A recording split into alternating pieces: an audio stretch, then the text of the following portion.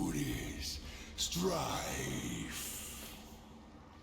You know who I am? Yeah. I met your sister once. She was a lot bigger than you. But not as pretty. What do you want, little horse man? Malgros the Defiler, for conspiring with Lucifer, committing countless crimes against all of creation, and by order of the Council, I hereby sentence you to death. Who?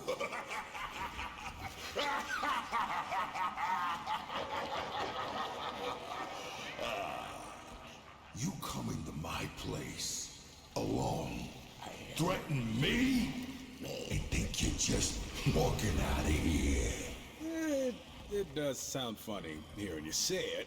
I'm gonna count to 3. If you're still standing here, I'm gonna defile your corpse in ways you can't possibly imagine. Feed what's left to my boys. Horse meat's their favorites. 1, 2, 3! Sorry. We're in a hurry.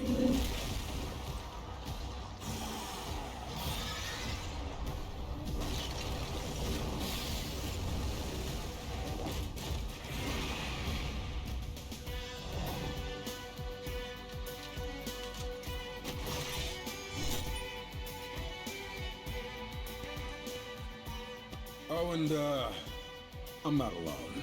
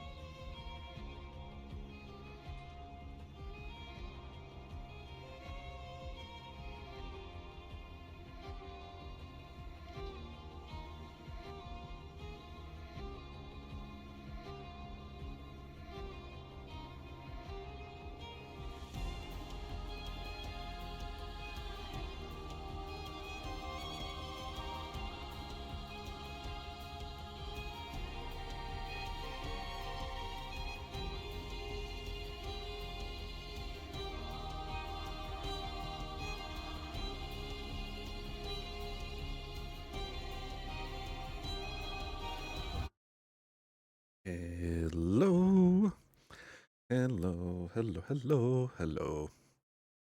How have you been? Hope you've been doing all right. It's been a minute. And all of my stuff got moved around and messed up. What a mystery. How you doing?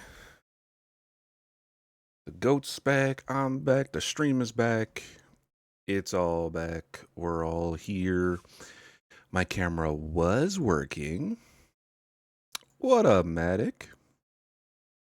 Well, that's unfortunate. First time it's done that before. Well, I guess you just don't get camera today, I suppose. Where is... There we go. I guess we'll just go camless. Oh, I should get some audio going back. How's it going, everyone? Hope you're doing all right. It's been a wacky time for me. There has been all sorts of awful weather. The air quality is some of the worst I've ever experienced in my life around here right now. It's so bad, and it's been giving me some extra migraines and other issues. So that's a major part of what happened last week, too. Doing all right? That's good, that's good. I don't remember. Oh, okay, you know what? I was just about to say, I don't really remember much going on here. Need to warm myself back up. And what better way than to do a little bit of this arena, huh? That should be a good way to start us off. Catch up a little bit. See what's been going on.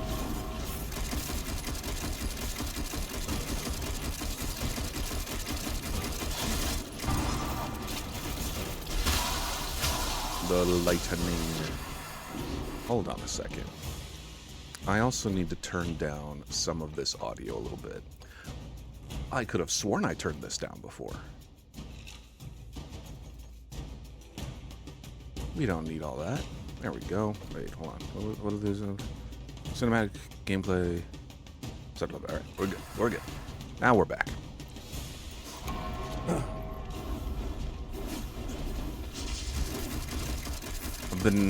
I did get to use a little bit of time to get some stuff ready and together for stream. So I have everything I should need set up for doing the 2025 stream game review. Oop. So once we're done with Genesis, that'll be the next thing up.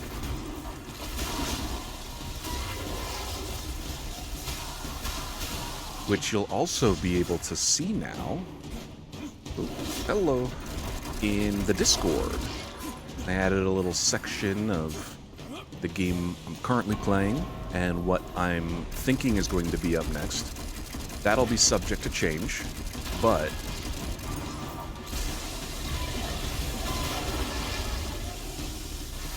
it's in there so people have a bit of an idea. Nearly there? Alright. I wasn't sure. I was trying to incorporate some of those ideas. I didn't get all of the changes and updates that I wanted in there for channel point rewards, but glad you saw that one. I was also not fully sure at first about the price, but I figured it would make some sense based off of picking the next stream game. The price for that and the price for picking a show for us, or a video for us to watch.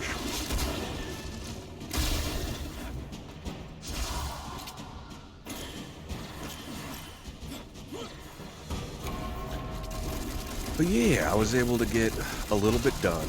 I've also been working on a bit of, I guess, a branding update. No pickups?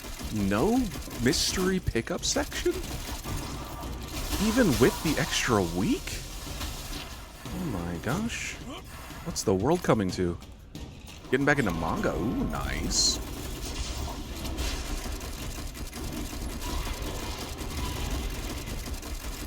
Eight light novels. Okay.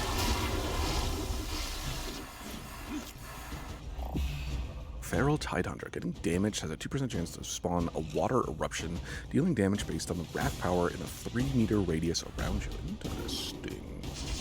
Interesting. 4 volumes of both series? Yeah, that makes sense. It's always a weird one that I've been finding with manga is it's not like regular books, right? It's not like common what you expect, what you're used to from normal novels, I suppose. You can't just get the first book in the series and then be like, yeah, that's good. I'm good to go with just that. You have to get, like, at least 2. If you're planning on picking it up and reading it. At least for me, I guess. That's how I tend to approach it, because I just fly through those pages way faster than any regular book. Yeah, they go real quick. And not that I'm complaining, but, like, the ones that have, like, large multiple page panels of depicting certain scenes or something,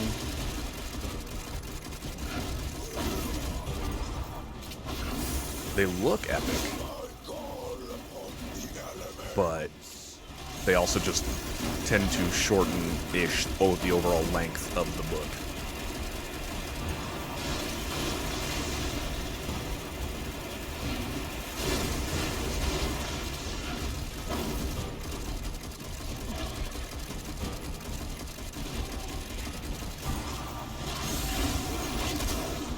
Light novels, yeah. I was going more off of you saying you picked up some manga. Oof. Excuse me. New rewards. A new reward, Shadow Clone. Clones will taunt enemies, Blade Geyser, or gains a 5% attack power boost for 5 seconds. That one's available in the store, isn't it?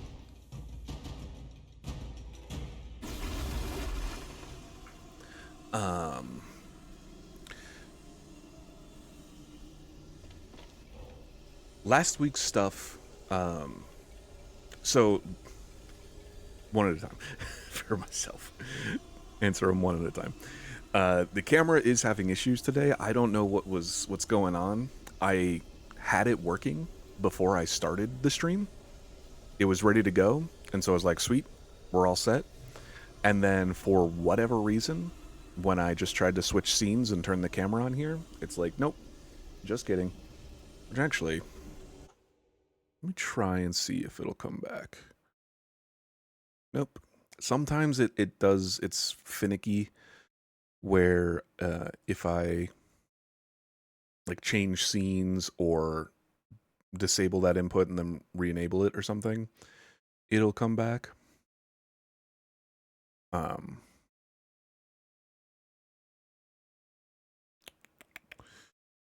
But I guess today is not one of those days.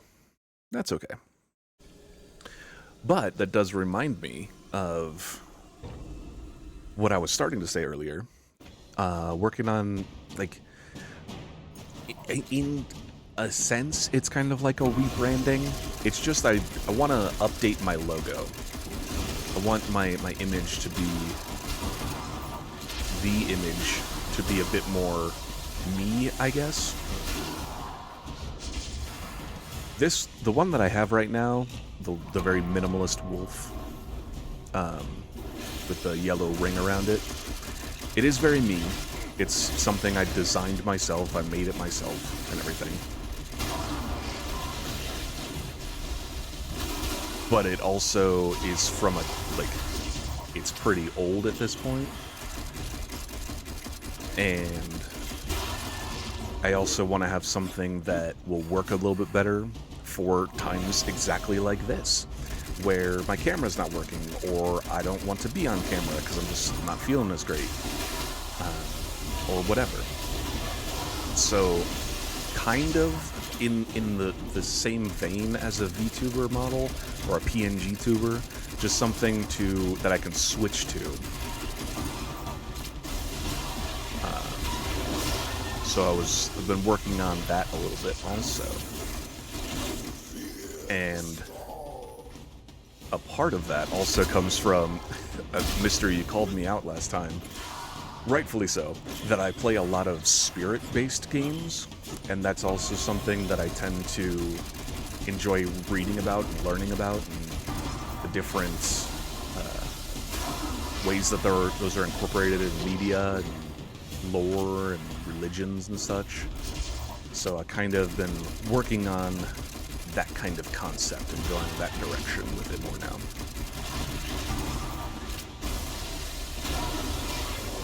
So that has been another thing that has been filling up some of my time in the extra week off because of the tech issues. And the tech issues are just that I had last week.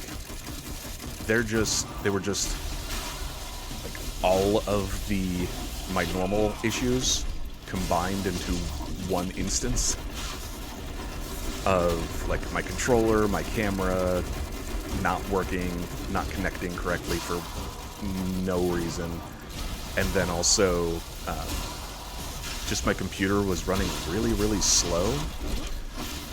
So I was like, you know what? Just take a break, buddy. You take a week off.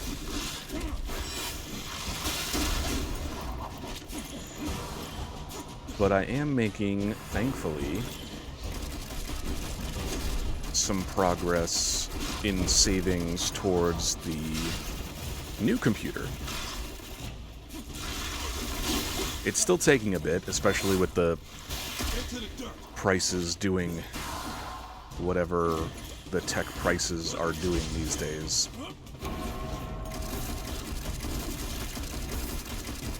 So it's an unfortunate time to be saving and working towards that, but it is a work in progress.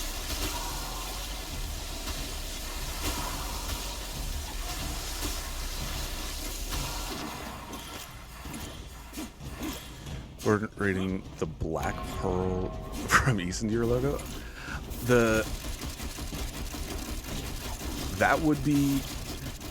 Now you got me thinking. I already have a kind of design together, but I might have to do something like that.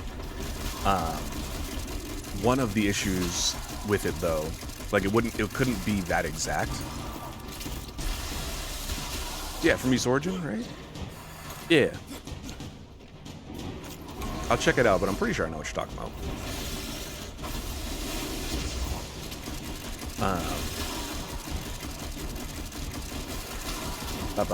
So I don't want to. I want to make sure that I am legally distinct and everything. Also, I don't want to be taking anything directly at the very least. So I could see incorporating something like that for sure, but I want to make sure that I am also not taking something directly.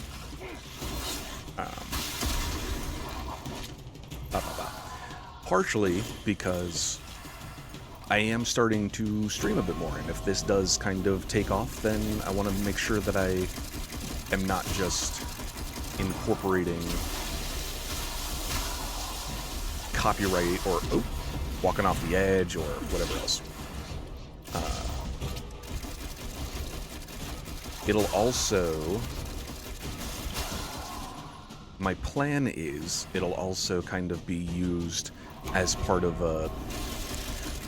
The word that keeps coming to mind is brand, but I don't really like that term as much. I don't know that it applies quite as much. I know it does, but like... Anyway, so for making video games in the future, or working on audio, or other kind of 3D, 2D art, or whatever else, I want to also have a logo, brand, an identity for myself in those regards.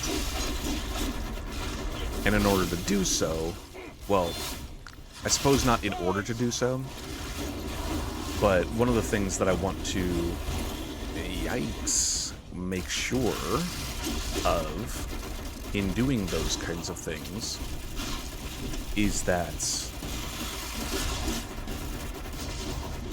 it is just me, I guess, in a weird, like a way of saying it. I don't know if what I'm saying is coming across correctly.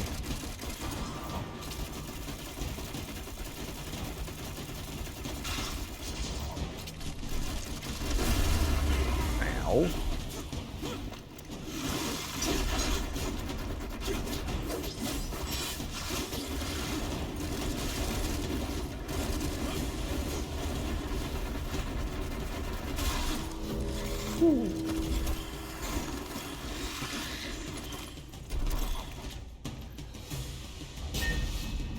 You have an idea for my border?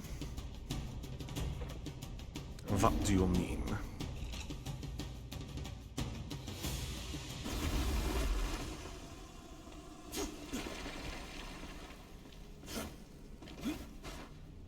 Like the border around my camera that I normally have? I've got what you need. I've got the magic in me.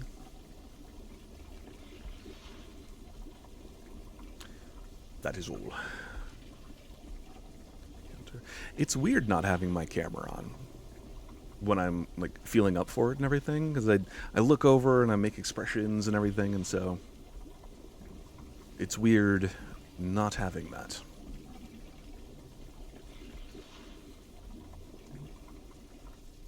Only the best for you boys. Oh, thanks, Dith. Ooh, come. Oh, okay. Considering your channel name begins with mast, could incorporate an east ship with it.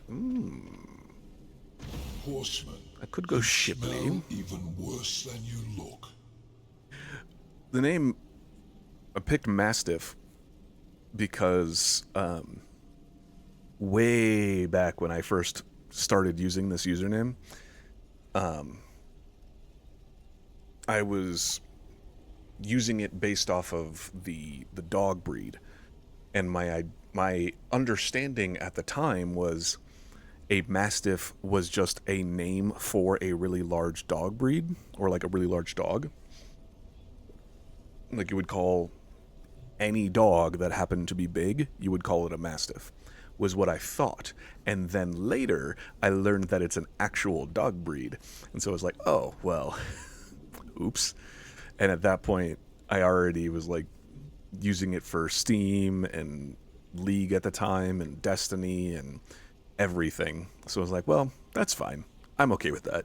I'll just be Mastiff. It's cool.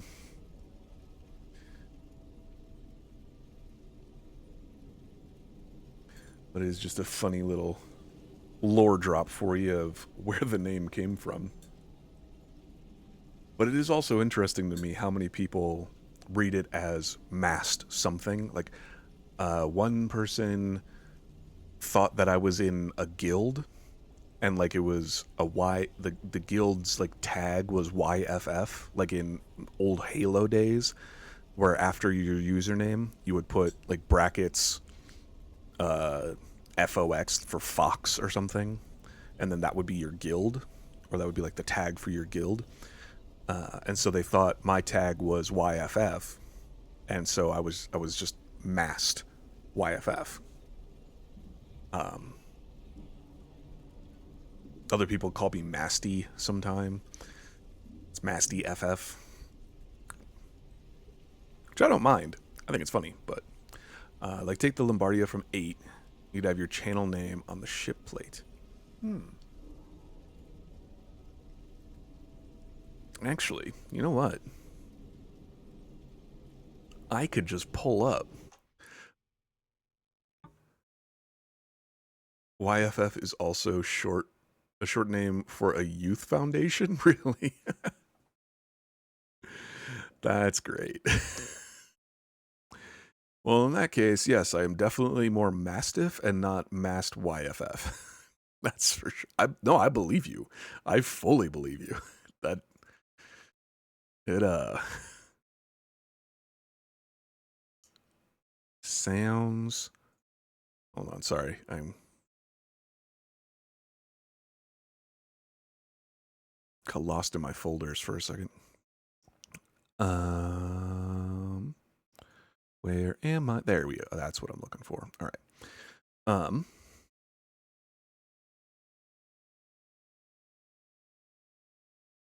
Youth Future Foundation. That sounds about right.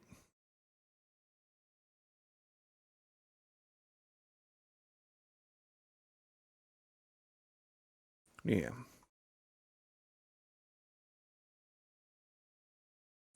So let me pull. Hopefully this screen works. There we go. I was part of the stuff I was doing during the break is kind of mocking up some ideas, and I had this mask concept that I was started on a while ago, and kind of finalized it, but also kind of took its unfinished state. I could go on the Black Pearl. Yeah. Not the Youth Future Foundation. But the mask. So so like I was working on this mask and then kind of made a little bit more, added a little bit more detail to it, finalized it, or not finalized it, but added a bit more to it. And then the idea is that if you are familiar with the show Shaman King at all, or the manga, just going back to manga, let me just pull it up. That would probably be easier. Basically, in Shaman King, there are the spirits of former warriors generally that shamans in the more present day fuse into themselves or different objects to imbue their powers. Shaman King. Heard of it? Called Class? Yeah, it had a little. Oh yeah, my camera is up on this scene too, or my camera's trying to be up on this scene too. Oh, that's right. That's right. So I just need to do that. There we go. What was I saying?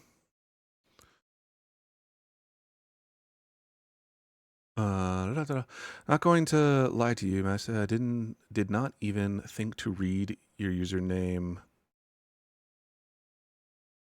I watch your stream for the first time with Darksiders. Yeah. Read my username Seance. I don't know if that got auto-corrected or something, but I'm not sure what I mean by there, but probably since you watched my stream for the first Darksiders stream.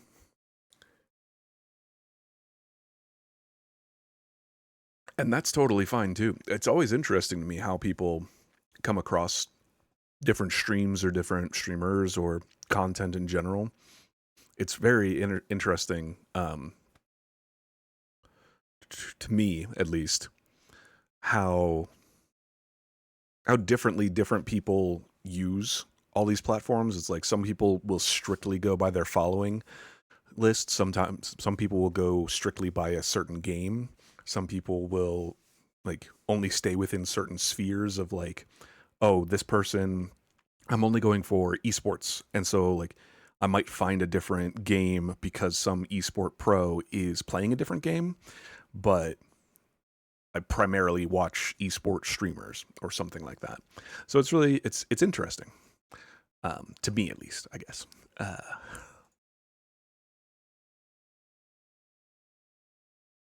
But that is totally fine. I take that is it's more just interesting to me. Barely anyone talked about it. Yeah, a lot of people didn't really talk about this. The first release of the anime was not really aligned with the manga very well, and they had to rush and change a bunch of stuff, which didn't do very great in like the original like 4Kids release of it, especially in the Western release.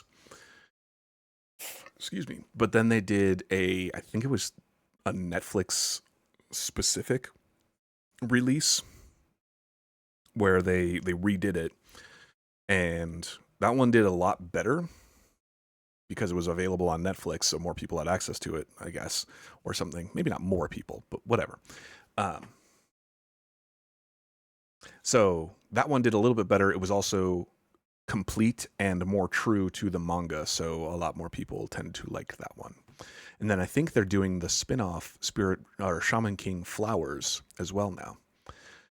Watch streams of people that have played games I've completed. It's fun to live through their experiences while seeing their... Yeah, that's always an interest. Every once in a while, I'll go into specifically Ori streams or Death's Door streams to see what people are up to in there and how they're kind of taking those games on. Most of the time, for both of those, people don't tend to stream them very often, but when they do, it's normally a speed run. But it's still fun. Or someone who is not speaking a language that I can understand, which is unfortunate, but it's still cool to like check it out every once in a while. Didn't even think about my name. That's totally fine. It's also I really appreciate you finding your way back to me every once in a while and hanging out still without even remembering my username, which is total. Like, I'm not upset about that. It's cool, and I appreciate it. I don't think I said the names of the light novel. You did not say the names of the light novels. Not yet. I didn't know if you wanted to share them or not. Oh yeah, I guess it's just 2, right? Because you said you got 8. Originally, you said you got 8, but then it was 4 volumes of 2 of them. So now we're back on track with that. Anyway, so the concept that I originally had with the branding or the design of the new logo and idea was this spirit ball form. Whenever in Shaman King, they're like, hey, this is a Midamaru, the spirit. He was an ancient samurai. And the main character, Yo, has his spirit partner as a Midamaru. So it would be a gigantic... Where is a Midamaru? So you got a Midamaru who looks like this. This is a spirit character. And then he would materialize kind of behind Yo a bunch, especially when they were... what did they call it? Whenever they would fuse together, this kind of thing would happen.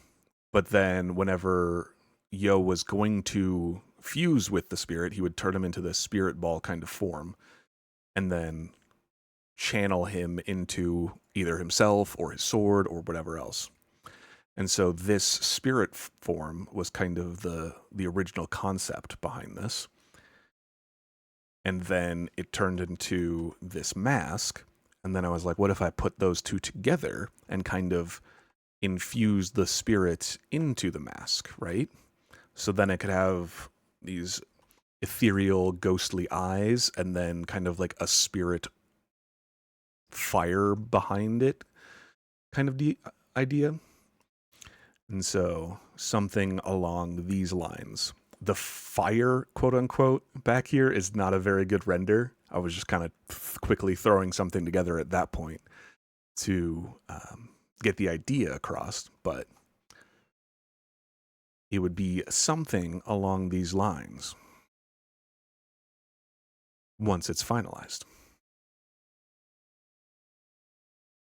At least that's the current idea. Now it's just some of the stuff that I've been putting together. Two Perfect Saint. The Two Perfect Saint. Oh, it has an anime also. And roll over. Well, let me put manga in front of that one before I just type roll over and die into my Google search. Oh yeah, I switched back to the game. Sorry. Two Perfect Saint, tossed aside by my fiance. Ooh. After her fiance Julius breaks off their engagement, Delia is sold to the kingdom of Parna Corda for resources. Will her homeland survive without her? That's an interesting premise. Did watch like 10 oh my gosh, sorry for the flashbang. I didn't think about it. Oh, wait. Oh my gosh, they have a dark mode. Yes. Thank you, Wikipedia. Did watch like 10 episodes of the anime of Two Perfect Saint until I heard that they basically did volume 2 of the light novel in 2 episodes. Oh, what? Why would they do that? Tossed aside by my fiance and sold to another kingdom. This is such an anime / manga title right there. Just explaining the entire plot in. I always do that with light novel. Yeah, well, not always, because back in the day, in the early anime, they'd be like, "Hey, we're gonna milk every side plot and every filler arc for as much as we can." Very rare when they do them right. Yeah, that is also true, because they'll put in all the filler arcs, but then rush other aspects of it or not accurately portray certain characters or whatever else. Acquired by overlap, publishing its premise. There we go. I like that. A premise instead of a plot of the whole thing, like a summary of the whole thing. Do they still have a summary? I assume so. But having premise is a much better idea at the top to kind of hook people into it rather than, hey, this is what the entire summary of the plot is. Filler arcs are mostly done with Shonen, Naruto, and One Piece, for example. Don't do them much anymore. Yeah, they don't do them much anymore, which is very, very nice.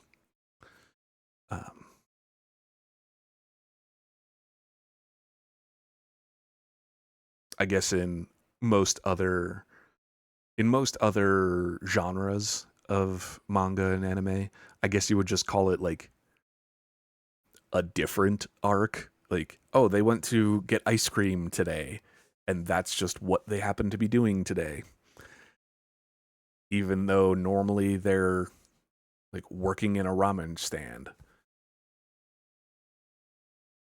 Whereas if you're like Naruto and you're like, hey, we're doing ninja tournament arc, but today we're going to go get ice cream, that's seen much more as like a filler and random and out of the ordinary, I guess. Whereas in a lot of other kinds of genres, that is much more in the ordinary. It's just could be a slight divergence from the main plot. Most new do now is skip content. Depends on the work, though. That's rough. I get, in a sense, why they do that for the cost of animating, and at least in the anime versions or adaptations, doing that to cut down on some of the cost of animating more of the content and getting skimming over as much as they can. But it also, man, I wish I had my camera on today, because this is we're diving straight into a very interesting topic to me. the idea that sorry, my thoughts are getting jumbled. It kind of boils down, from my perspective, my opinion on this is that the industries, whatever industry it happens to be, I'm trying to get some background music going. There we go. So it's not just quiet, especially when I'm fumbling my words. Whatever industry it might be, anime, TV shows, video games, the larger studios, larger groups that are in charge of these things are much more concerned about the upfront bottom line, the quick return on investment. So in their brains, hey, if we make 12 episodes of this anime, then we can just churn that out and we'll get people to watch it, we'll get people to pay for it, and then we'll get our money back, and then we could just work on whatever's next. Same with video games, music, movies, shows, etc., like I started with. But the problem is that then what's becoming more of the case is that a lot of those larger studios, a lot of these larger publishers, they're not building up a fan base, they're not building up a community. And so they are becoming known as the ones that cut corners, the ones that skip over content, the ones that don't do it, quote unquote, right. And so they lose the loyalty of a lot of the fans, a lot of the draw of people bringing their friends into something because it's so good, because they want to just gush over this content that they've been loving so much. And so they're losing that fan base and they're just going somewhere else.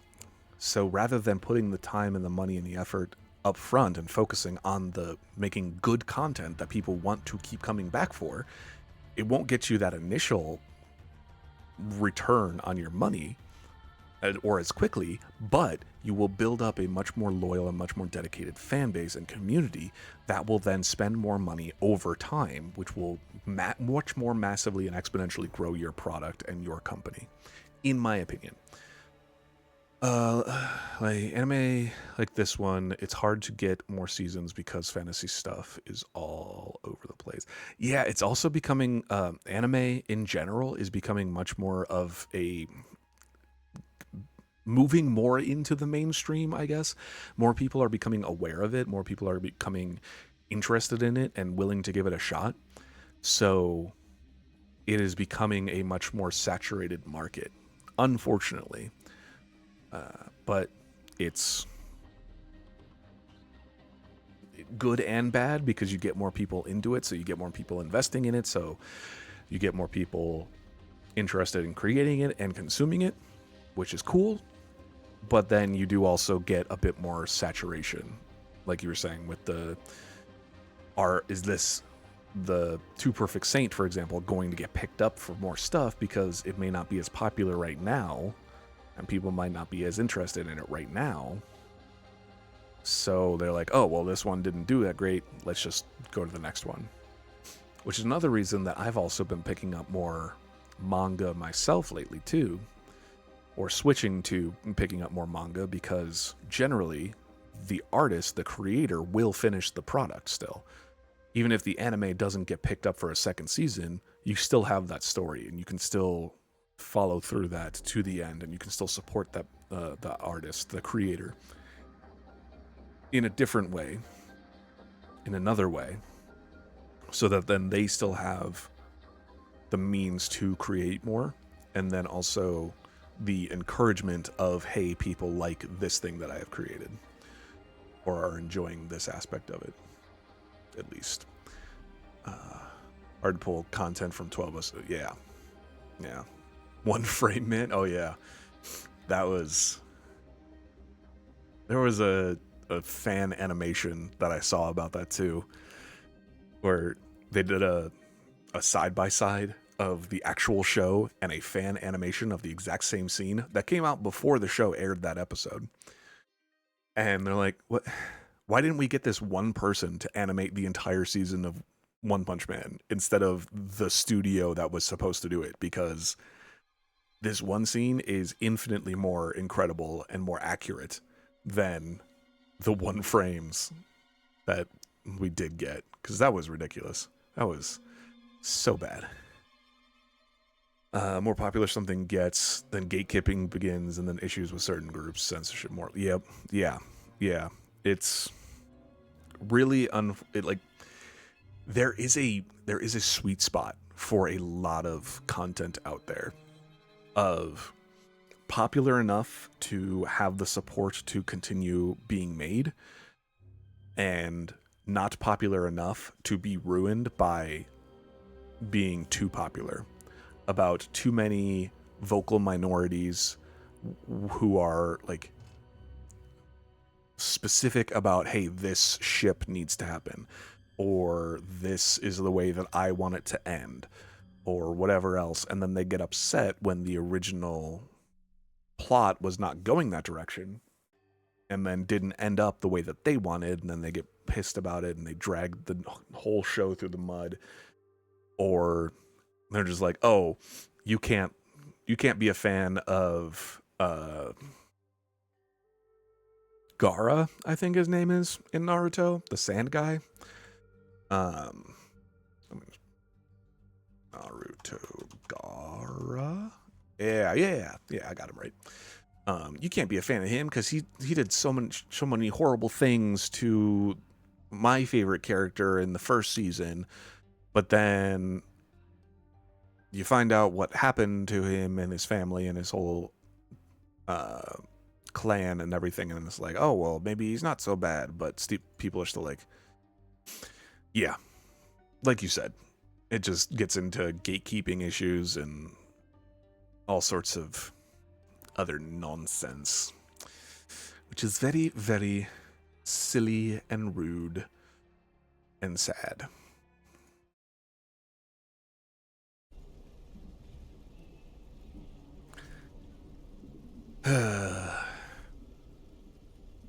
People just ruin stuff, but people also make some really great stuff. It's a double-edged sword.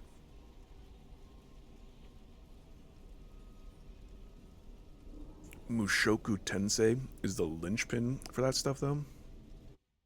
Who is Mushoku Tensei? Mushoku Tensei. I guess, what is Mushoku Tensei?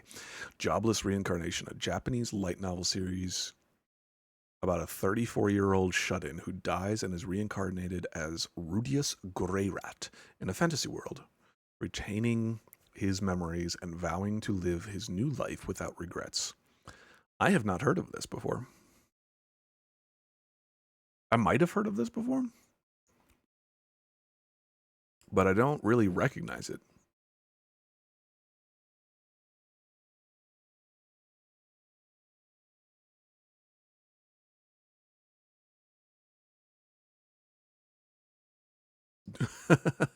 There's just the Google images for Mushoku Tensei. There's like a ship chart. Like, oh, this character loves this character, and this character won't get with this character, and whatever else. Oh, anime. Just say the MC does lots of stuff that lots of people don't like. Ew. I am probably going to appreciate you keeping that fairly vague, because ew. That be the mix of tainted water and demon guts we've been swimming in. You're welcome, by the way. I mean, Strife just summed it up perfectly. The mix of tainted water and demon guts. Why strife? I'm doing this for your sake, not mine. We both know that isn't true. At some point, this arrangement will stop being mutually beneficial. Then it's gonna get interesting. Oh, hold on. I just remembered that I need to turn this back on so that the chat will come back on screen. The way the story goes, you understand why, even if you don't like it. But that's fiction. He might not be a good person, but he's a good character. Okay. See, that has me more interested. There are a few instances where I've been watching a show or reading something and I'm like, I hate this character. They are awful. And not because they're a bad character, but because they are a bad person that is written very well. And I think, like you're saying, I can understand the arc that they're going through. I can see their thought process, and it just, like, it's gross, or it's evil, or it's just awful, or I just don't personally agree with it, or whatever else. But it's written very well, and they did a great job because it's like, oh, you're supposed to hate this character. And the performance of the actor or the way the writing goes, it's like, okay, yeah, I hate them. They are awful. But they're still a good character for that medium or for that story. And it's very, very rare when that happens.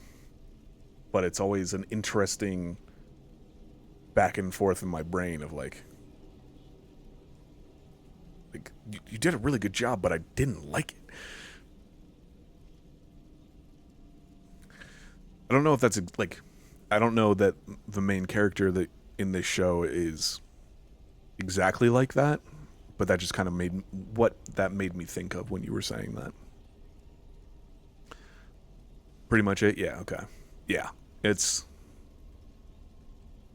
weird. It's a weird feeling where I'm like, you did such a good job, but I hate you for it. Because you're doing a really good job. How pessimistic. For now, however, the benefit remains. So, shall we continue? For the one and only Moloch now stands in our way. This definitely benefits you more than us. I think this might actually be a really good example right now, because Samael, a good example of not doing that very well. Watch streak at 11. Nice. Very cool. I didn't even know if my channel was eligible for watch streaks. Nice. You might have redeemed one already, and I just don't remember that. That is also very likely. But Samael, I don't think he is a demon. He is doing things for his own motivation in this game, throughout all of the Darksiders series even. But I could still people being like, no, I like Samael. I think he's cool, or whatever else. Whereas there's other characters where I'm like, if anyone thinks that, I don't have an example immediately right now, but in Jessica Jones, the Marvel show, David Tennant's character, the Purple Man, David Tennant is great. I think he's an awesome actor. I think he's a really cool guy from all the interviews that I've seen of him and like interactions that I've heard about or whatever else. I hate him as the Purple Man. He is such an evil character. And like I don't like him at all. I actively despise that character. I don't want to watch that show ever again because I hate the way that I just hate that character. He's just evil. He's just downright evil, nasty, and I cannot do it. Whereas Samael here, I'm like, this dude's pretty cool. Like, yeah, he's not doing great things, but it might also help that he's a demon in a very, very fantastical game.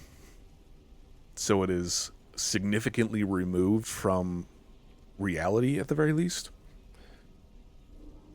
That might help, but it's just a very interesting explain why he came for you, Summer. thought. Do the lesser lords of hell always beg us so? Lesser? Do not taunt me, puppet. I'll cut the strings you dance on, if only to crush you when you hit the ground. Then kill him yourself. You're mighty enough, aren't you?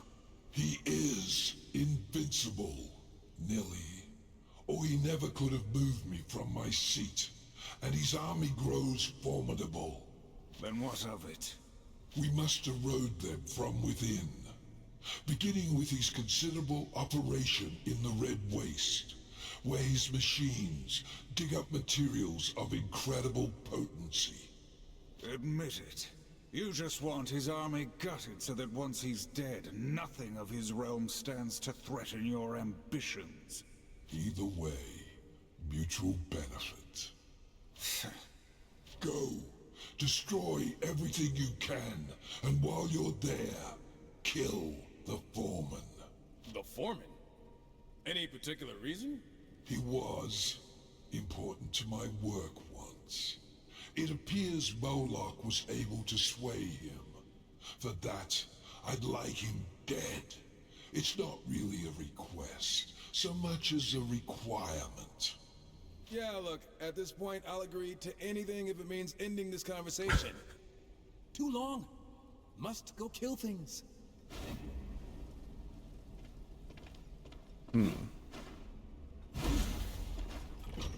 Like for like. Shall we deal? Like for like? Oh, Volgrim. You're actually crazy. Do I want to get those two? Let's see what else is available on order. Power up? Yes, I think I want that for sure. Let's get some more healing for whenever I do actually remember to use the potions. Wrath Infusion restores a Wrath Pip when using a potion. That might be helpful. Might be indeed. Yeah, let's do it. It's only money. Let's do that. 2 Wrath Pips. I think I'll hold on that for now. Get an extra potion Yes, use. let's That deal. sounds good.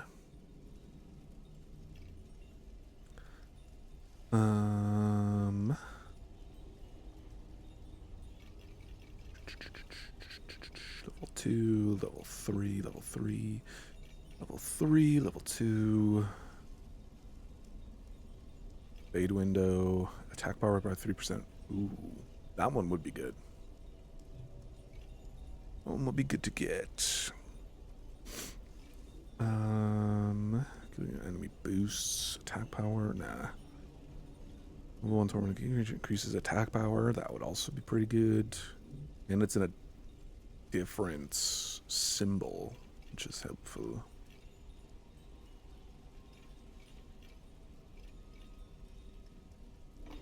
There was an item I was looking at. Can do that. Let's get another health stone. Many great things for so few souls. And then we'll get the this one. So many souls, so few wares. Coins are everywhere. Keep your eyes up. And then I'll double check in here. Health drops. Attacks will heal, so I definitely want to keep that. Block more damage. Strife's attack power. Increase health. What if I switch this out for...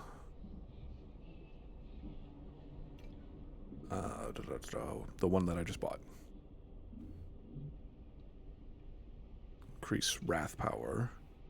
Attack power. Ooh, the Houndmaster is fully leveled. I don't know what my wrath power would necessarily do, though.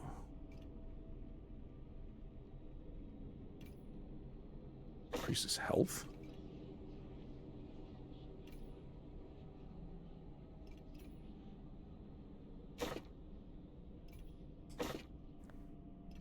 So I have 2 of those. Increases health by 5%. Increases health by 5%. Oh.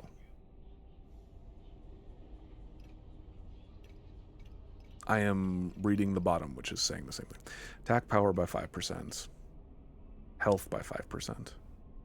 10 for strife, it gives me a 10, 7, and 20. This gives 10, 7, and 20 also.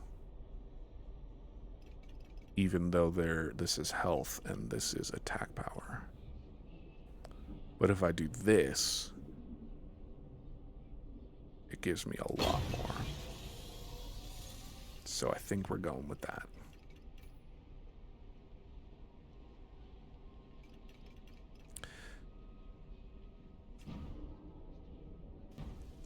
And then, you know what, let's hop into the next mission. Oh, yeah. And then we will take a break.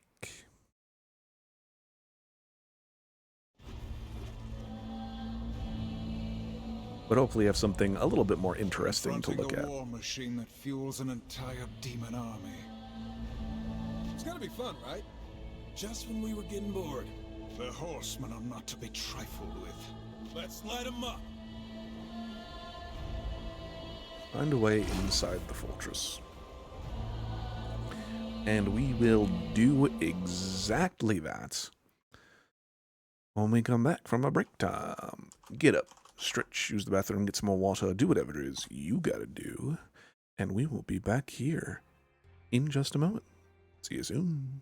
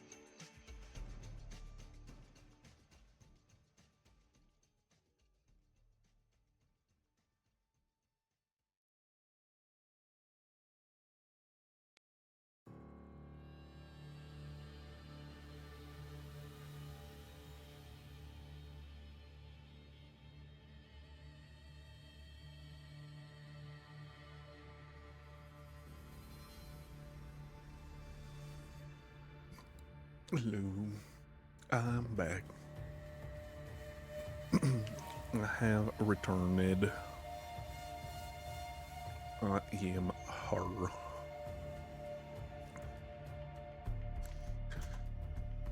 Oh, interesting. Okay.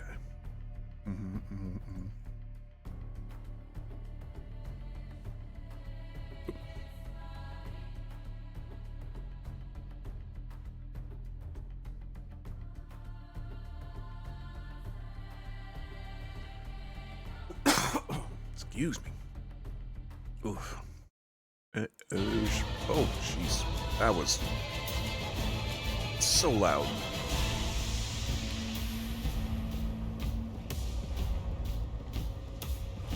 I was not prepared for that.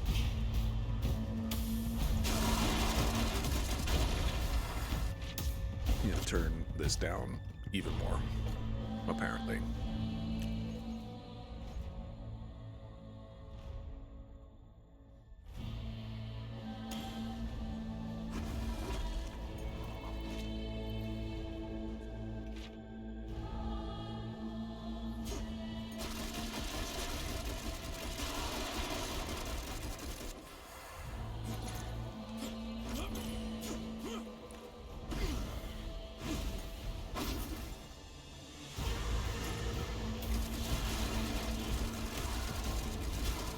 Oh boy. Destroy all the barrels.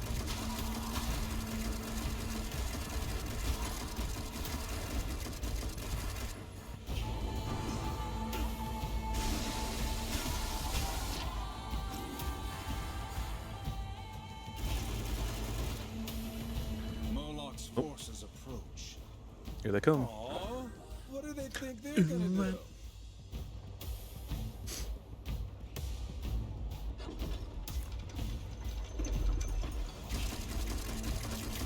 We'll get to that in just a moment. Let me study.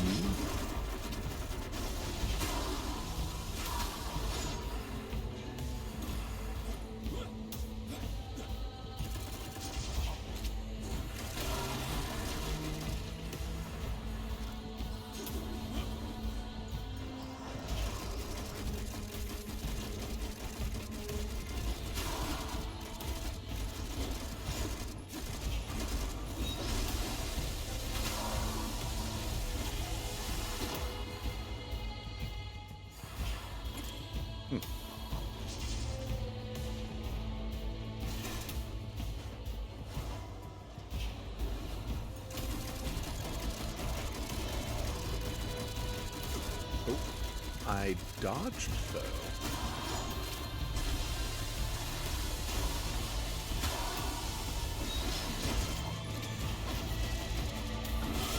That's right. Oh. Leaves a damage trail in your path. Very light damage based on wrath power. World Ender. Enemies are snared, reducing move speed.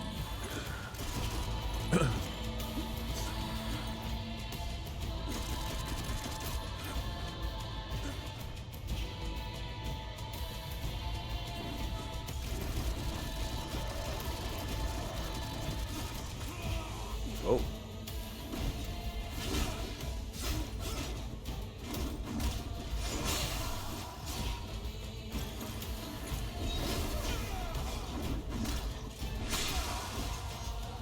Get wrecked, nerd.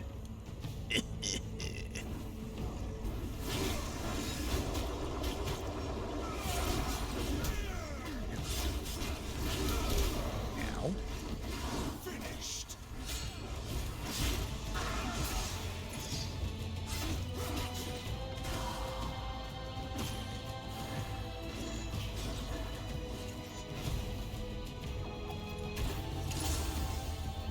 Yeah, I thought there was going to be health in here.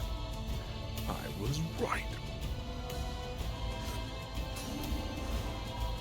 Oh, boo. I should have pulled that lever. It was probably just to open the gate. Has the game always been this loud? It feels like it's so much louder to me all of a sudden today.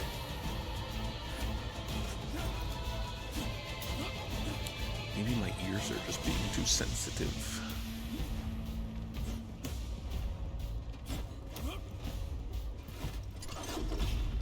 Yep. It was just drills dredging up bomb growth. Houndmaster in the Dredgeworks.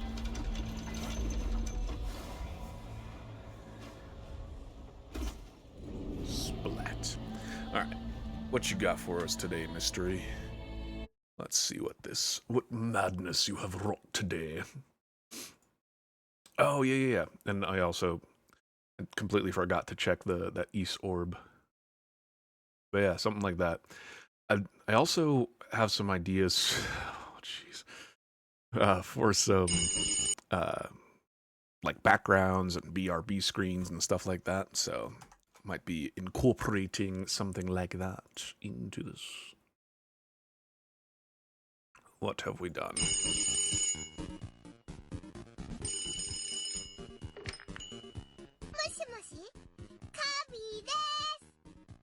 の声聞こえる？電話って不思議だよね。 Oh. Oh, hold on.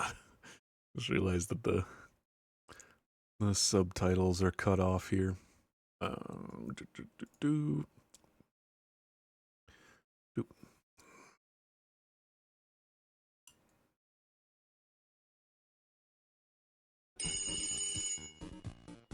There we go. もしもし、カービィです。僕の声聞こえる？電話って不思議だよね。遠くにいるのに声が聞こえちゃうなんてすっごい。せっかくだから一曲歌います。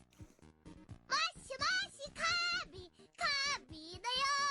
今度僕んち遊びに来てね。お菓子を持って遊びに来てね。最後まで聞いて。 Aw. I feel bad for Kirby now. But I also really like Meta Knight's phone. What is this?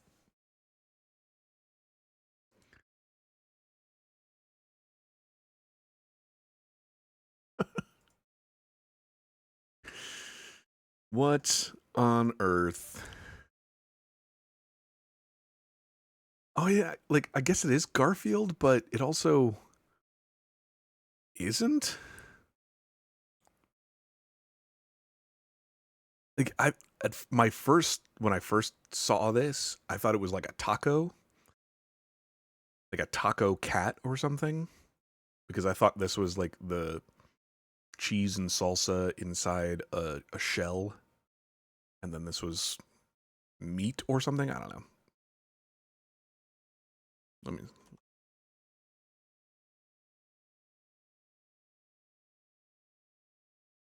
Yeah. And then I understand that they got to make it look somewhat like a phone, but like it's got gears here and whatever this is. Weird hearing Kirby speak, yeah, and saying more than, like, I was expecting it just to say Kirby the entire time, like a Pokemon or something. Which I know it's not like accurate, so to say. But I think that voice definitely tracks for Kirby, though, too.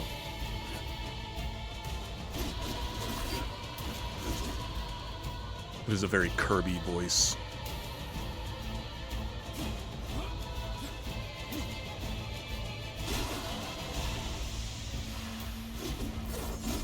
Gotta destroy all the barrels. There's 100 of them. I gotta end them all. Hunt them all down. Oop. Take your head. Not my head. I need that. That's where I keep my ideas.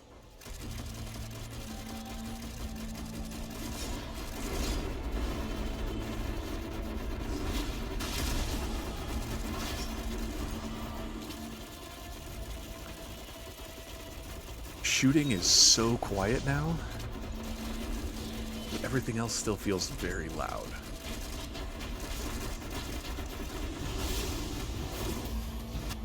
Hold on.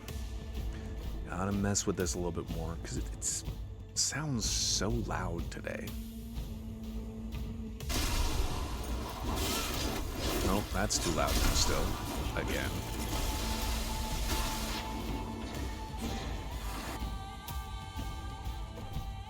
And I've done how many streams with this now, and I haven't messed with the sound settings until today. There we go.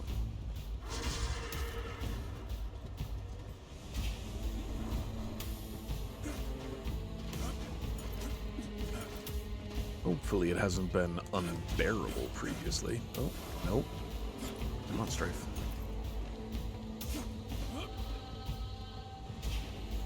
Whenever you're ready, buddy.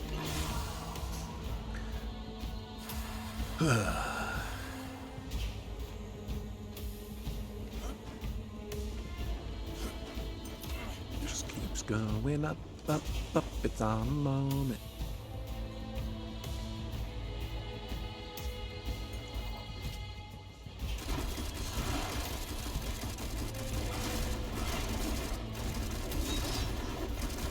Well, this might be where the Houndmaster is.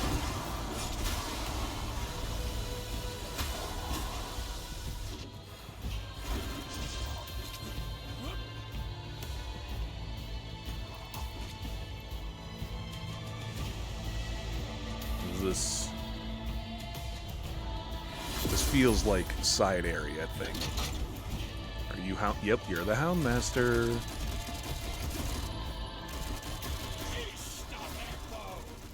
Don't feast on my bones. I need those too.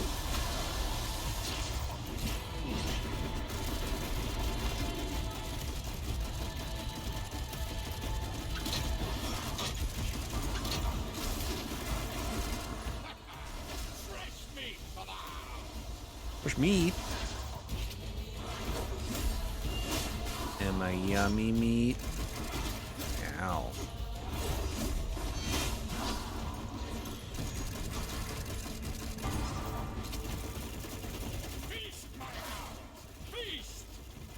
There's no hounds. Oh, hey, that's not cool.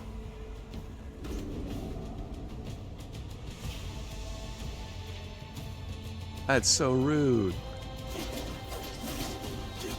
Oh, you come down with me? I was expecting to have to fight my way back up.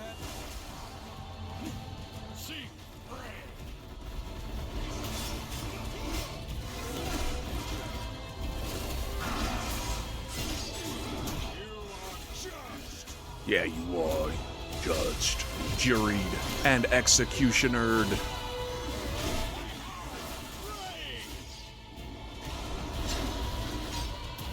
Do you not want to use your finisher, War? That's fine, I guess. I was kind of hoping you would, though.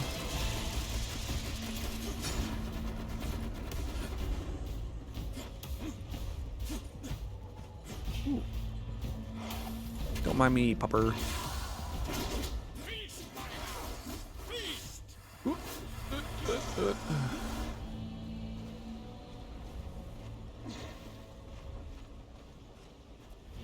I can totally just go and fight him and kill him right now.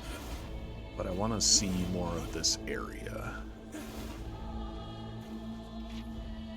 What I've been dropped into here. Okay, fine.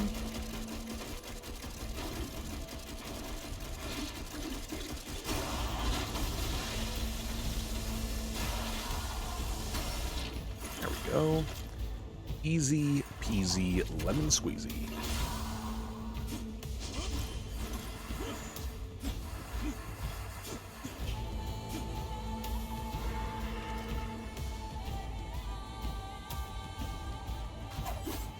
Where are we?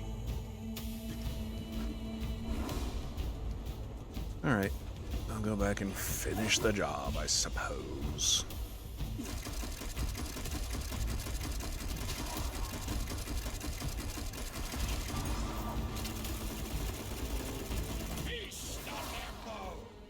Feast on completing the defeat the Houndmaster in Dredgeworks. Maxed out the the Houndmaster.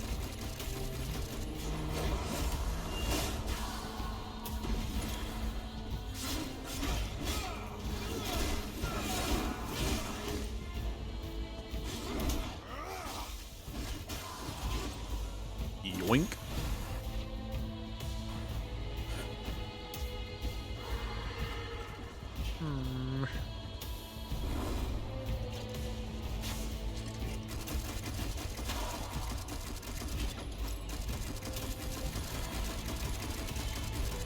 My bullets seem massive when I'm on my horse.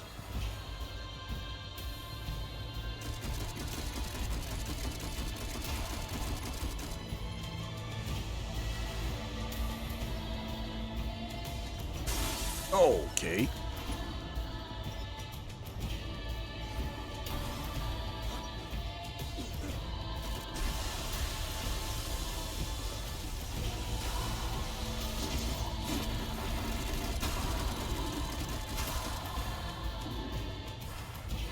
Armored flea.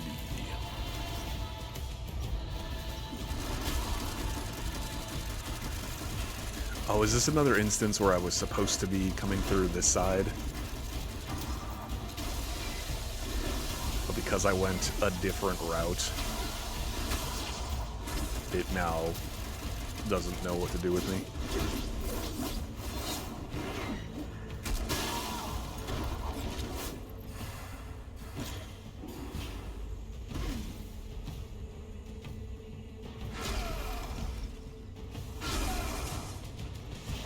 Or maybe I was just supposed to be able to smash these before, and I forgot about that ability for a bit. That's also possible. There. Oh, hey, I'm getting back to where I was. Nice. The barricade.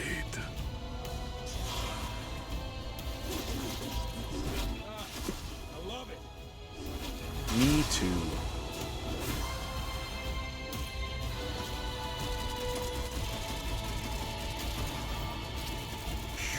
Wink.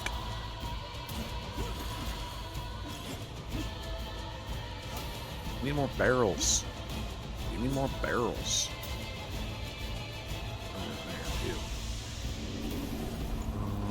Need some barrels.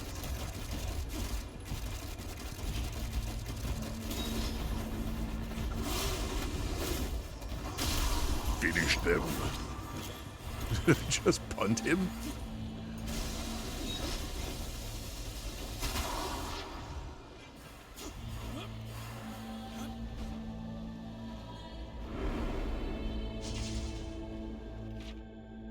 Where am I now?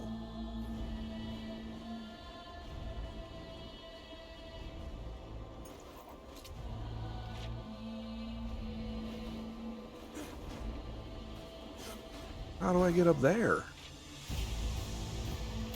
Do I have to go down to come back up? Is it one of those situations? What is down there?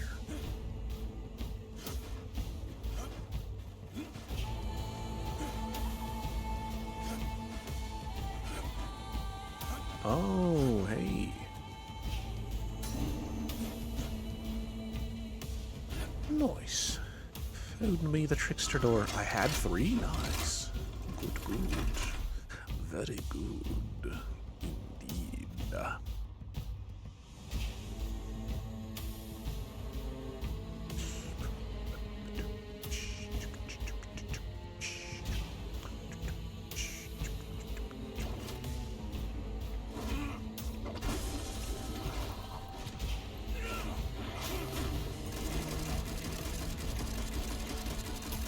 It's gonna be every single one of these that I blow up. It's gonna be another hellhound.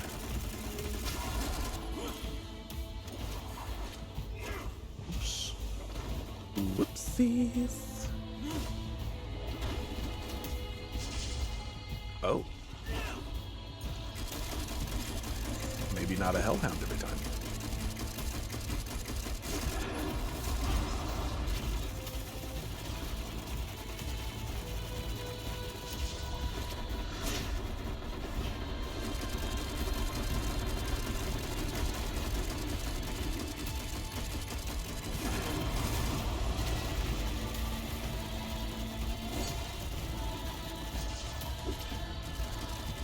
Dump him full of lead. Ow.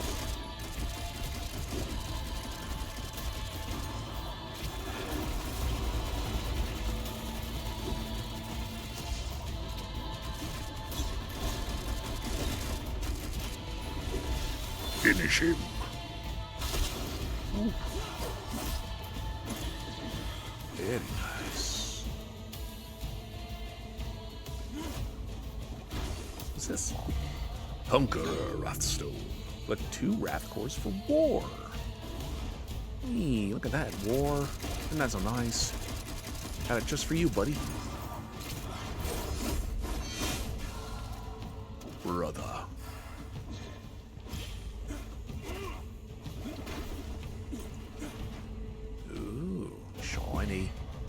Outlaw's full health stone. Collect 5 health cores for Strife. Very nice. And that's all that's in here.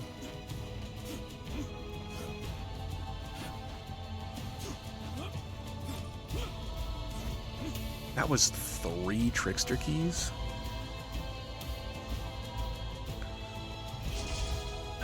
It did give me 2 fully complete things instead of shards, unless I only needed 1 more for each of them, which is entirely possible.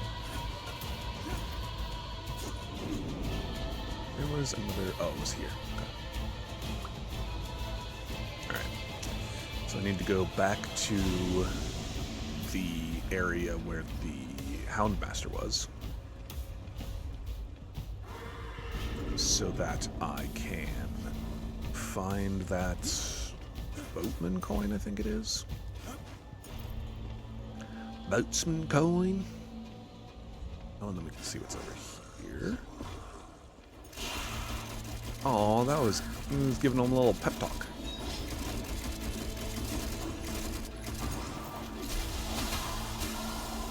Not anymore, though. You did. Oh, hey. Hi, guys. I was just kidding with your friends over there. We were just having a good laugh about the whole situation, actually. I think you're gonna find it really funny, too, if we could just talk things over.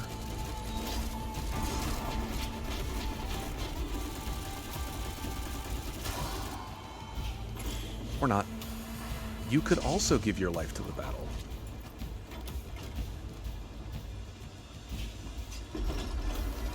Oh. Oh, wait. Oh, where are you going?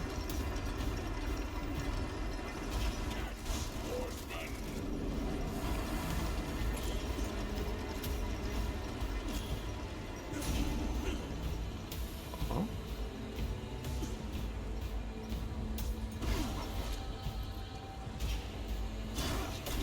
Oh.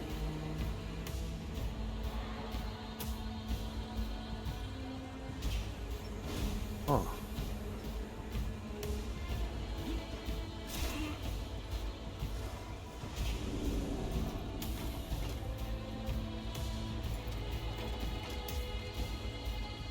Okay. I'll come back to that. Maybe. Here I thought I was doing a bunch of side stuff. It turns out I was actually going the correct way the entire time. And there was just a bunch of extra stuff over here. What is the point of this?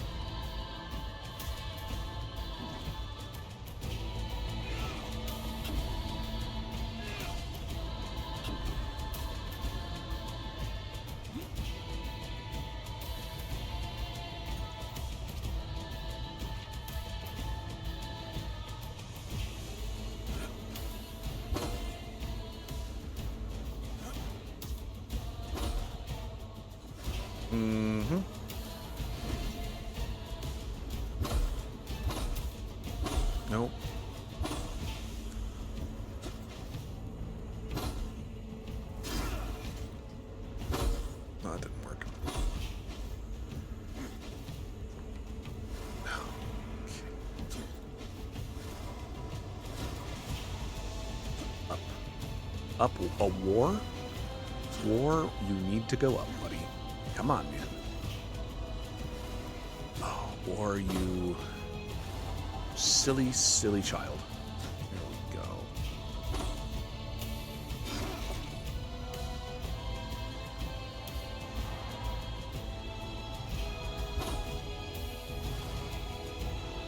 Here I was thinking that would be all I needed. But there were only going to be 2 rooms. Boy, was I wrong.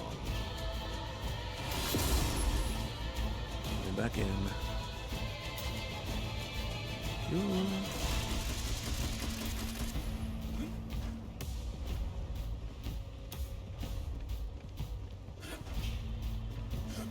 Wonder if you can kill him before falling down. Probably.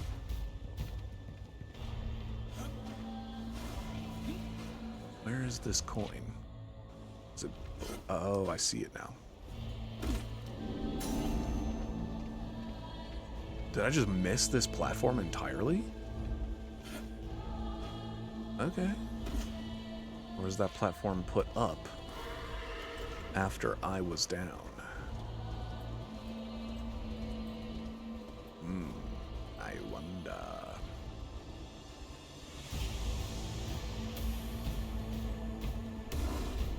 This operation is massive. Moloch has made the most of his time here. Yeah, there's no quick way to do this one. Whatever he's mining, it looks dangerous. And let's do what we can to stop it.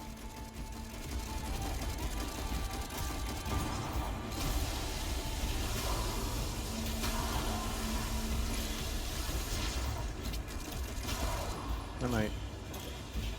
Alright, so. What do we have here?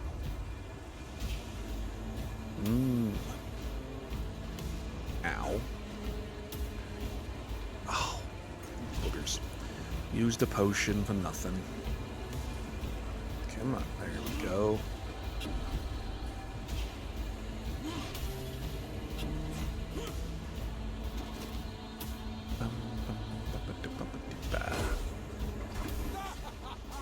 I'd love to see the look on Moloch's face now. Moloch's plans fail him. Yeah. That'll show him. What did we do?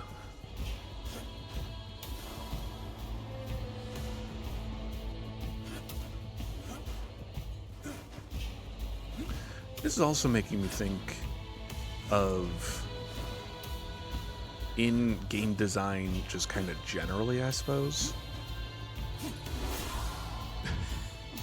Like when he punts them, it's so funny. The differences and the importance and I guess just the decisions that go into, like, if there wasn't an objective to destroy that thing, and if there wasn't very obviously a puzzle air quotes, to solve around that objective, I wouldn't have thought to destroy that. That looked like environment to me in a video game. So it's not something that I would have gone out of my way to complete. Not that I'm going out of my way right now, I'm just exploring the entirety of this map. But still, when certain games make it so obvious that a certain thing is an objective, and then in other games where it's just like, no, you know that that is a thing that you have to complete because it makes sense lore-wise, story-wise, whatever. Or it could be like the first ever Zelda. I have not played a single Zelda game. How did they do it in the first ever Zelda?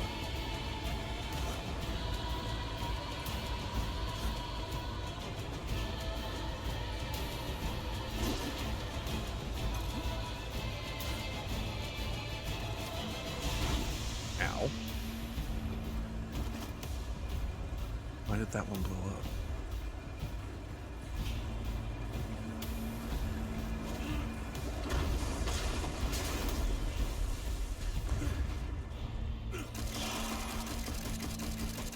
It's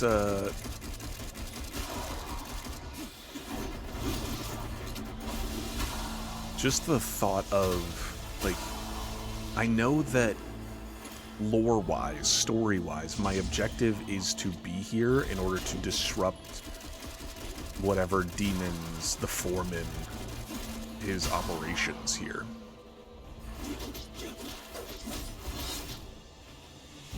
But like I said, that drill just looks like environment more than it looks like, hey, that's what I need to destroy in order for me to disrupt his operation here.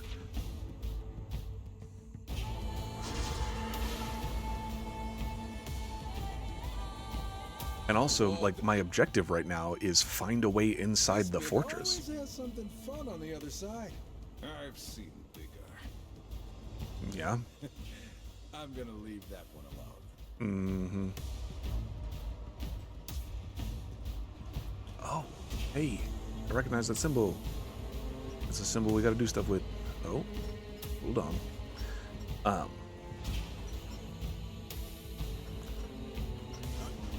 So you got situations like this game where it's like, hey, it gives you an objective marker, not marker, but like it gives you the objective requirement of, hey, destroy this object.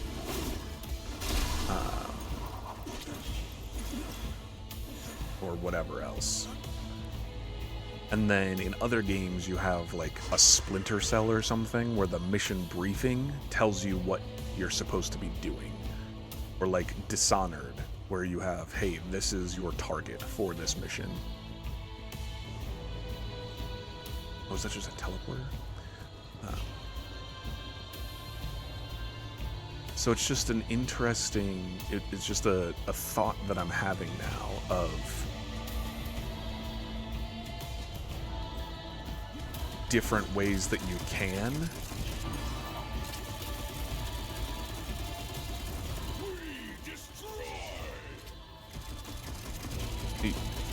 You okay, buddy? Different ways that you can introduce objectives and with different ways that you can display that information to your player. And just having the thought of if there could be or is a right or wrong way to do it.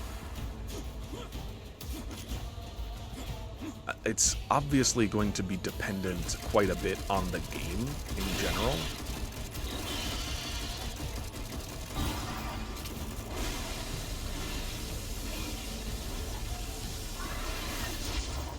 But it's also just making me think about what are, maybe not best practices, but good practices to incorporate with something like that.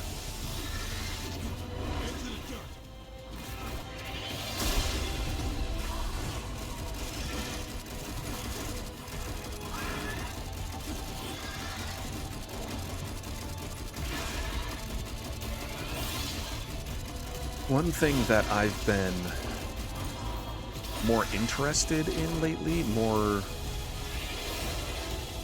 appreciative of, wanting to see more of, I suppose, also, is the idea of not explicitly pointing out as many things in games. Oh. Don't mind if I do. Abyssal Armor Shard. Nice. I don't know how many I have of those now. Collection. I don't have any more skins. Does it tell me? Potion upgrades. Oh, those are all the potion upgrades. Oh, I'm missing a bullet type still. Oh, Abyssal. There we go. Abyssal Armor. I have 2 out of the 5. Oh, and then there's 1 for war also. Oh. There is so much to collect here. Probably why Breath of the Wild was such a hit. Did they not use, like, quest markers or anything?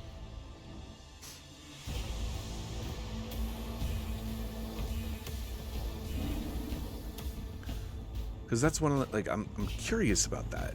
If that's something that people, that if I'm alone, not alone, but like if I'm more in the minority of people wanting that again, or if that is a more common thing.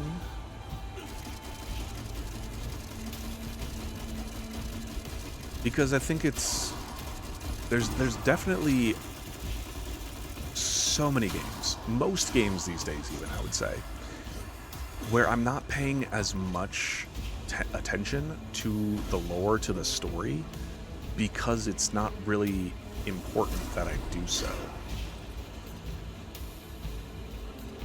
Like, I don't really need to, because I'm just going to get a quest marker or something that is going to direct me to whatever thing I need to go do.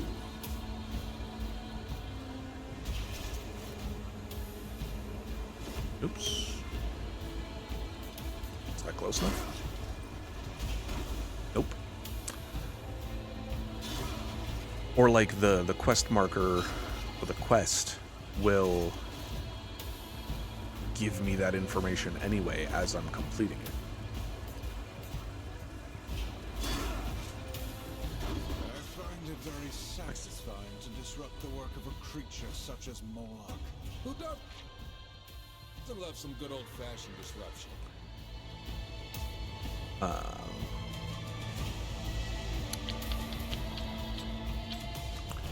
Just like, that could also be something, we were talking about it before, of difficulty. Different ways that difficulty is utilized or represented in different games.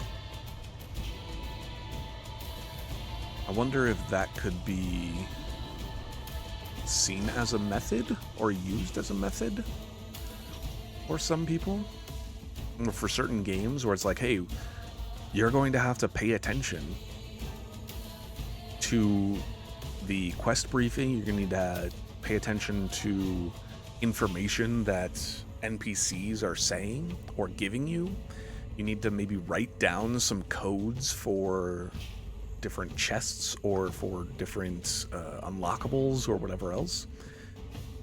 Because there's some games which I appreciate, and it can be helpful, where you picked up a piece of paper somewhere, and then later on in the level there's a safe, and it just displays for you, hey, this is the code for the safe that you found earlier. So it's not important or necessary for you to remember that information. It'll just give it to you. Other games do it where you have access to that note in your inventory, and so you just need to go pull that back up and look at it and read it to be like, okay, that's what it was. That's what the code was, and then you're right back where you were. But then there's another scenario in that where it's, hey, you don't just have easy, immediate access to that knowledge unless you yourself as the player have access to that knowledge, if you remember that information.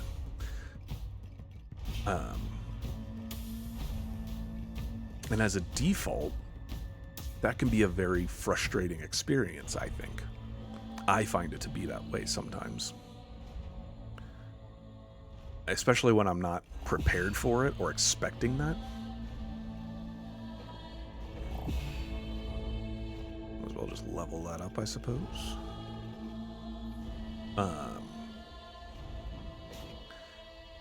And so something that might be an interesting alternative method to doing that. I'll drop some more souls. Oh yeah, I want to keep more souls, that's right.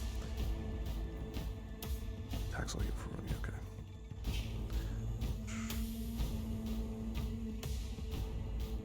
Attack power and wrath power by 2.5.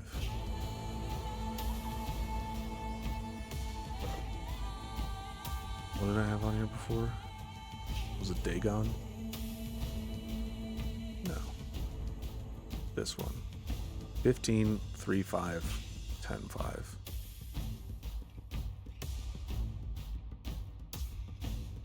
.5. Yeah, so this is much better now. This one's even better. 10, 7, 20. Yeah, this one's where we're at now. That's the level we're at this point, I think.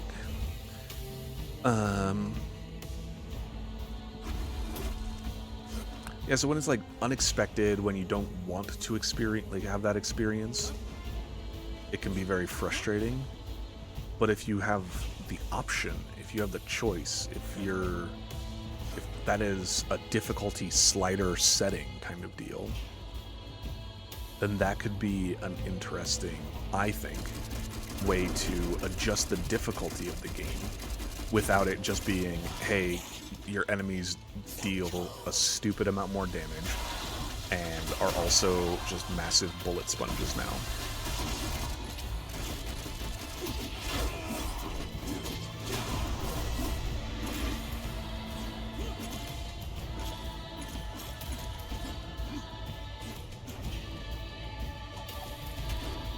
I don't know if that's necessarily a good solution, but it's an idea now.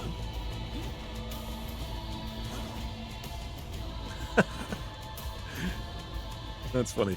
I'm just tapping jump, because if I hold it, then I take my wings out. But if I just stagger it like that, you do that weird slow fall. That's funny. Looks silly. Alright, I think I've got everything out here now. Oh, wait, no. I need to go back up, because there was that moving platform that I jumped off of. So doing that again. If I can bring the platform back, that is.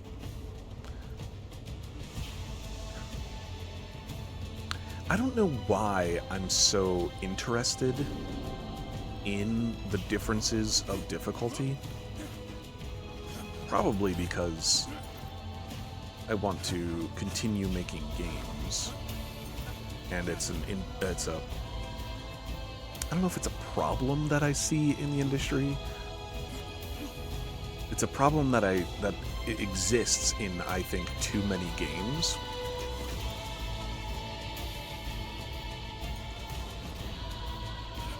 Where, again, it's literally just, okay, we increased the enemy's health and their damage output and reduced your damage reduction.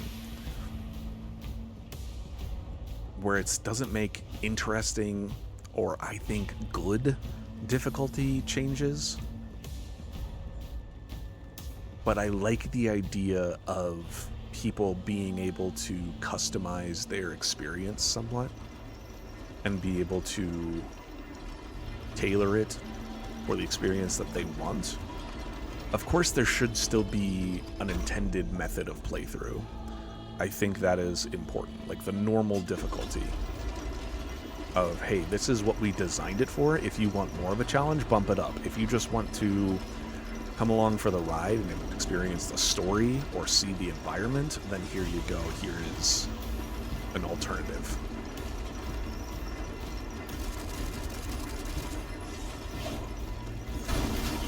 Oh, okay. Yeah, I should have expected that.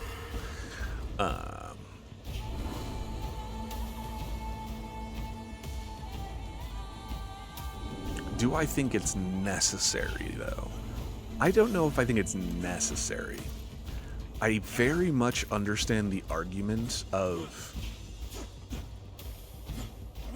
or the thought process behind, like, every game should have a difficulty slider.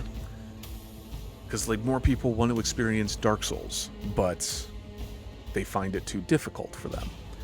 And so they should decrease the difficulty so that more people can experience it.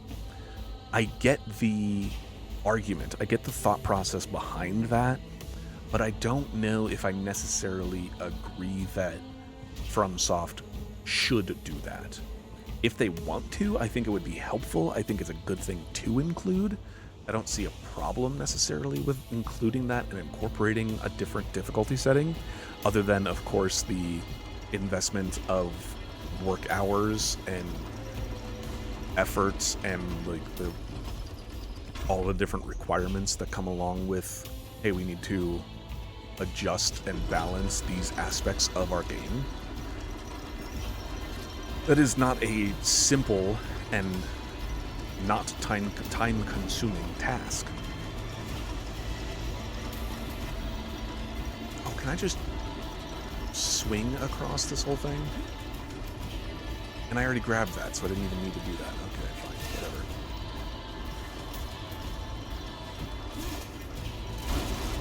Oh, and I messed that up. Boogers.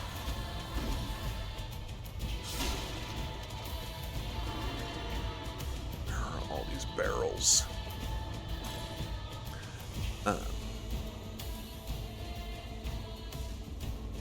I don't think it's a bad idea to make a game more accessible for more audiences, for more people.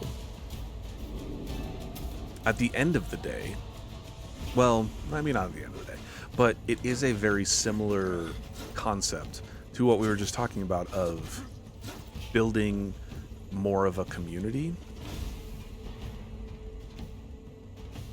and putting together, like, putting in the effort and the required, like, what is necessary in order to make that happen. I don't need to use this. There's these jumping things. Why? But now I called it, so now I feel compelled to wait for it. And it gives me more time to just rant about this. So I think it's a good thing to have those accessibility or difficulty setting options.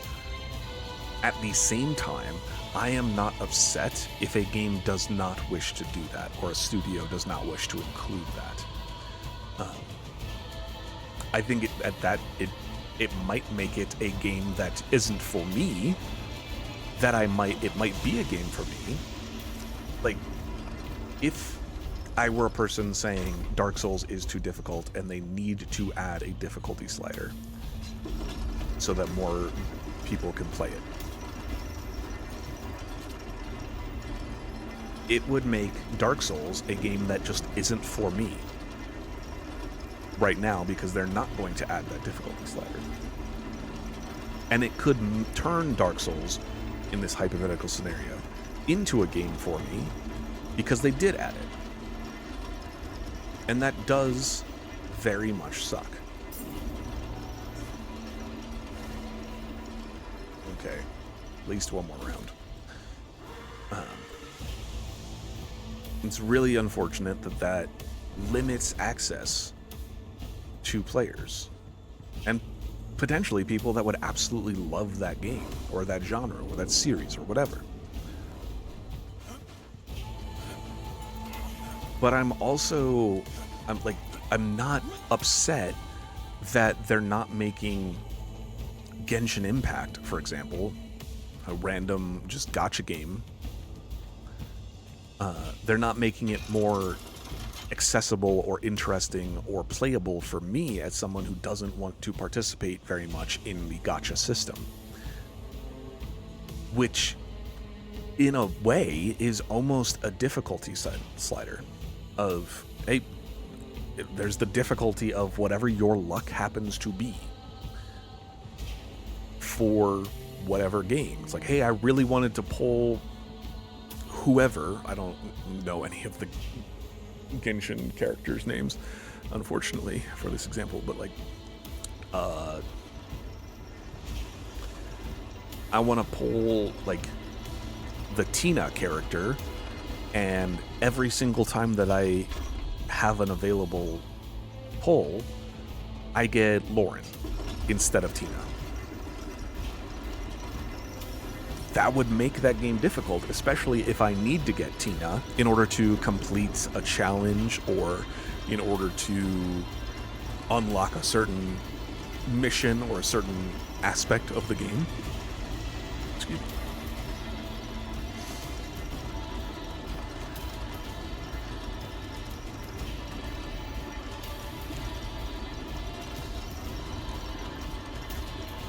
I feel like I'm spinning my wheels in this discussion, this argument, this thought experiment.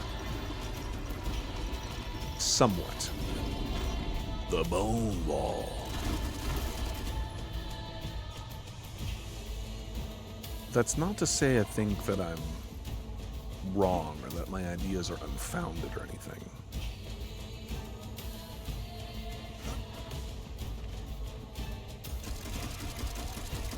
I just think it's a very interesting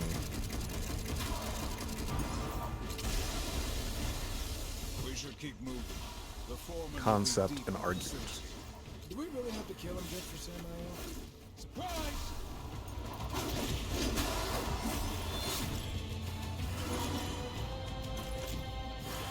I guess I also think that it is fairly important for the gaming industry at large and in general.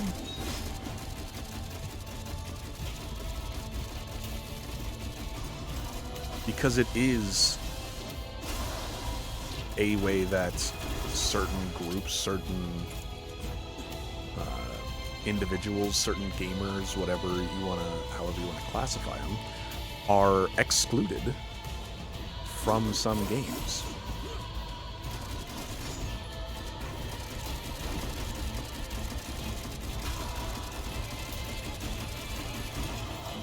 But then, does that become the responsibility of the studio, of the devs, to make the game more accessible, more interesting for their players? Or is it just, well, we lose out on that audience then? We don't have access to that market because we don't want to change the way that we've made our game. We've designed our game specifically to be for this group, for these people, for this audience. Armored Legion champion. Block counter damage by 5%. Strife's evade counter damage by 5%. Interesting.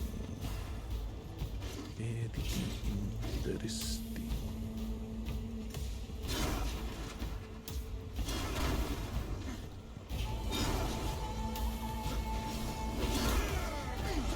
War.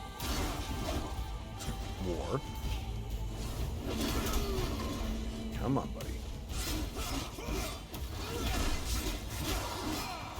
Alright, this feels like I'm starting to continue and progress, which I don't want to be doing at the moment, I don't think. Depends, designing a game these days means you'll get comparisons, so it's more about the world design, music, and controls. What is more about the world design, music, and controls?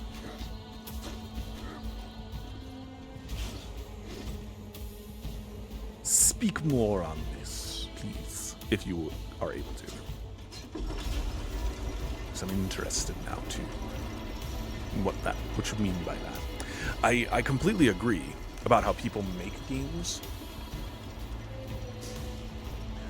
Sure. That is definitely a massive aspect of importance that you need to consider when designing a game. Yeah, my big speech about games. You're not wrong, but it is like the way that came off. It's like, yeah, just getting on your soapbox and talking about games for half an hour or however long it's been now. That is definitely an important aspect. My big speech about games was more of a big speech about difficulty specifically, and how that gets designed or incorporated, and the discussion about that.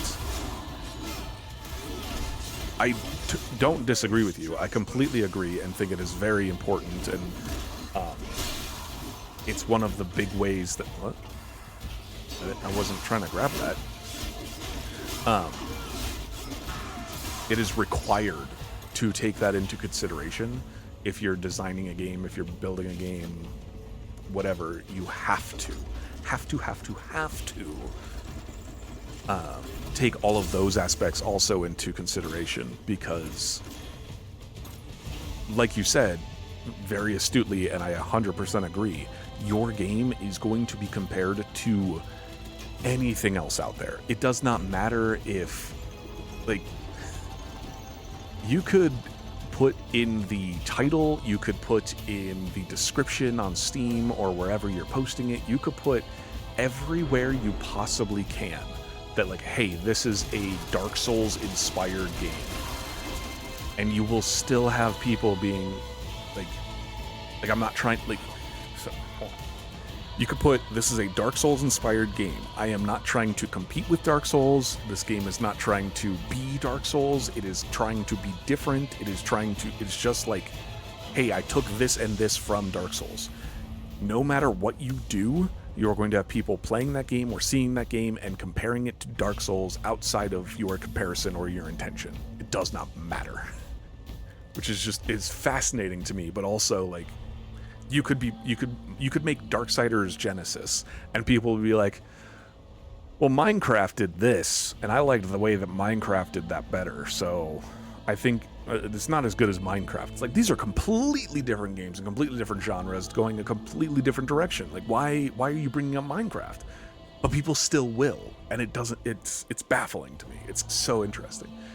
Or is it more like, this is the standard way of progression for most players. Normal is meant to be for the majority, but options give people not familiar with genres an entry point. Yeah. Oh, that's interesting. That's fun. I think that is a good way to go about doing it. One of the main points that I was trying to make, and maybe didn't make it as clear in my rambling, but one of the things that a lot of people arguing that very point, which I don't disagree with, it is good, it is helpful, and it is important to consider at the very least. Whether you incorporate it or not, just consider it. But at the end of the day, the people making the game have the final say. It was what they designed it to be. It's what they wanted it to be. It's not like they weren't, I guarantee they were not designing it to be like, oh, we're going to make this elite version of gamers, and this is the only way that we want people to play the game, and if you're not able to even play the game, then you're a scrub and you don't deserve to be considered for this or whatever else.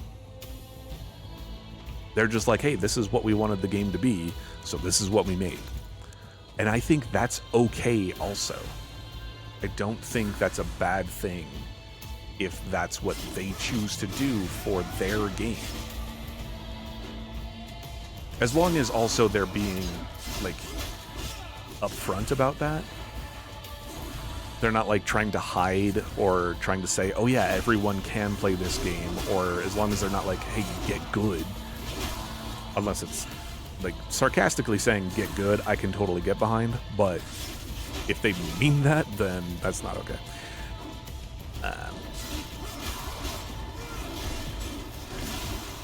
Because, like I've been saying, they made the game. It's their decision to make of what they want it to be. And if they're okay with losing some audience or losing some players, losing some sales, whatever, alienating certain aspects of the community, of the gamers community, then that's okay. They've made that decision, so they should be allowed to have that.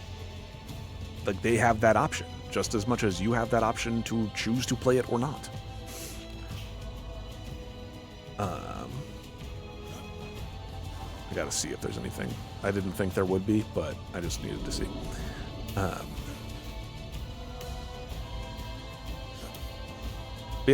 just think it's important that I think it's a good thing for people to understand that it is not required, but it is.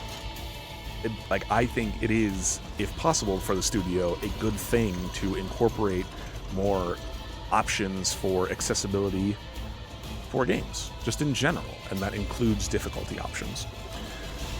Example, Path of Exile is a Diablo-style game. Free to play, so you would think people would be interested, jump into it, though, and it's so overwhelming that people find it hard to get into. Yes. Yes, yes, yes, yes, yes. It is a free-to-play game, and I think you can, it doesn't necessarily have difficulties, but there is a hardcore mode or something like that, where you can, you have permadeath and different options like that for your run, for your character, I guess. So like it even has a lot of those options available to the players. But then you have, like you mentioned, the difficulty incorporated into it of, like, I heard someone, it has no difficulty? Well, it has different, like the permadeath option, and then different, what do they call them? Expeditions? No, like different seasons, season missions, or season modes, or something like that. Those exist. So maybe not, like, difficulty options in name specifically, but it has something akin to that. From what I remember, at least. I could be wrong. Oh, so yeah, I heard someone describe the skill tree as a skill galaxy, and I thought that was amazing and very accurate for Path of Exile. So, like, the skill galaxy of Path of Exile is incredibly daunting. Understandably so. There's so many options and so many near infinite ways, I would argue, that you can create a build for a character because of the number of options that are available to you. And that is, I think that is, in a sense, a difficulty aspect. It's not a traditional sense of difficulty. I 100% agree with that and understand that. But it is a hurdle that new players need to overcome in order to understand the game. Similar to Dark Souls, you need to get over the hurdle of, this is a Dark Souls game, so I need to treat it as such. I don't know if Dark Souls games themselves are inherently difficult. They are just, the gameplay of them, the mechanics of them, are of a certain style that is different than most normal styles, that you just need to understand, learn, and master that style of game. And then those games are not that they're not difficult, but that minimizes the challenge of Dark Souls games, or Souls games, or FromSoft games. Similarly with Path of Exile, like your example, the skill galaxy, once you understand that, it is very overwhelming and very difficult for people to jump into, but it is just, hey, as soon as you start understanding this skill tree, once you get an understanding of that, once you get down at the very least what you are wanting to do with your build for this particular character, then it massively minimizes, that's fun, the difficulty of that game, because it's so much less burden on you as the player to understand what's going on in order to play the game. But I agree with you, it is a very overwhelming obstacle for new players. Understandably so. Dark's ambitions have grown. Lucifer has emboldened him. With the destruction of Samael's keep, he gains a foothold in hell.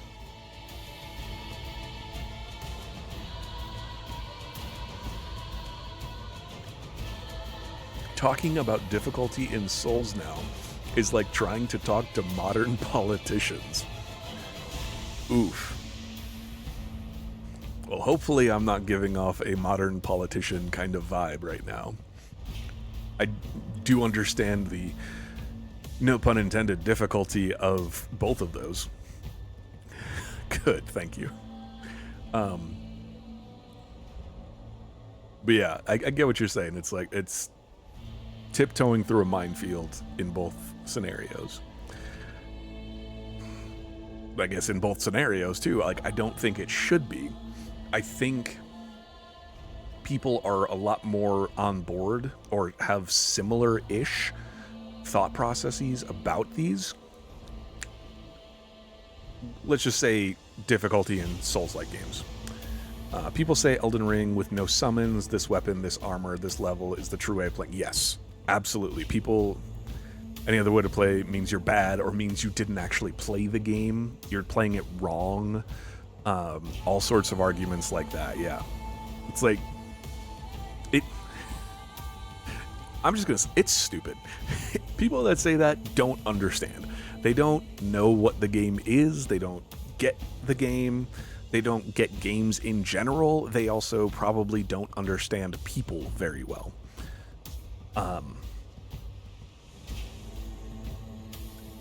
I have no issue with people saying, like, playing Elden Ring with no summons, this particular weapon, this armor, this level. This is the most difficult way to play. That's fine. If that is objectively true, I'm totally down with that argument. That's cool. And you can be like, yeah, I did it, no summons, this weapon, this armor, this level. I'm like, wow, that's impressive. Good job. As long as they're not trying to diminish or take away the accomplishments of someone else being like, yeah, my friend and I co-opted the entire way through Elden Ring, and that's the only way that I could beat it. And I used a really cheesy build where I just like blighted them or poisoned them or like got bleed procs or scarlet rot or whatever, and I just ran away until that killed them. It's like, cool, you still beat the game. That doesn't diminish or remove the experience that you had of completing that game, of facing those bosses, facing those challenges, getting to those areas, unlocking those whatever. If you still did that, good for you. Way to go. Because I forget what we were talking about before, but like when you were talking about people that just try and gatekeep stuff. Oh yeah, the anime and manga and stuff. It's like, I don't understand the concept of gatekeeping in general. If your brain is saying, hey, this thing is so incredible and important and valuable to me, and your brain goes the direction of, so therefore I can't let anyone else enjoy it unless they share the exact same opinions as me, versus, hey, I really like this thing, so I want other people to get into this and also really enjoy it. Like, those are very different directions coming from the same mindset, but one of them encourages other people to join and the other one makes people run for the hills. And I don't personally understand the concept of trying to gatekeep and trying to ensure that you only have a select, pristine environment of an echo chamber regarding a particular source of media or whatever. Like, why do that when you could instead, like, bring more people into it and then probably improve the entire whatever game, manga, anime, movie, series overall in the long run. This is why we like this thing. You don't like it, then don't enter our space. Yeah. In the case of anime, it's where the fans don't want people who don't like it, don't want the creators to cater to them. Oh, don't want the creators to cater to people who don't like it. Yeah. That's a different argument, I think. Like, I agree with you. There are the gatekeepers of anime, and they are trying to get, like, their particular story told, and they don't want them to try and make any sacrifices to this thing that they love to make it more mainstream or make more people enjoy it. But that, I think, is also a slightly different argument, because that goes into the realm of creating the thing that you want it to be as the creator of this anime, for example. Like, if you made this thing and you have the decision to appeal to a larger audience, or you have an option to appeal to your target demographic and focus on making that group enjoy it, that is a choice that you are choosing to make as the creator. And that is, again, an important discrete choice that you need to make. And too many, I would argue, too many sources of media in general, games, books, movies, shows, whatever, they are trying to go the quote-unquote safer route of appealing to a larger audience, and therefore they dilute their source material, they dilute their original story, they dilute their original intention, and overall lessen the experience than if they would just go, hey, this is what I want to make, and so it might not be for everyone, and that is okay.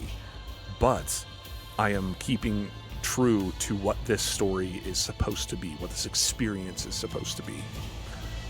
And so I think that more people, more creators need to be more aware of what they are sacrificing if they go in either of those directions, either trying to appeal to a broader audience or trying to appeal to their specific catered audience, and the different sacrifices and the pros and cons of either of those choices. It's more about fan service. That's the hot topic for gatekeeping. Yeah, fan service is a weird one too. It's just a weird, there's so many different arguments that I've heard or seen about some of those, about inclusion or the level of fan service that is in something. Know why it's popular? I don't care for it personally. That is a perfectly level-headed and valid opinion that I can totally get behind. I that is not, I hate it and it shouldn't be included in anything ever. And it's not, hey, this needs, I need more of it. Either way, you get used to it if it's shown enough. Kinda. The way that you put that, I really love the way that you worded that. Thank you so much, Mystery. I really appreciate that. Because there are some shows where it's like, hey, I can overlook that. I can look past that and enjoy the rest of the experience. Yes, sure, they have some fan service, but it showing up isn't going to completely erase my experience with the entire rest of the content. But at the same time, there are some shows that go way too far with that, where they go, hey, almost every other scene is fan service, and you cannot escape it, and that is clearly the point of the show. And that's not for me, so I avoid those ones. But I also don't want to be in the camp of it shouldn't be included anywhere or for anyone. It shouldn't be in anything. It shouldn't exist. Some people like that, and I get that. That's okay. You can enjoy that and keep that. Do it. But I also don't want it to be hey, if you have a scene. Hold on a second. We're pulling out the most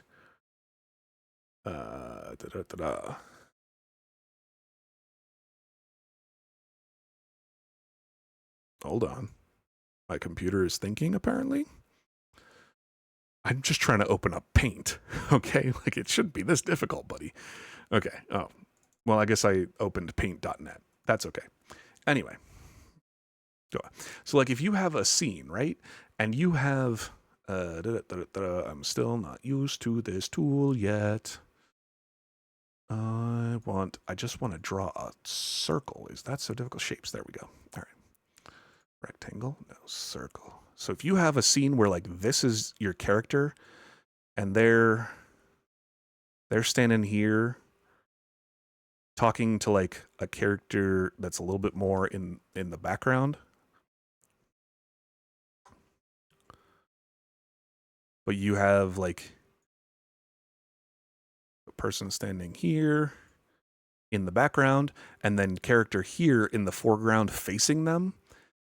And so if you, instead of them being framed like this and you frame it, you bring the camera down a little bit so that their butt is on camera, as long as that's not the focus, that's fine. But people will be so pissed because well, that was clearly a gratuitous butt shot.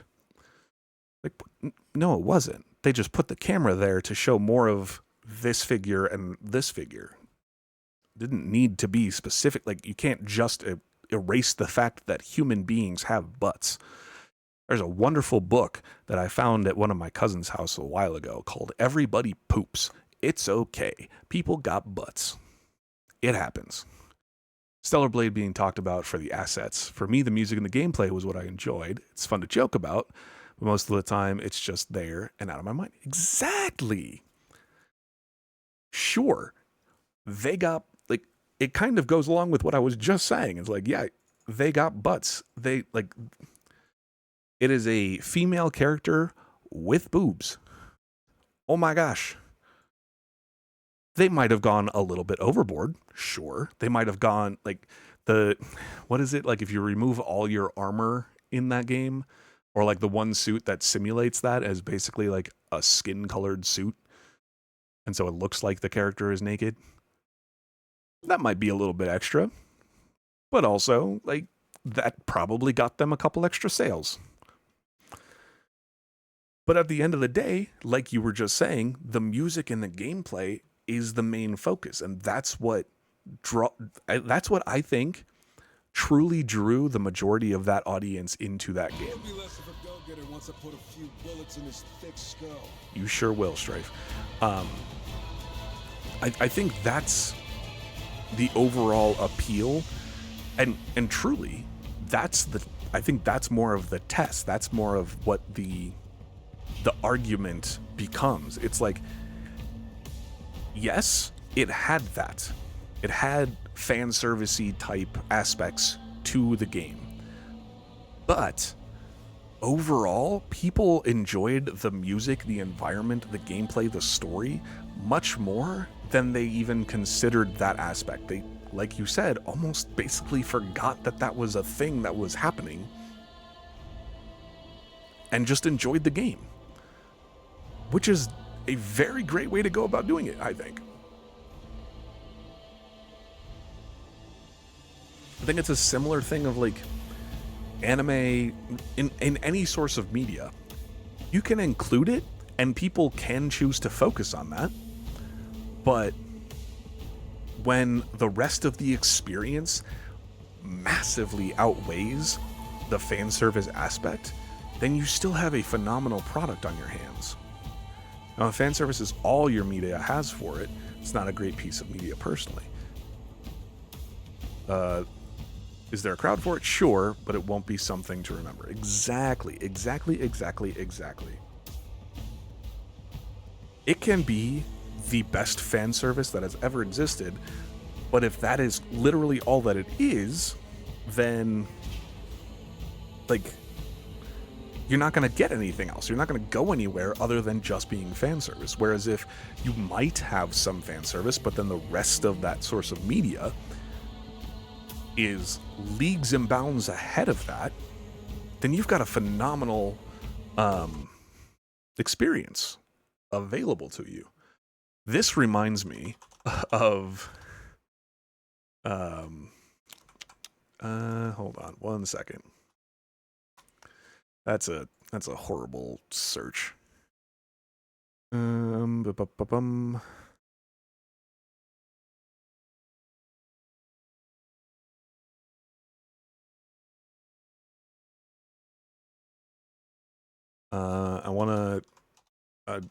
searching for something, but I don't want to spoil it.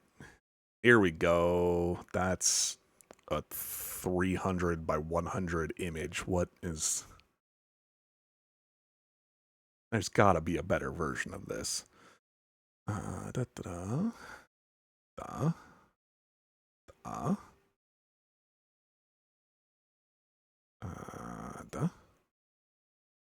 Sure, we'll use that one, I suppose. Okay. So, buddy of mine also streams occasionally. We've rated him before, Koslowski. He streams with a couple friends of his. And so they were having a discussion at one point about slice of life anime. And as part of that discussion, it was brought up that some people thought that Frieren was a slice of life anime. And I can see that it does have aspects of that to the story. I don't know if I would strictly call it a slice of life anime, but it definitely has some aspects of that. And one of his friends on the stream was very upset that they brought up Frieren because it's slice of life action drama. Like it has aspects of a bunch of these things. I wouldn't specifically and only call it a slice of life. It has a bunch of other aspects of it too. It has aspects of slice of life, but it also has aspects of like you said, action and drama and fantasy and whatever else. Anyway, so his friend was like, "Yeah, Frieren isn't good, and the only reason that people like it is because of all of the fan service, specifically the feet." He is so obsessed with the fact that from his perspective, they focus way too much on Frieren's feet the entire anime. Like that is the only focus of that anime is her feet. And it is only like that show only exists for the feet fetishists. And as someone who watched season 1, I didn't even remember that this scene existed. This was not relevant to me because I was focused on the story and the other aspects of the characters and everything else that was going on.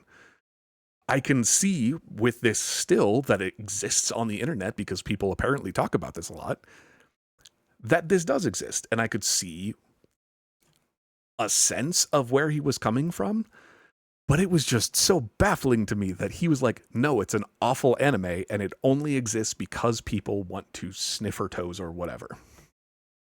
I'm like, that is crazy. It is a phenomenal anime. He has feet. It's pretty crazy. You look down. Oh, there's 2 of them right there. Everyone has feet. Yeah. It's almost like he's never laid down in bed himself without socks on or something.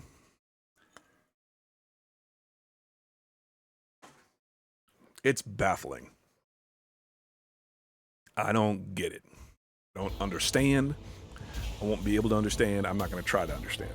But it fires him up so bad he gets so upset when everyone's like, oh yeah, Frieren is a top tier anime. It's like S tier. It's like top of anime season last year or whatever.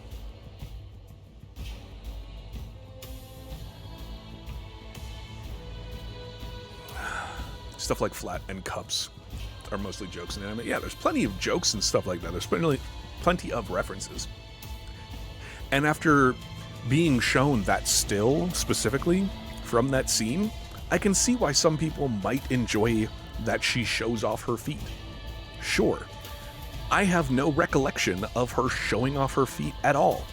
I don't remember that scene of like her showing off her feet. I remember that scene of her talking to her student about like just magic in general or about her history or whatever else. And I can tell you another scene where her feet show up, but he is so focused on like, that's all they showed the entire time. It's great. The vibes are up there. I need to binge the second season once it finishes. This only has 10 episodes. Oh, it only has 10 episodes? I really liked the first season. I was so not interested in the first season for the first couple episodes, but then I was all in. I don't know exactly what flipped the switch. At the start, it just felt a little slow, I think, for me. It was doing a bunch of the world building. Yes, it definitely amped up in the action department, and that is much more up my alley, 100%. But it seemed like they were trying to set up so much that I was not as interested in.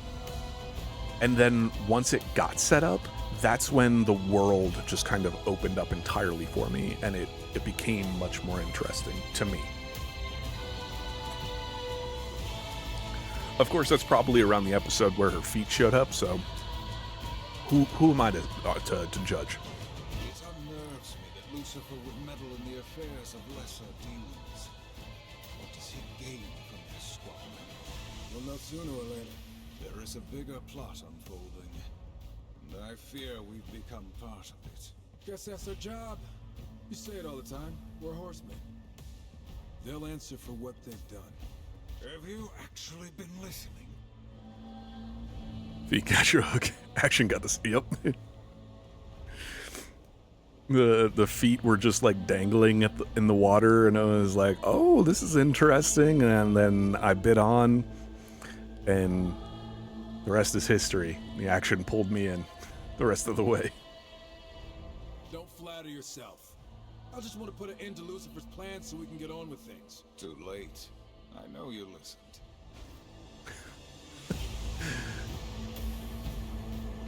I apologize if Matic, you're still hanging out, or if anyone else is listening or here for Darksiders gameplay and wanting to experience more of Darksiders, and I'm just rambling and we're just going off on a whole bunch of other topics.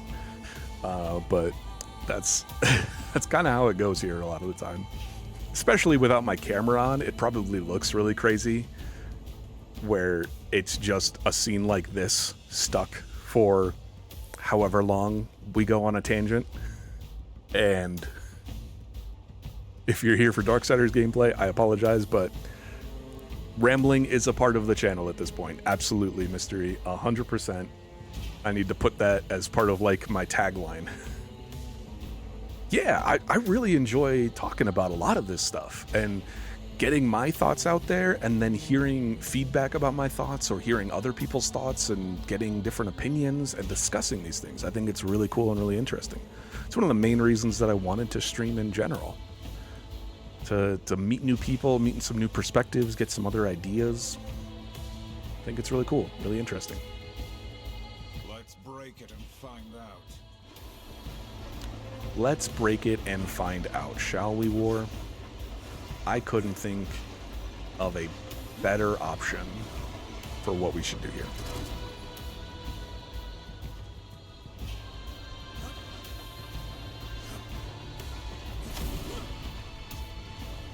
Legion Bolt Spitter. But yeah, I don't apologize, or I'm not upset or opposed to the idea or the fact that I go on rants.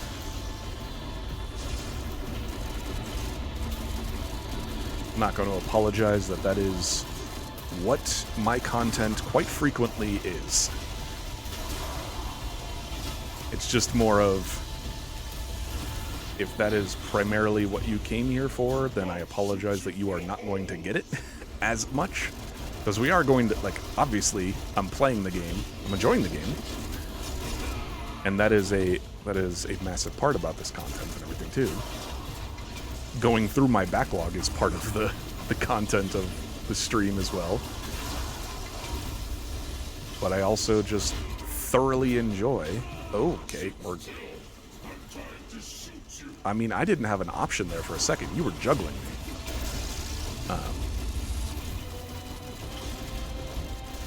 But yeah, like, one part of this stream, the idea of this stream, the intention of this, is to get through my backlog a little bit and play some other games that I haven't before, find some new games, whatever else. But then another part of this is a bit of rambling. I'm talking and chatting, and like I said, can't get one without the other, at least not here. Yeah, let me get to that. I will get right on that.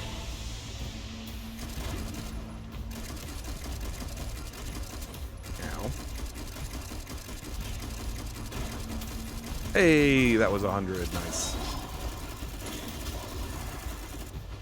As soon as I got that one, I was about to check to see how many more I needed, actually. And it turns out, none more. Oh, wow. Thanks. You give me the map at this point? Appreciate you.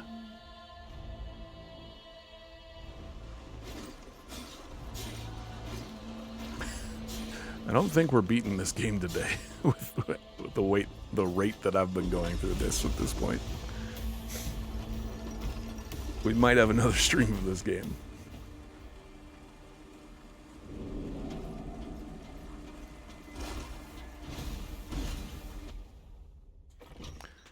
Who knows? Maybe it'll be better to have the camera back working and on for the finale and everything too. Might not be a bad thing. Not be a bad thing.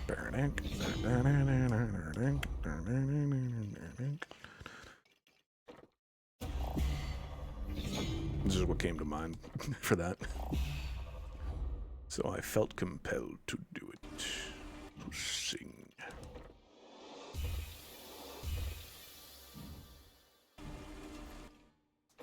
Does that give me enough to buy this other one? Heck yeah, it did. Not that one, though. That's okay. You can just move on then from that. It's the wrong type. What? Okay, we'll go this way. This mission is also a lot longer than the other ones have been. Seems like there's a lot more parts.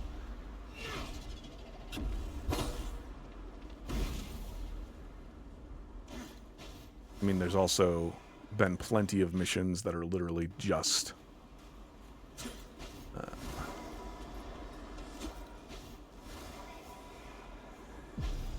literally just a boss fight, though, so... Nope, that's not what I was trying to go. Oh, do I need to blow that up? Is this in the way? Certainly was. Like, click the stick. Oh.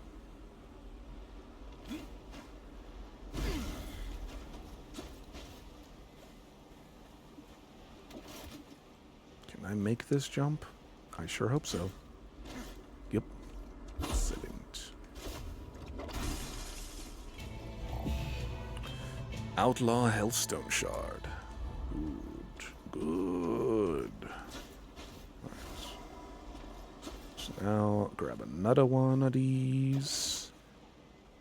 Come on back this way. Put down here. Run, run, run. And plant them. Okay, good. It's like if that didn't count, we're gonna have problems. Okay. Hopefully I don't need that for the rest of this area now. And I do. Cool. It's fine. I like running back and forth, holding objects that severely hinder my movement. It's so fun. Oh, why, camera, why?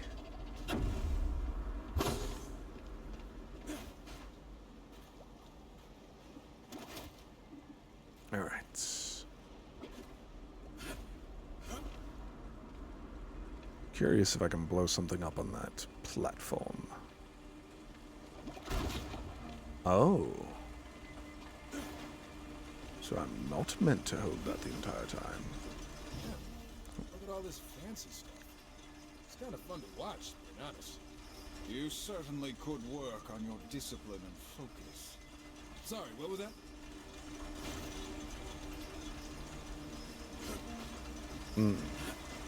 Oh, is that up?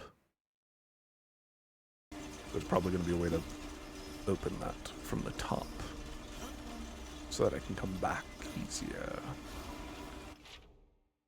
Yep, I was going to say, I thought there was something off to the side. I thought there was, and I was right. I don't know if I can get to this, though. I can. Lovely.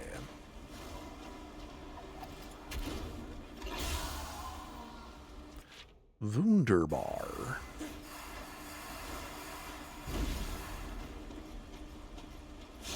Hi, friends.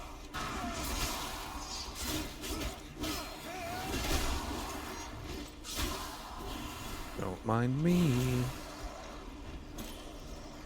Oh, hey guys. I was wondering where the disposable henchmen were. Kinda. It was very quiet here for a while. I was wondering where the disposable henchmen were is a phenomenal way to put that.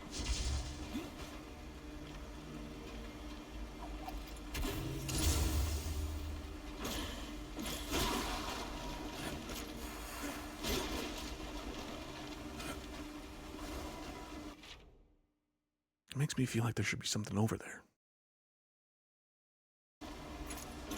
Alright. I guess not. That's fine. Wait a minute. I don't want to go that way, do I? Maybe? I didn't see a way to get to the lower left part of the map. It's the quiet moments like this that I enjoy the most. Say that again. I'm just playing. It's the wholesale evisceration of our enemies that I enjoy the most. Me too.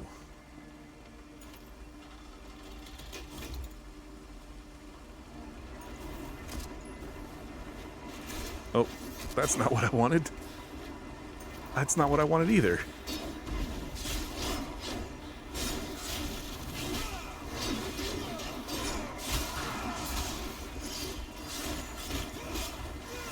For the balance.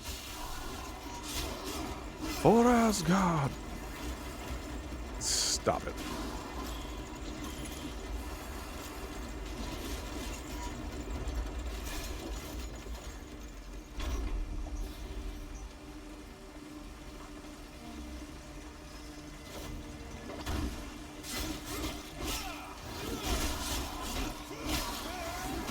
There we go. Oh. Mind if I do?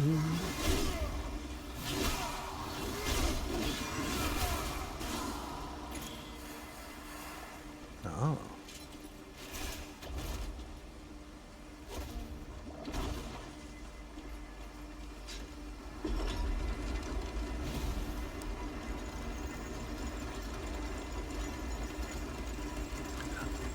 I am definitely getting more and more on board with the switching between the two characters. It's an interesting mechanic. Lucifer always comes out on top. Moloch must know what fate has in store for him, whether by our hands or Lucifer's. Don't worry. It'll be us knocking on his door long before Lucifer can. Perhaps we'll arrive at the same time, so I can wrap my hands around both their necks. I love how much you love wringing necks. So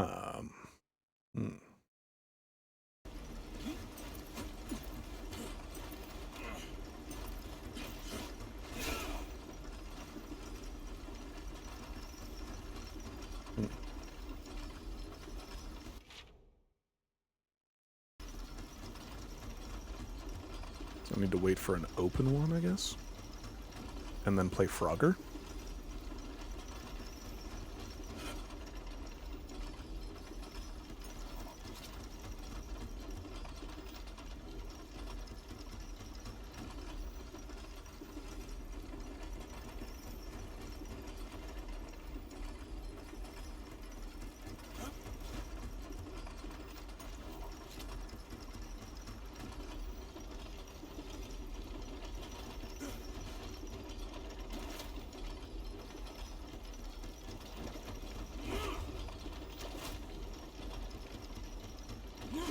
Do they all stop now? Oh my gosh.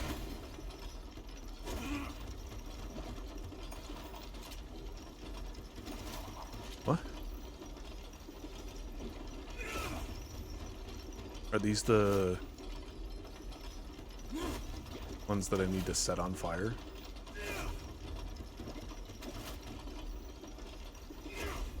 Oops, I think I missed that one.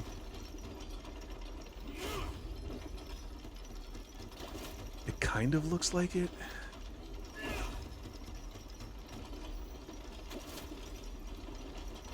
Okay, so they do stay. Good.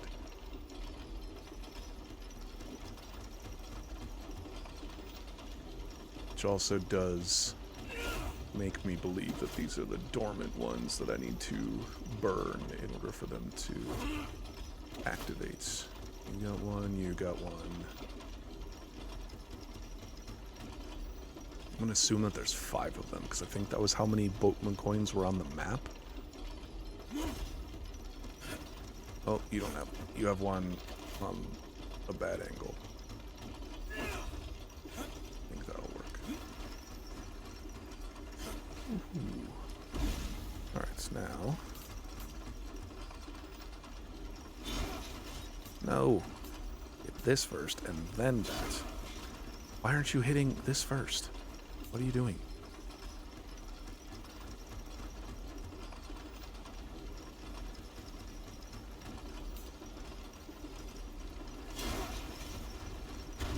There we go. One down. That's not gonna work. Yeah, that's okay. Thought I'd go for it. Thought I'd give it a shot. What? Oh. There we go, okay. Somehow managed to get a couple more of those.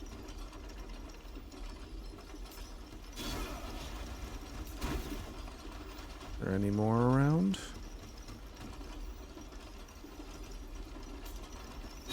Yeah, you're not gonna get that. That's okay. I had a funny angle.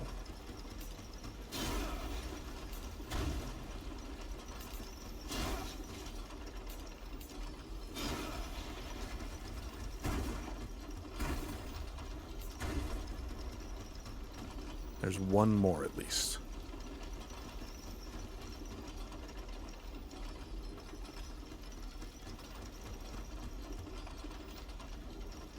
I think. Yes, okay. I just have to wait for that one to come back.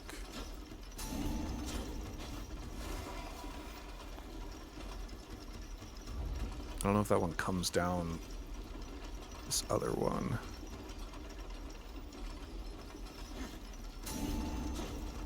Or if it's only on that side.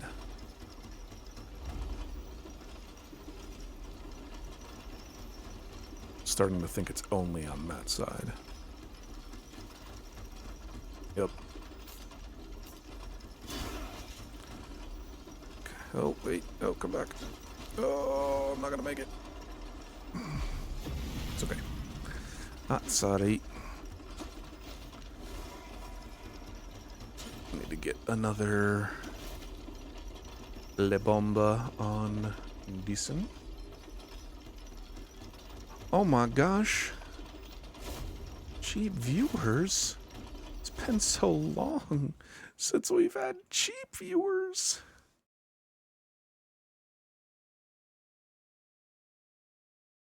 Where are my mod controls? Bye.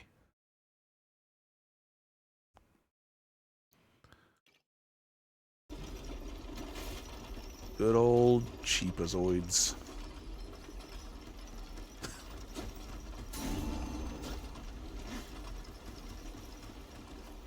Oh, I need this for this anyway. Oh.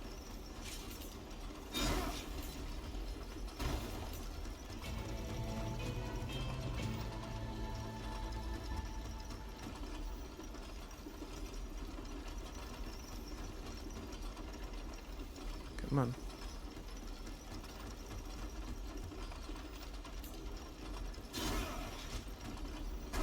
Got it. Nice. Ow, what?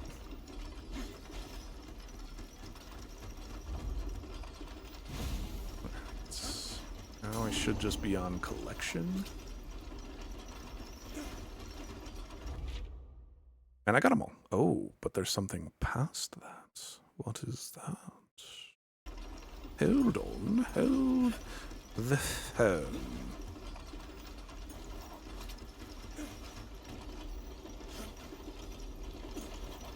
Where is... Oh, is it up, maybe? Yeah, that platform up there makes it look like that is an up direction way. Okay. Go up, up, up. I hear a power source. You hear a power source?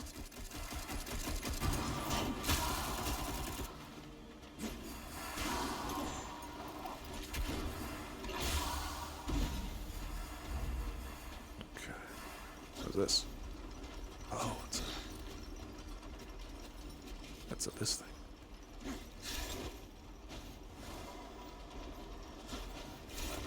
There we go.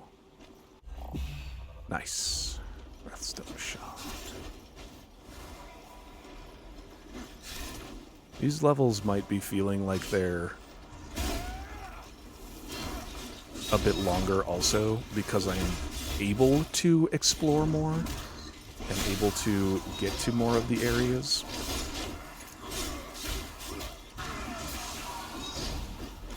And as a result, I'm taking more time to find all the secrets and such.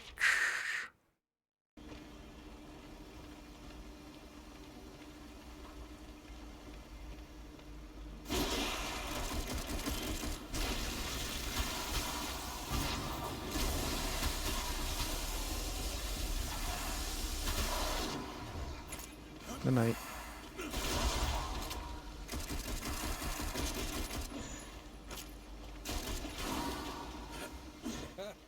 This looks promising. Let's go. Ooh.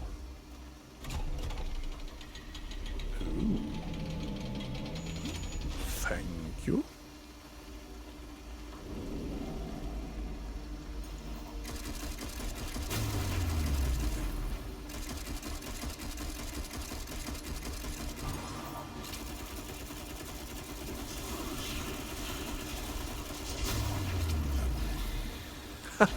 Oh, I thought that killed their own guys.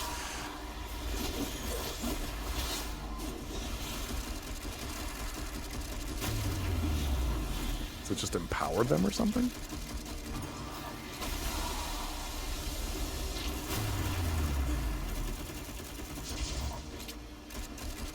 This is another one of those really weird, quote-unquote, boss fights. Break in 2 minutes, that's plenty of time. We can finish this thing.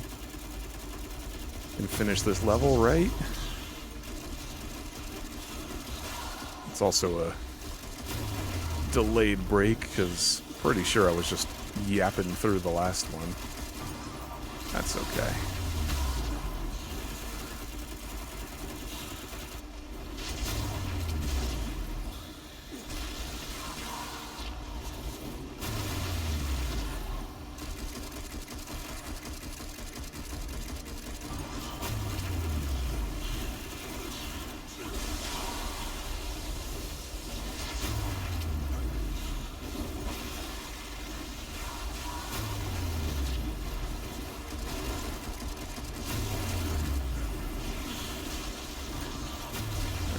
Calm down with the summonings, alright, dude?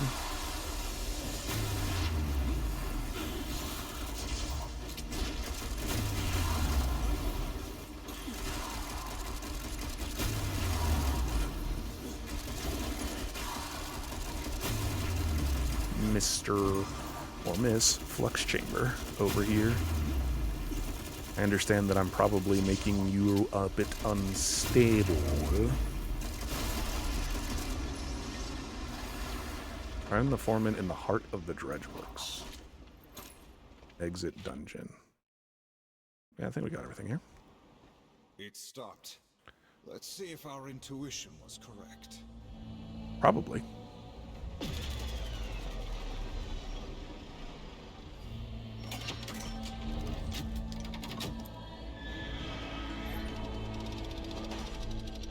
Oh. That's fun.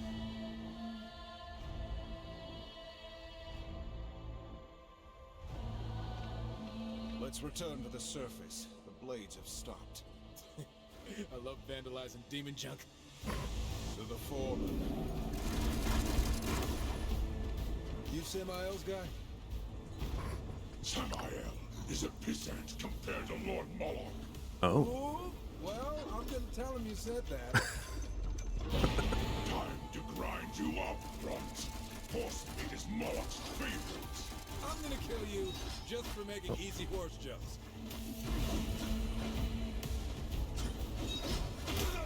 Now, can we stop, guys? It's really rude. I don't really appreciate that.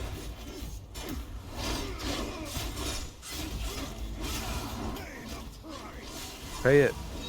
Pay the price. I don't understand how little the Horseman compensation package really helps out.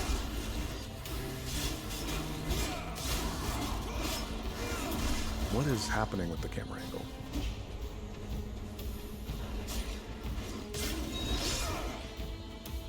I'm hitting jump, game. Are we not? We just not jumping now. That's cool. There we go.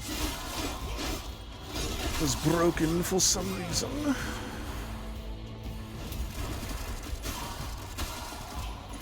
Okay, so those are locked. Can't go up there right now. And I have the sense they're just gonna keep sending guys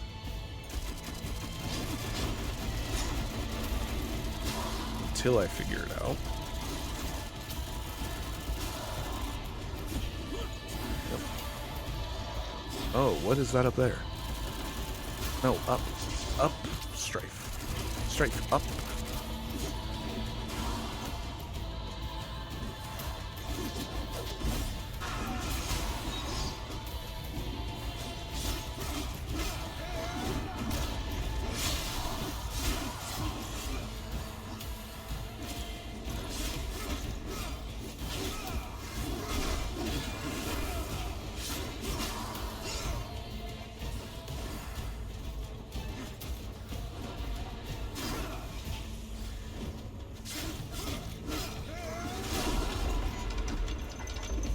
Oh. Did that lower that one?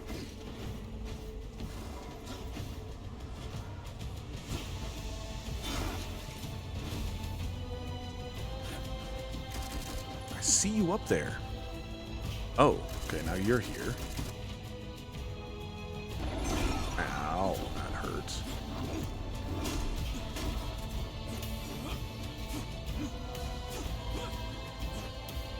Okay. Hey, champ.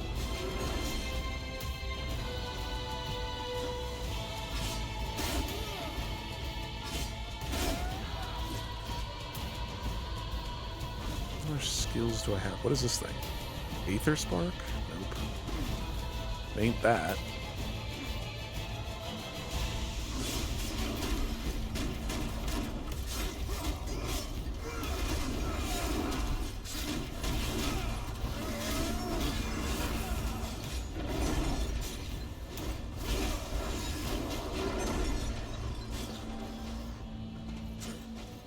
Can you come down, dude? I'd like to get up there, please.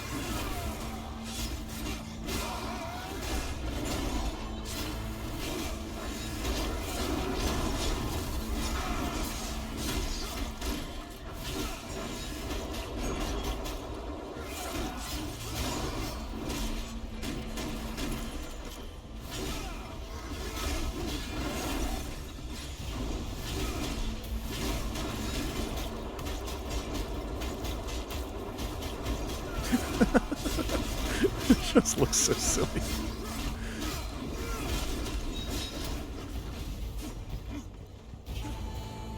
I don't understand. Do I need to kill him?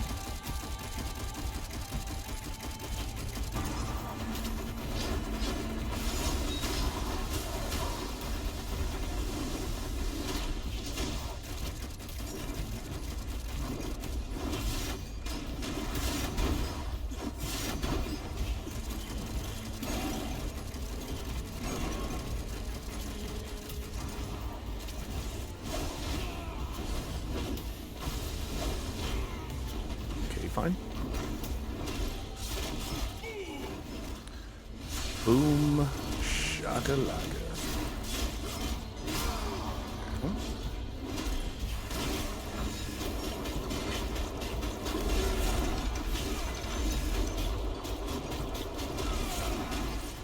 Okay, I heard something. Oh, there's something up there.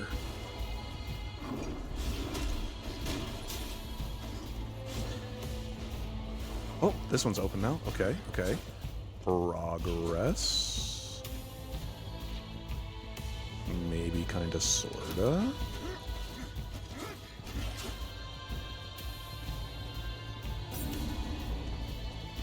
Collect 18 trickster keys. That's me. Did that. Sweet. And then I just need to get the other one to open up. Did the other one open up and I just wasn't paying attention? Yes, it was. I'm just a silly goose.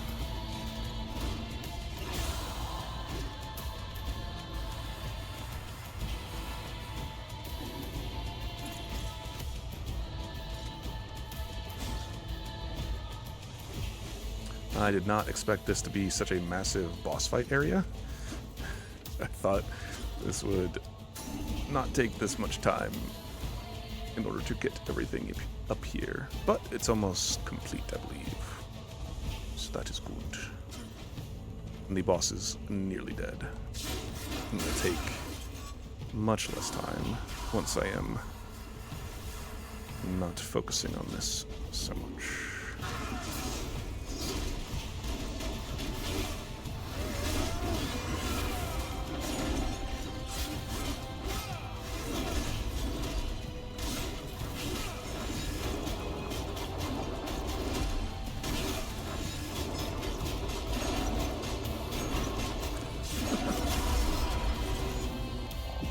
Legion Shield Breaker. Gain damage shield, absorbing damage equal to 5% of your max health. The damage shield replenishes itself every 60 seconds. Ooh. That's a good one. You still got it. Nice.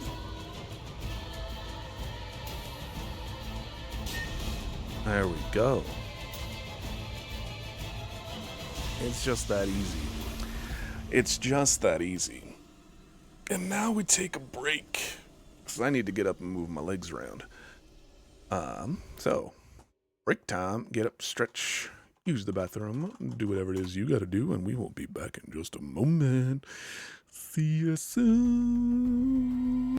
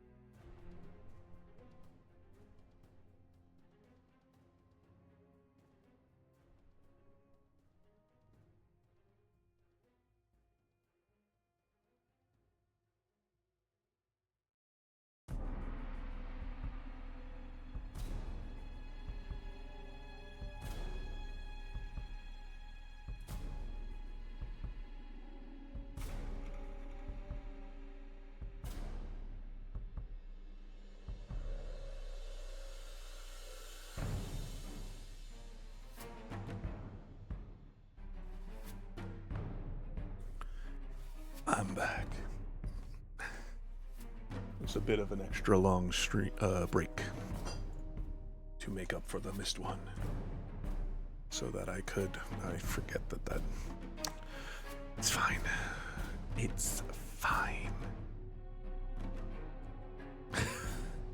I saluted back, Mystery, but my camera's not working, so you couldn't see it. But there you go. Oh, camera. Silly camera. Oh? Oh. I thought there was like a barrier over to this area. Like, that is odd. Oh, very odd. It's a teleporter. What is making that sound?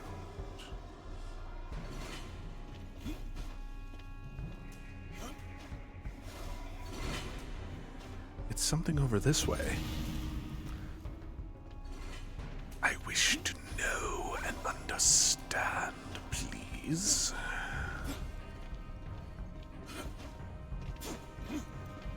You return. I will say that... He called you a pissant, the foreman. Really wasn't impressed at all. Just a heads up. What did you say? Sorry. I just promised the foreman I'd tell you what he said. Right before we ripped his innards out. Anyway, continue. Take care with your quips, little one. It When we conclude our business, you can either be within my favor or without. Do not be without. Considering how we left Moloch's precious mining gig, mostly at your request, we sure as hell better be in your favor. Moloch will struggle to recover, this is true. But he is still alive after all. We must finish him. You said he was nigh invincible. Isn't that still a problem? doesn't. Nope. Don't we kill Samael as war Lucifer's in the first gift one? to Moloch. I could sense it when we battled. Something gave him strength unending. Impossible recovery. It could only be a blood mantle. Those were thought lost to the ages. How could anyone, even Lucifer, create one? And then, why give it to Moloch? To enter the mind of Lucifer is to enter madness. Regardless, Moloch possesses one. And destroying it is the final move we must make before striking. His armory is the only sane place to keep such an important artifact. With his reinforcements in disarray. Again, you're welcome. He can't defend it, so you must act quickly. Okay, and then can we finally kill that smug son of a bitch? Of course. That sounds so pleasing, I might attend the battle myself. Oh, what a treat. Why just a 10? Don't you want to get a few hits in yourself? My reasons for staying out of the conflict are my own. And conveniently, dealing with the threat of Lucifer was your mission, given by the Council, was it not? Convenient. It was. And so, you have very little choice. What we do for the balance, not for you. However you might twist it in your mind. Like Lucifer's. Mine is a mind you don't want to enter, horseman. Do enjoy your latest task. Mm-hmm.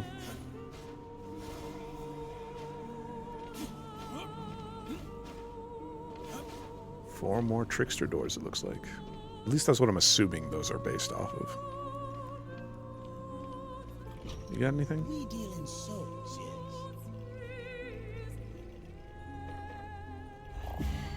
Might as well.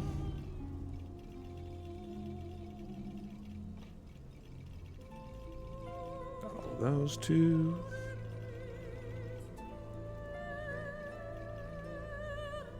Level 1. Level 1, level 1, level 1. Wrath power. Operative health orbs. Max health. Let's grab that So many one. souls, so few This one's pretty good too. Hear about the UK government Many game? great things for so few souls. I don't think so. At least that is not bringing any things to my mind.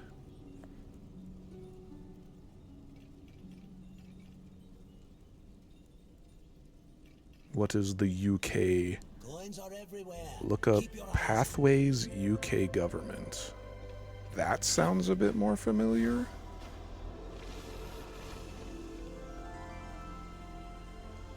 Let's see what we got here. Oh, and I forgot to pause the music, so it's a good thing we're out here anyway. Pathways UK government game. A free youth-centered interactive learning package for education and on extremism, radicalization, and prevent. Play now. Oh gosh, what is this? UK graduate newsletter. Website uses cookies. Go away. Pathways. Navigating gaming the internet and extremism. A youth-centered interactive learning package for education on extremism, radicalization, and prevent. What is prevent? How would you respond to extremist content online? What are the okay, we'll pull this up. Let's see what we got here.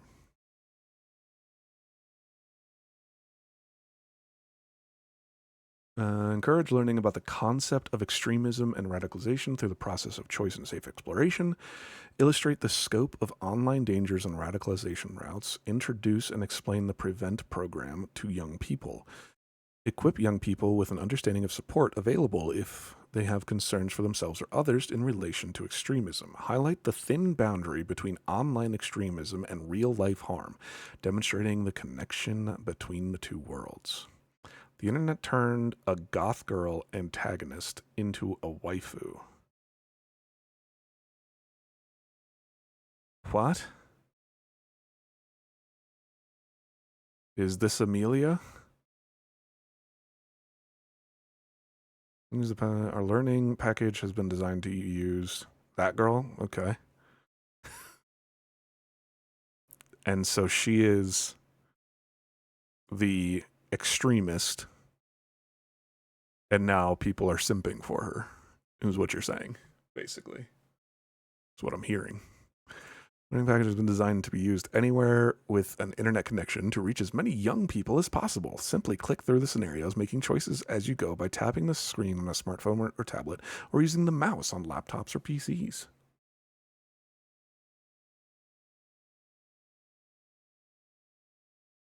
Download a free teacher's guide.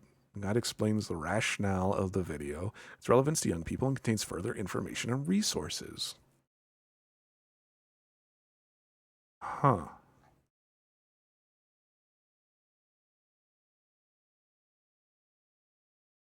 Like,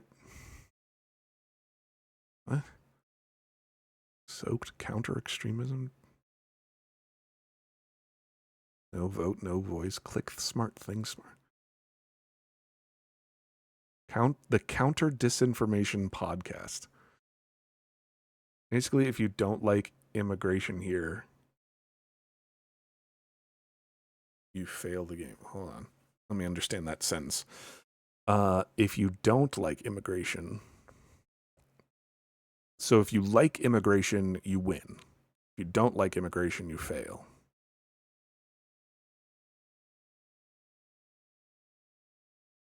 Interesting. Resilient democracy by equipping the next generation with UK is cooked. Well, if it helps at all, it won't. You're not alone. Like, these courses and the wording that they set this up with doesn't unless I'm misreading some things here, it doesn't sound bad necessarily, just on the surface with like some of these headlines. Like the Counter Disinformation Podcast. That's probably a good thing, to have information out there about how much misinformation there is, especially on a bunch of podcasts in the world and on the internet in general. So being able to counter that makes sense to me. Targeting political disinformation across the UK. Similar. They want to teach this stuff to kids. I don't, like...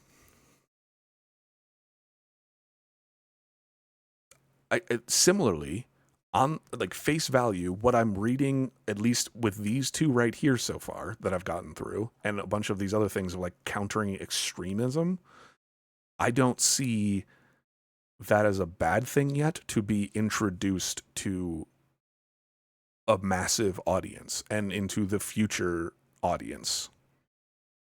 I'm not seeing this as a negative thing yet. To be like, hey, don't be extremist, don't be radicalized, prevent misinformation. I can fully see how this could be weaponized and used incorrectly to mess with the youth and to mess with the public. But based off of the wording alone right now, doesn't immediately seem bad to me. Unless I could be totally missing something. I could be missing like who it is that's putting this out that might be bad or something too. I think looking at some videos might shed some light. I was getting that vibe. I don't want to like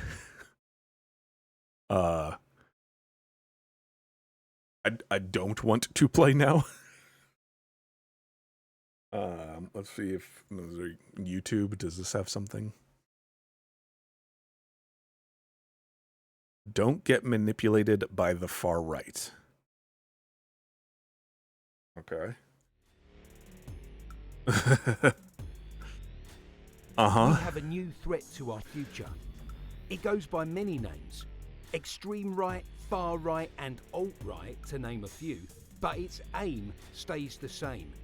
To spread hatred and incite violence.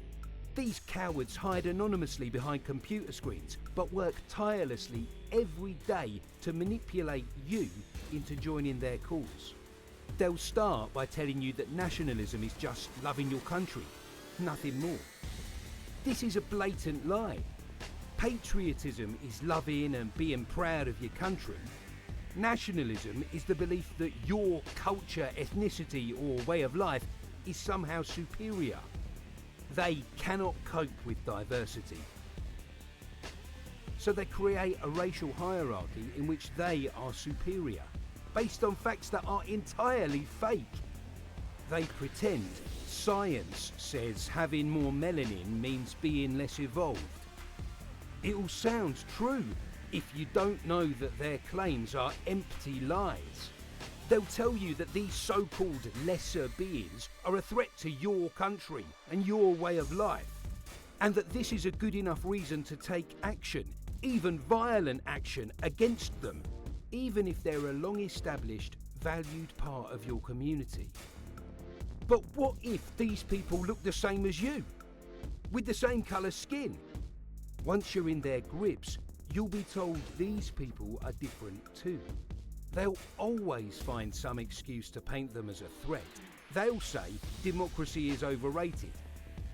That they and you know better than the uneducated sheeple who can't think for themselves. Your current politicians may be democratically elected, but they are all weak. You can only trust them and nobody else. Don't let these narcissists manipulate you. See them for what they really are. They'll stroke your ego and promise you brotherhood, but all they know is fear. It's how they take control, and they want control over you. The extreme right wing is now the fastest growing terror threat in the UK. And it's important we understand who these people are. It's our best shot at fighting this threat. So be aware.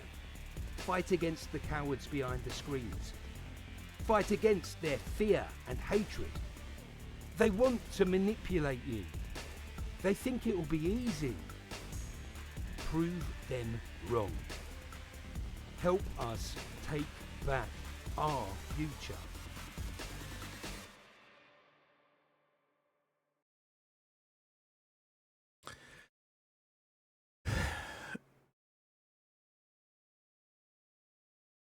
Like, I don't necessarily I think it's... My stance really hasn't changed. I don't necessarily disagree with what they're trying to get across there, but I don't think that that's the best way. People get locked up for sending memes making fun of this? Okay, that's kind of absurd also. War machine. I did like the very stereotypical accent that went with it too. That was entertaining to say the least.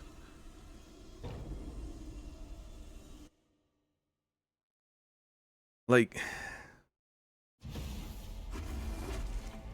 Scalping below ground like oh yeah, I wanted to up the voices. I prefer a frontal assault. I bet you do. Don't worry. Something tells me there will be plenty of demons to kill.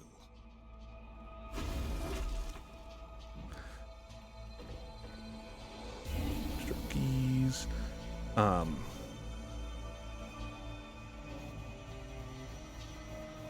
What chapter is this?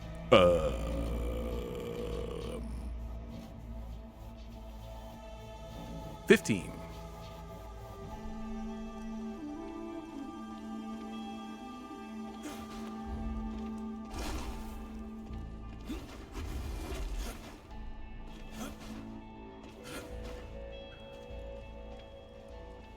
Like, the whole idea of that video, one left, this one and the next one, that's not too bad.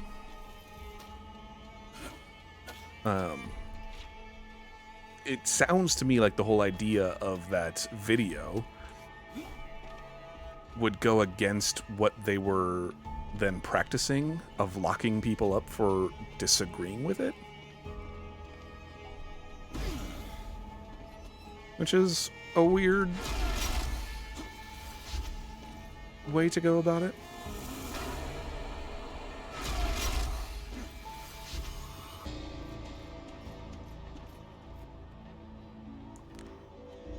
But like the idea, they want control more than anything. Exactly, yeah, like the control aspect of it is the problem. And like the words they're saying, I don't think are the problem. It then comes down to the more of like the actual implementation and practice of it.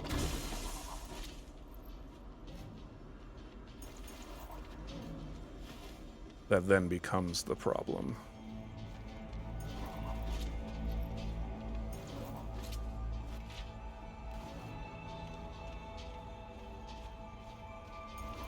Oh.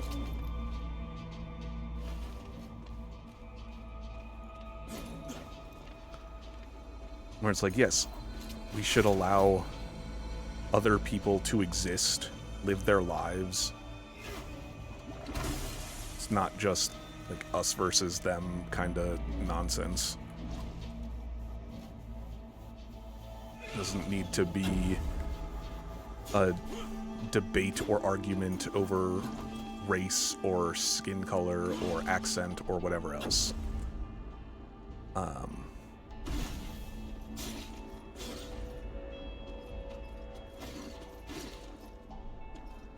Like people exist. This stuff will be aimed at kids, and you know how kids' minds work.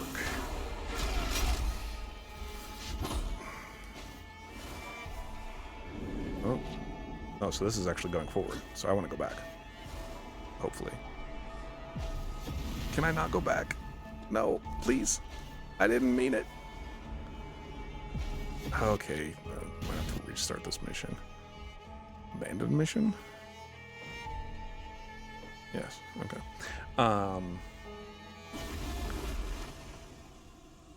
Like, the message isn't bad. It's how people then influence or manipulate, I guess, for lack of a better term, how that message is then received. Because it's not a bad thing to be like, hey, like, other people are here too. Unless I'm missing something with what they're saying there.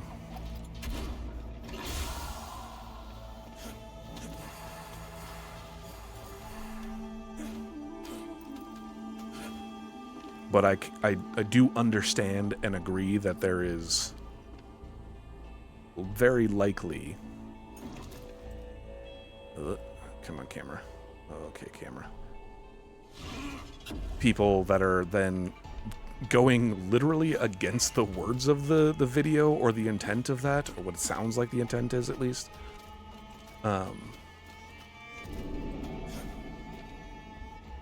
Plus we have so much immigration that they get free food and stuff, and the actual people are worse off. I know some are justified for coming over, but it's like the actual citizens of the country don't matter much now. Gotcha. Oh, okay.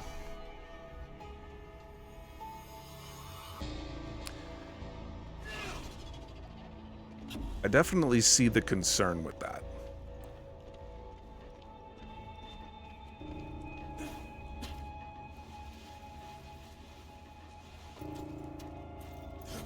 But it's also that, like, they are also people. And I understand the concern of overpopulation and not being able to handle or manage. Doesn't feel like the right word, but support. There we go. Support that population. Support that's those numbers. Ooh.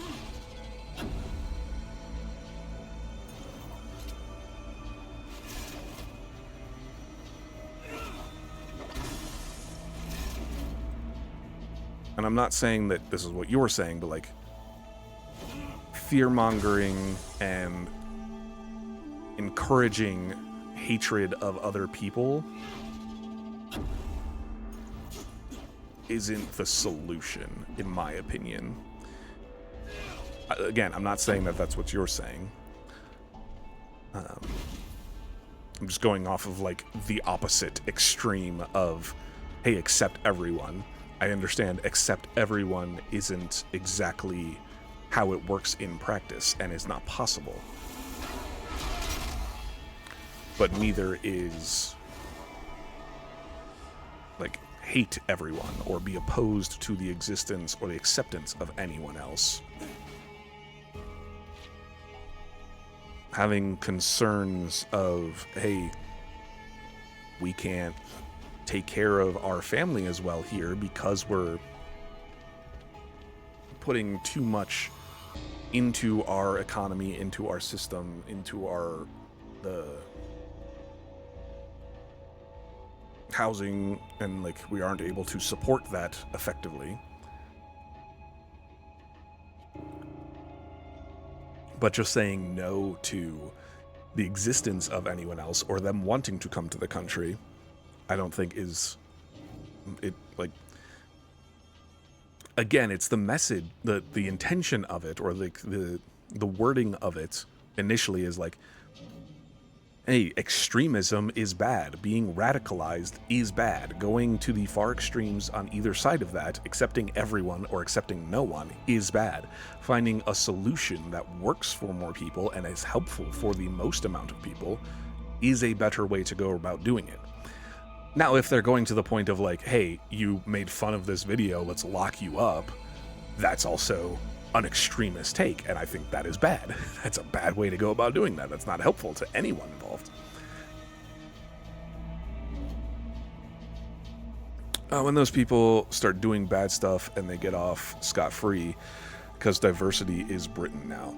Yeah, I understand, like, similar thing, like, they should not, like, no one should be allowed to just get away with whatever just because of any reason. Like, you shouldn't be, oh, I could have just come up here and done this. Oh, that's silly. Oh well. Yeah, like, you shouldn't be allowed to just get away with anything because, hey, this is, like, I'm an immigrant, or I'm native here, or this is who my dad is, or my parent is, or I have this much money, or I don't have this much money, or whatever else. Like, if you're doing bad things, you shouldn't be, like, just given no repercussion for that. I don't disagree with that.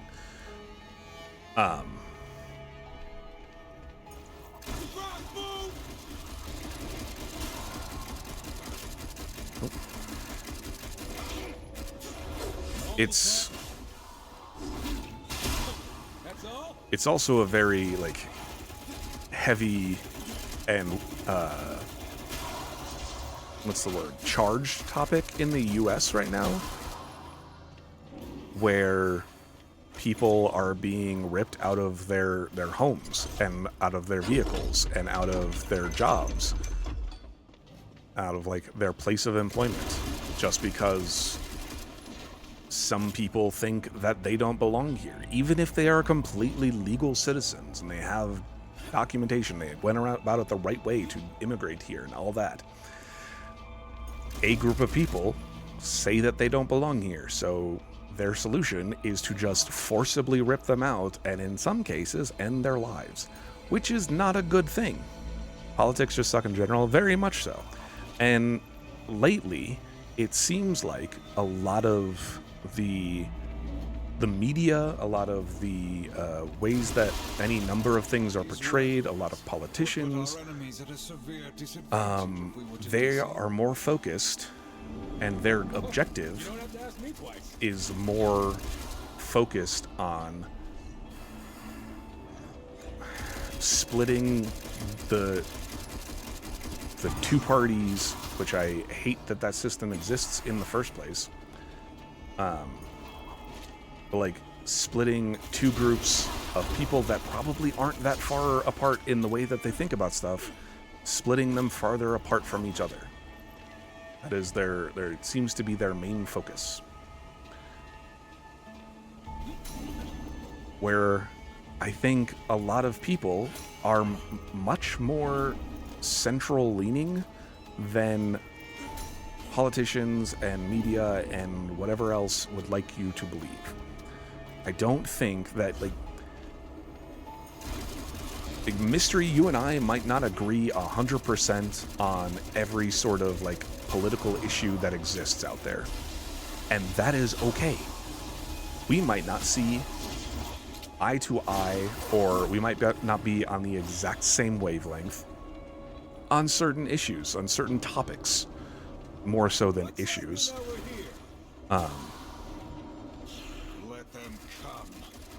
But it is very frequently painted out to be a much more serious, much more severe difference than is actually the case. A common one here in the States that we'll use as an example, in a very hypothetical situation, like, you might say that the existence of firearms is the worst thing possible and no one should ever have them. They should all be smelted down and the blueprints destroyed, and if anyone is seen with a firearm or is thought to be considering having a firearm, or thinking about firearms, then they should be locked up. And hypothetically speaking, I could say that everyone has the right to own guns, and you shouldn't take that away. And if you try and infringe on that right, then I have the right to fight back, or something like that. Those are the two extreme sides of it that a lot of, specifically politicians here in the US, tend to try and drive more of a wedge between those two viewpoints, and like make us think that the other side is much more extreme than they really are. Where the reality in this scenario, it would probably more likely be that you are in favor of just more like control and regulation, of making sure that people are being safe with their guns. And I am more okay with that too, as long as I still get to keep my guns. I am totally fine, because I am a law-abiding citizen, that I would sign up for whatever regulation or services that they would require of me, and that would be okay. But the wedge is attempted to be driven so deeply that it then appears that we are so much farther apart on that issue, and then it becomes a us versus them problem rather than what is better for the people and what do the people actually want. At least in my opinion, that seems to be the case. I know why the existence of firearms is there, protection and such. Over here in the UK, though, shoot someone in self-defense and you get jailed anyway. Not that firearms are allowed here anyway. Right, like, it was a hypothetical example. It was more of a used for demonstration purposes rather than that particular issue being the issue or the thought process. It is a common, here in the States, it is a common source of contention in which political alliance you have. So I was just using that example. But like, I think that is maybe not a fully reasonable, but like, if you shoot someone, you should like, similar to what you were saying before, like, if you do bad stuff, if you shoot someone, you should be penalized for it. That is a bad thing you did. I understand it was in protection, like, for your self-protection or self-preservation, whatever the wording is. So, like, maybe make it not quite as bad, but at the end of the day, like, you still shot someone. That is a bad thing. Not good to shoot. Unless in video game. If in video game, shooting very good. Case in point. Fun. But real life, shooting, bad. Bad shoot. Shoot, no good. Don't do shoot. And then there's also, like, along a similar vein, what you were saying, not when people start to do bad stuff. There is also a inherent bias against other groups because of, like, the way they look or the preconceived notions about those people. The site, the game that you said, again, like, the wording of it isn't bad. Be aware of the fact that, like, some of these stereotypes are stereotypes and they're not actually who these people are, what they're actually doing. And then on top of that, there's also the issue of, again, here in the States, going off of that as a reference, people very frequently use the issue of, like, oh, the neighborhoods that are predominantly black have higher crime rates. Why is that? Or what is it? It's like something like there are higher population, like higher crime rates in these areas, and these areas are primarily black housing, or where black people live, for example. And the majority of the time, one, that is a correlation, not a causation.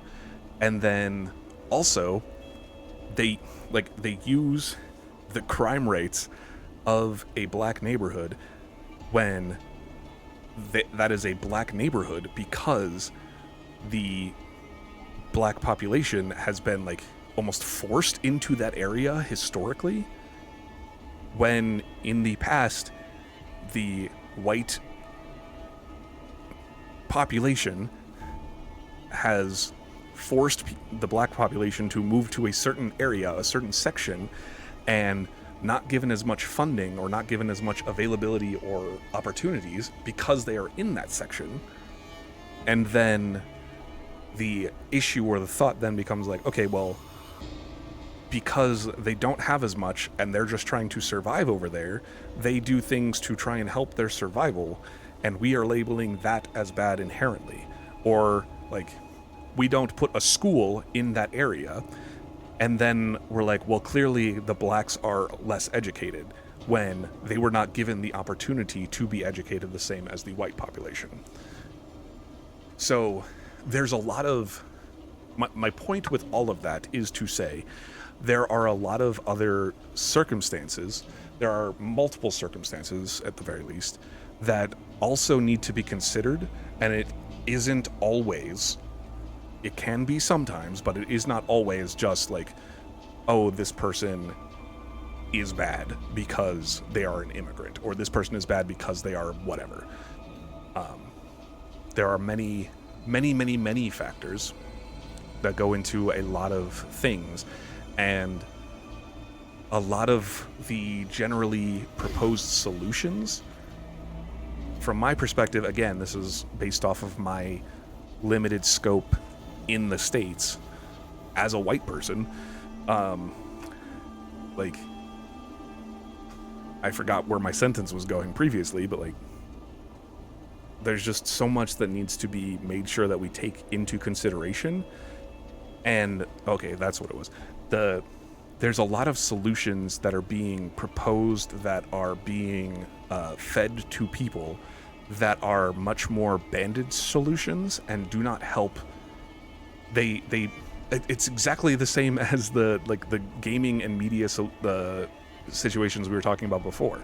You're creating a scenario where you get this short-term solution, which might feel like it's better for one group over the other, or one group in general, or it might be presented as it is the best solution, but in reality, it is only focused on elevating a core, potentially minority of that group. So in result of that, you get a group that is already above another elevated slightly, which then just increases the gap, when the intention, or what should be the intention, is to just equalize all of the groups as much as possible without hindering or worsening any groups. And then Group A is satisfied with their status quo hasn't changed all that much, and Group B gets to be in an improved scenario. Like, at the end of the day, it all comes down to, in my opinion, these are my thoughts about it, what is best for the largest majority of people. Like, obviously, I don't want to be in a worse scenario myself. I don't want to sacrifice good things that I have, or things that I have worked for myself. Of course I don't. But at the same time, if a penny of every dollar I earn goes towards helping a vast majority of other people, I think I'm okay with that. I do lose out at the end of the day, but at the same time, a large population of people get to be elevated also, and I don't think that's that bad. This has gone into a very, very different direction than maybe what we were initially talking about, but that's just where my mind was going based off of what's happening.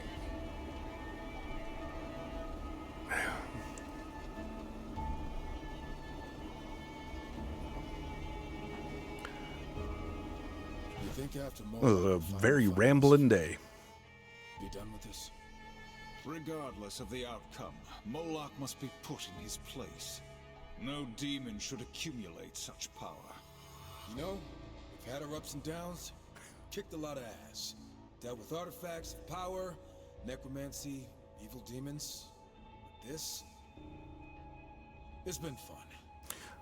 Based off of this conversation with War and Strife, this is also a very interesting conversation or discussion to be having during this time of like the balance and how the balance should be served. And groups on both sides, the demons and the angels here, should just be using this as an allegory for exactly what we're talking about. New clip? Oh. Like you made a clip or you submitted a clip? Based off of what I was just talking about, that clip could go a number of different directions. But, like, the angels and the demons both want, like, the angels think that they are correct, the demons think that they are correct, and both of them just want to survive and have what they want. Like they just want what they have. That's more the accurate way. So, like, and then certain characters on both the angels and the demon side are trying to rise above and upset that balance, and they want to have more because they think they deserve it or whatever. And so, like, the balance is meant to be preserved.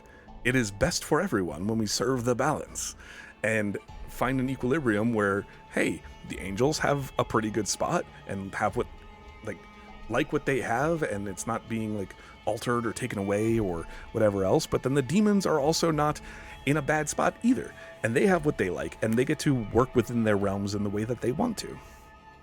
This is a crazy allegorical series that I'm playing at this time without even realizing it, and I'm putting it together in the middle towards the end of playing through the 4th game finally, which is wild.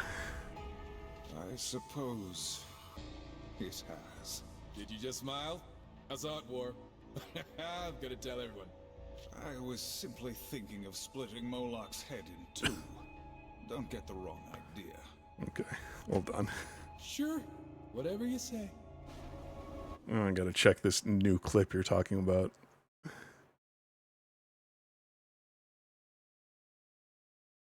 Did you make a clip?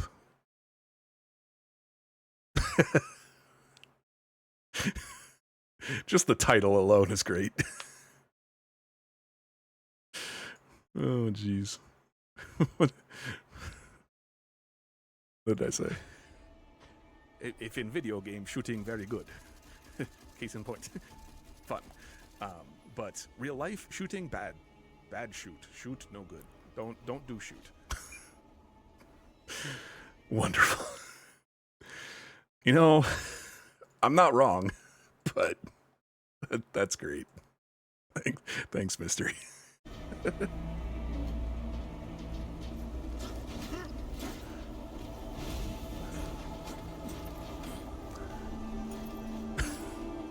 Oh, okay, where are we going?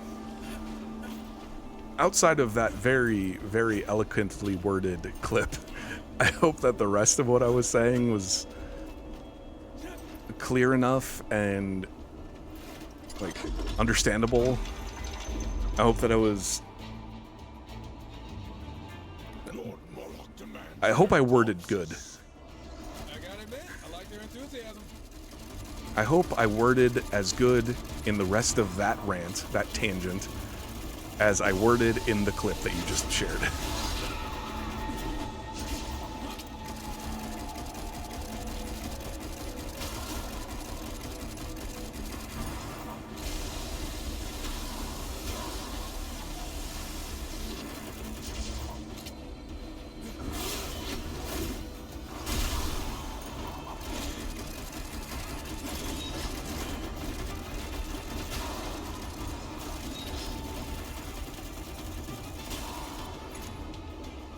Like, it's such a charged and difficult topic, and I really don't think that it needs to be as much. Because, again, I think that the majority of people are a lot more in agreement or willing to find a middle ground and be able to compromise and work together with their fellow human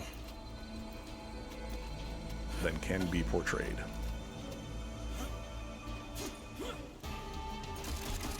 Another one.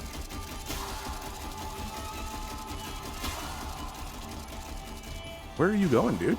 I'm up here. What? I don't want to. It doesn't taste good.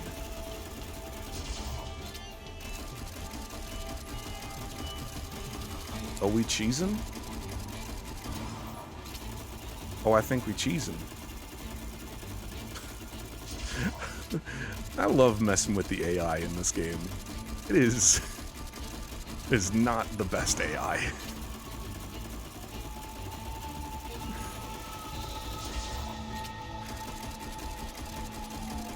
So how's your day going, everyone? Having a good time? You participate in any rambles or tangents or discussions recently? Yeah, me neither.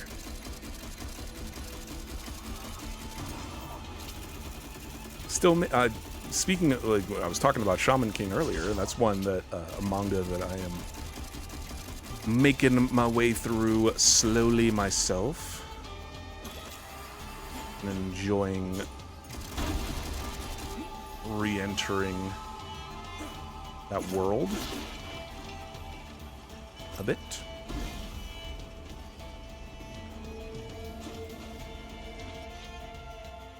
Oh.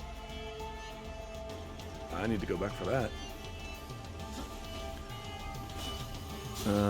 Another one? I know, I need to check back. Kaiju number 8. I've been thoroughly enjoying the anime for that. And for on the manga side of it, they have started releasing... Where's this trickster key? Oh.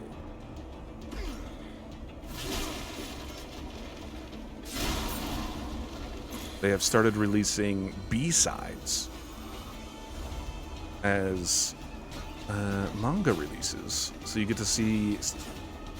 like, you get basically the protagonist and the anime perspective for the A-sides, or just the regularly numbered volumes, but then you'll have, like, volume 1B, and that'll show you a bit of what a different character is getting up to during that same portion, that same time frame for the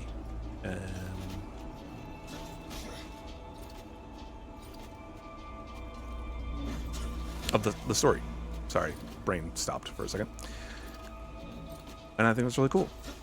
And it's the first time that I've seen a manga do that, or an anime, or anything in general. And I'm enjoying it so far. Plus, like I said, I just really have been liking the story a lot of Kaiju number 8. I think it's cool. Another one, I'm going through the anime of Gachiakuta, and okay, I see you now. I see you. I need to find a way to get myself up there. Gachiakuta is a very, very good story, and because I'm going through a couple other manga right now, and anime, and also trying to save up for a computer, I'm not starting to collect Gachiakuta yet. Yet being the very, very key word there, because I do fully intend to start collecting that at some point.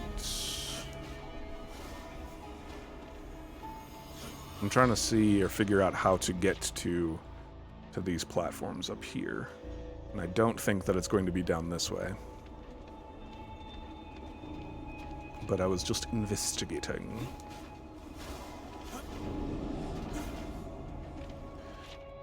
There's this platform here, but I don't know where that is. Is there something up there, maybe? No. Oh, maybe this? For science.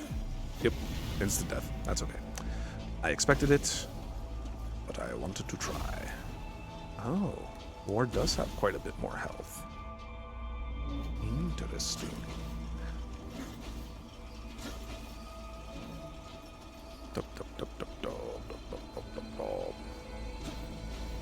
See, now I'm over here. Okay, maybe if I just continue. Yep, I should have just continued and I'd find it eventually.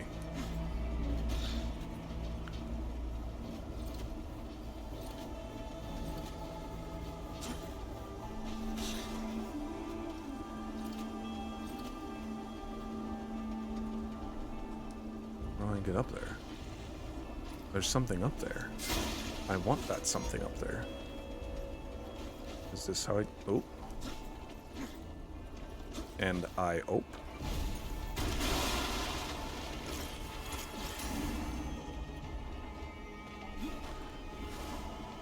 I had a thought. I was thanking. And then it left. It was about manga. Oh, yeah, that was it. The first series of manga that I fully collected, called Colorless by Kent. That is out and finished, and I've finished it. And I thought it was very fun. A very cool premise, and very, very beautifully drawn. And he now has a second manga that is coming out, and also... Lay down your lives for our Lord. I want the horsemen's heads on a spike. Well, that's rude. Hi, everyone. Fight, you fools. So yeah, he has a second manga that he's currently working on, currently actively releasing, and it already has an anime slated. It's called Gaia-Tima? Gaea hyphen Tima, I believe.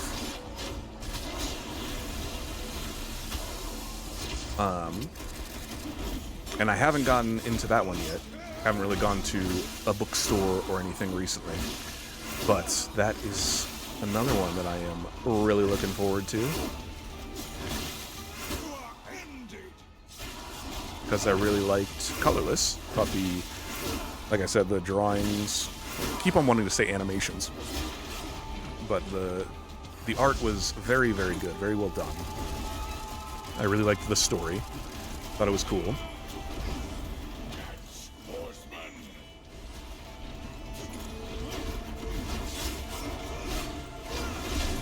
Heard of it.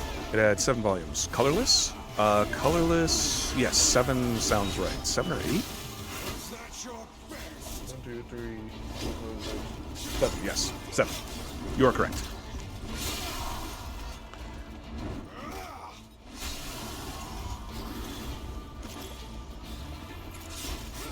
The basic premise of it, of Colorless, is that the world, it's set in an alternate future where some event happened and removed all the color from the world, and also turned humans into like chitinous bug alien creature things. And so people are understandably wanting to find out what happened and stop that and reverse that. And color is seen as like a sort of power source.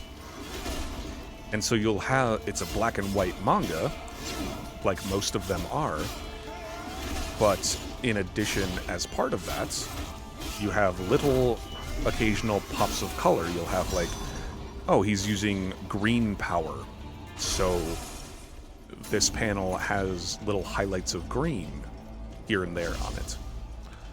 And it like works in the world and in the universe.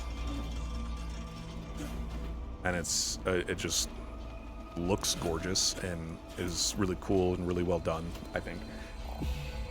and really well drawn and colored, which I think is really cool. And what's the mangaka doing now? It's called Gaiatima. Let me just pull it up. Gaiatima. There we go. What it's called. Just share that. Yeah, the kaiju one. And this one has already been Gaiatima the Gigantus. It's about a kaiju that keeps coming back to this one area, and the people of that area, it's kind of like start to monetize it a little bit. They rebuilt itself as a tourist destination, as the like location of a kaiju attack, and then there's a connection between the creature and the community, and the anime adaptation is announced, just like they said. But yeah. Yep. And there's already a number of volumes out. Like, again, I haven't, unfortunately, gotten to start reading this one yet. And I didn't even hear about this. One of my friends, he was at at a bookstore and just saw this. And he was like, hey, did you know that this exists? I was like, what? No way. So I'm looking forward to getting that. But this is colorless. Spoilery-ish, kind of. Not really. But like this is exactly how the panels are drawn. It's like black and white primarily, but then you have little pops of color that are used and that actually exists in the world. And I think it's really cool. Let's see if there's... Yeah, but again, the majority of it looks like a regular manga in full black and white.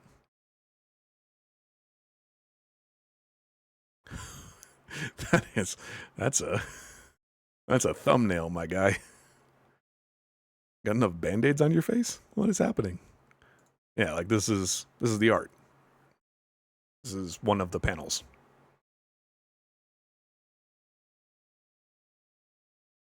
There you go. There's no, like, this is what it normally looks like. But then every once in a while, he'll use some of the energy of the green color, and then that's what, like, it'll get charged up. And this is actually how I found it about. I think this guy goes by Sir Superhero. He used to be primarily on TikTok and YouTube Shorts, but now he's doing more like long form stuff on YouTube just in general. He focuses mostly on Marvel lore, but also does like Power Rangers. He's done a couple other like universe stuff. Oh, there it is. Okay. But I think it's safe to say that his primary focus, at least the majority of his content, is related to Marvel at this point. I think he says that like Power Rangers is still his favorite like IP. He still thoroughly enjoys that. Like, but also can't argue with the fact that his Marvel stuff might be doing a bit better at the moment, so can't blame him for following the trend and getting that bag. Especially since he moved on to being a full-time content creator.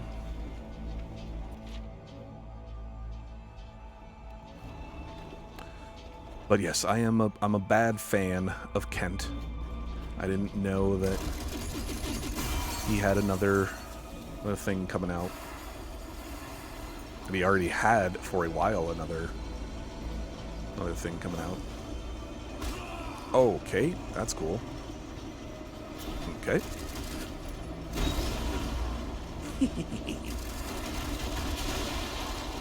I didn't think I wanted to be on top of that, but here we are. And there we go. Oh, you just get to walk on the air? What?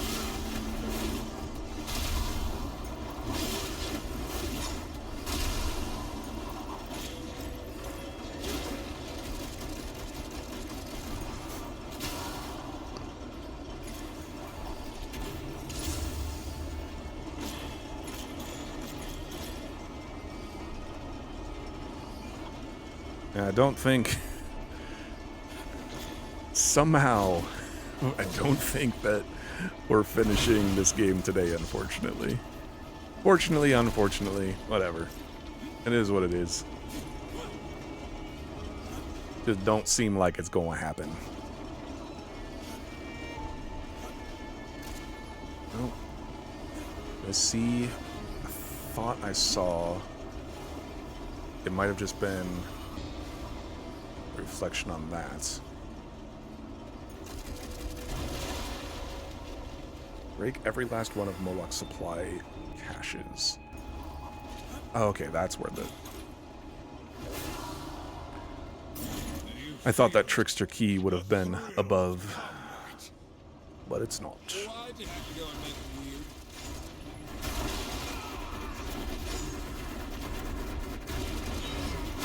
Damn. Those delayed blasts from those crates, I get it,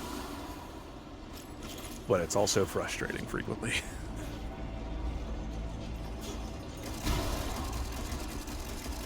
It's right there. Stop aiming up, thank you.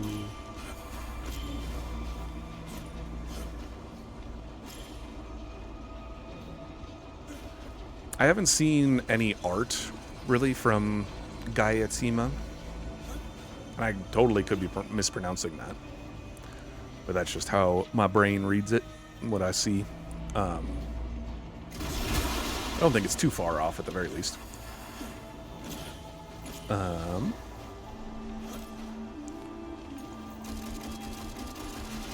But I haven't seen much... I haven't seen any art from it yet. So I'm not really sure how that one kind of goes. But I am looking forward to giving it a try at some points.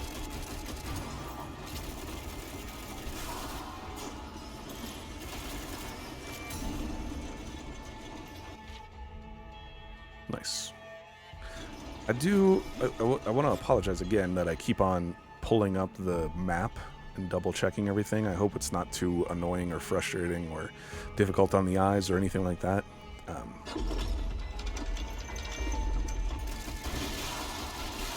mostly just regularly double checking and trying to make sure that I am grabbing all these collectibles that I have indicators for. And I don't want to miss anything. And especially in this game, the different levels that things are at make it difficult for me to follow or make sure that I am not missing anything like that.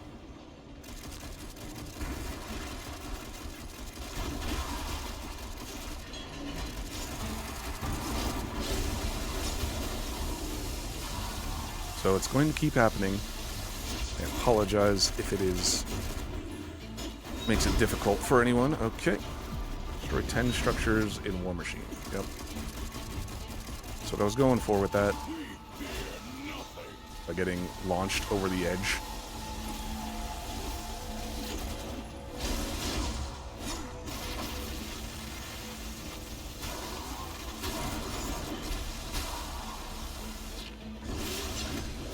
Yeah, boom. A night.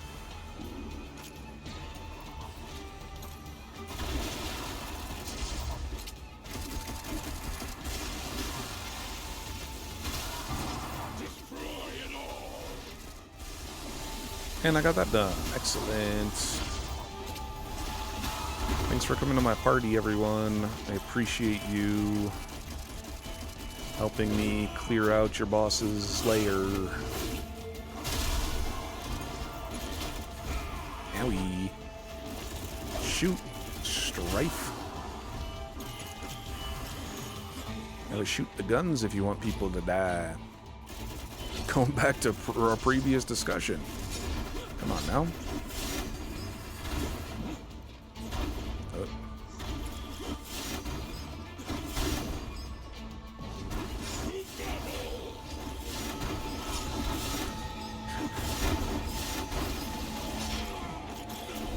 Where am I?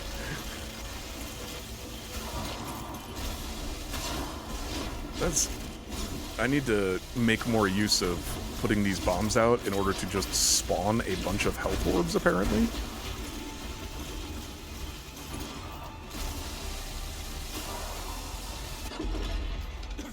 There's no end to him.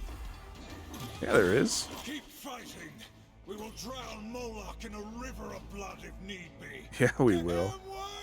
Where have you been? What do you mean? He's been like that the whole time. And me. I've been here the whole time. Go out of my way to pick up all of those and then just end up using a health potion anyway. That tracks.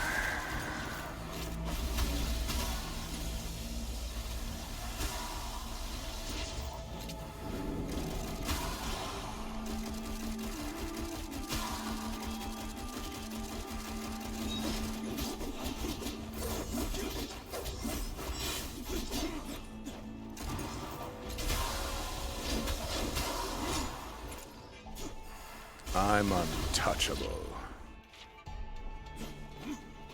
Sure there's nothing back over here. The camera does move, which I appreciate. I think we're good.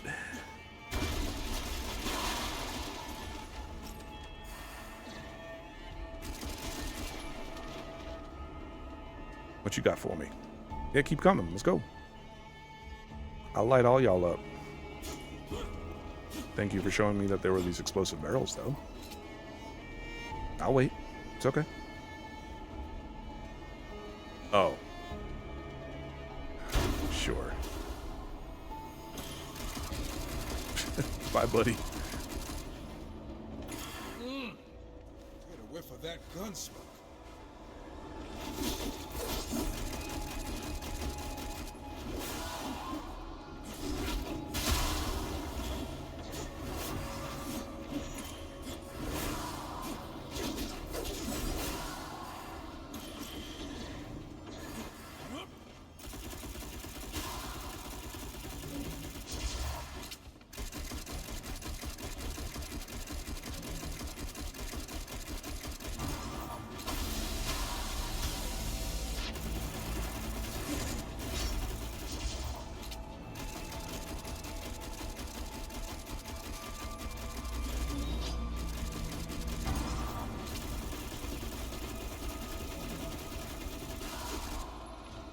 These enemies are funny.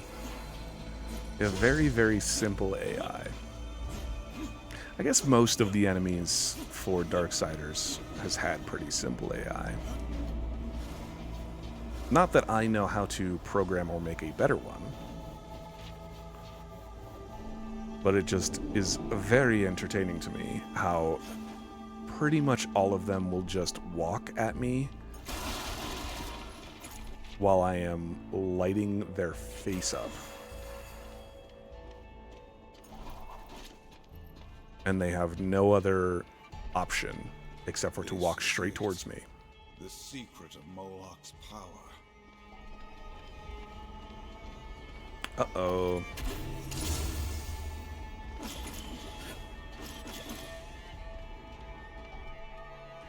Seems like it might be a boss time. It's all done. That's all good. The clone. No. No. No. No. Yeah. Grab that. Then let's see if Dis has anything for us.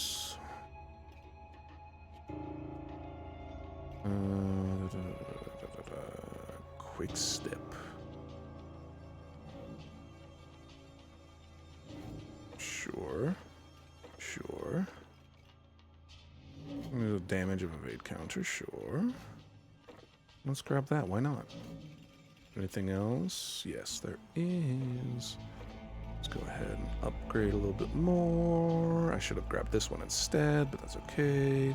Maybe should have upgraded war a little bit. Nah, who needs it? This is the blood mantle? You'd think it'd be more heavily guarded. Disappointed, brother. I'll get over it. Let's ruin Moloch's day. Uh-oh. It seems there will be violence after all. This makes a lot more sense.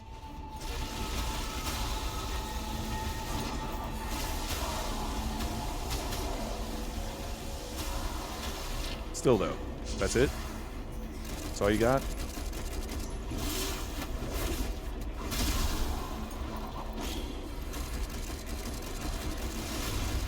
Okay, alright, cool, dope. Oh, they're blood mantled too. That's cool.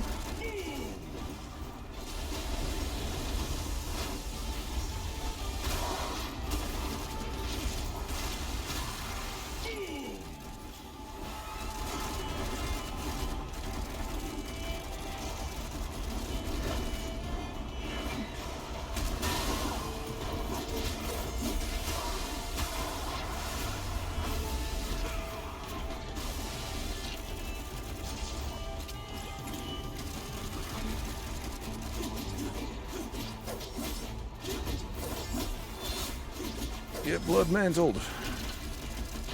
Ow. Oh, hey, skelly archers.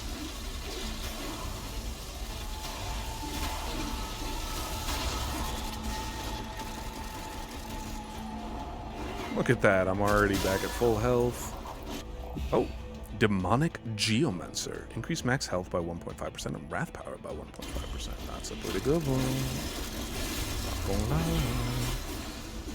Getting juggled again. Gotta love it.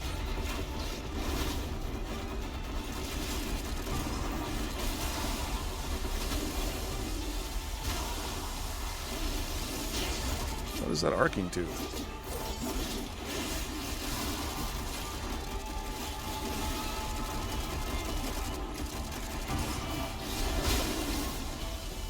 There we go.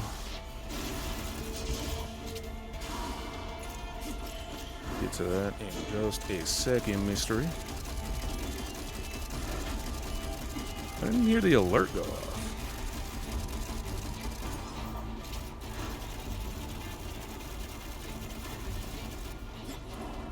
That's right. Boom. Are you gonna fight back?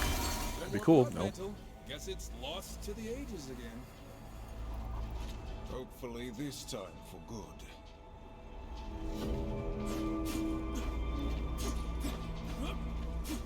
This looks shiny over here. But there's nothing over there. Alright.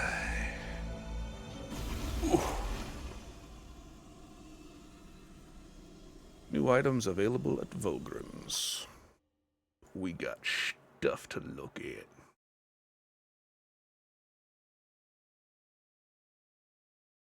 What?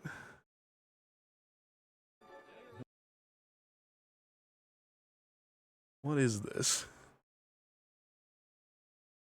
What I was trying to say was, I can't believe that in our modern society, they let, like, actual child get onto the news. Bitch! What are we, like, let's just get a coffee or... Chicks, come on, it's time to get in the Metro Man beer day. Well, if I were Metro Man, I'd be watching you, like... Okay, that sounded a little... And that's making me... Uh-huh. The point is, I would watch you like something that... Love. We're not in love.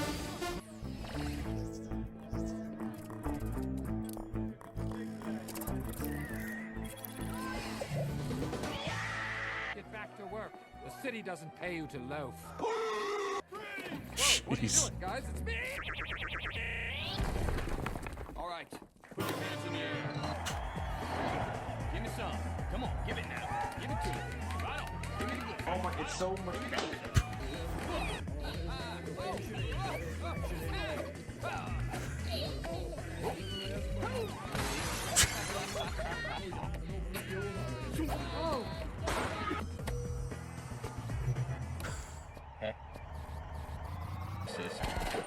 Did he say Texas? I just want to bring it down a bit.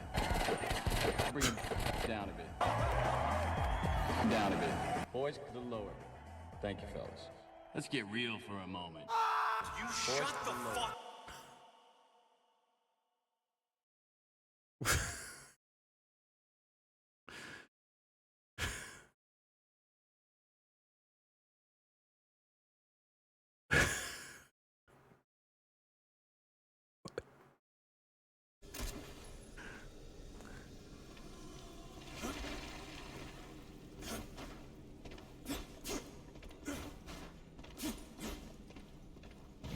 Moloch is no longer protected by Lucifer's blood mantle. Mystery. He is ours.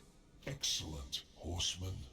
With his war camp in Speechless ruins, again. his troubling magic eliminated, you have a fair chance of besting him. It won't come down to chance. Moloch's finished, just like the rest. I will join you. He will be heavily guarded, and besides, I wish to see the look on his twisted face when he breathes his last. Since our first encounter with Moloch, I have longed for this moment. We ready then? I'll see you there. It should still be the same, I think. Yeah. Okay. It says Volgrim has some new things. My store is your home. Please. Nothing make yourself here. welcome. Nothing here, so he just has some new cores.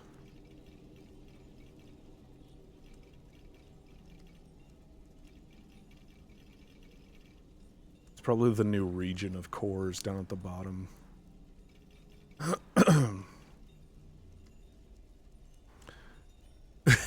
You do indeed find the most random stuff. That is very true.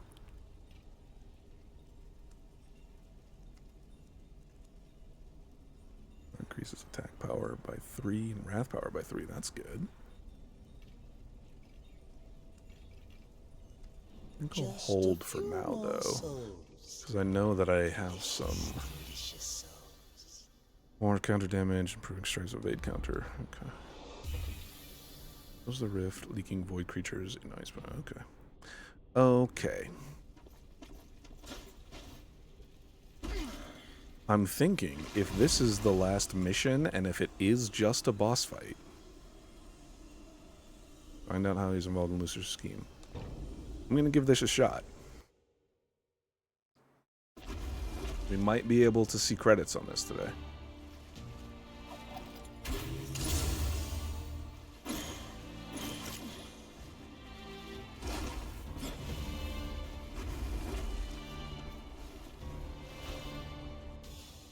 Fast, brother. You ever get tired of endlessly slaughtering hordes and hordes of demons? No. Yeah, me neither. What is that? That's what killed the dinosaurs. Say what you want about Breaking Sam screen. Iron, but damn, does he know how to make an entrance?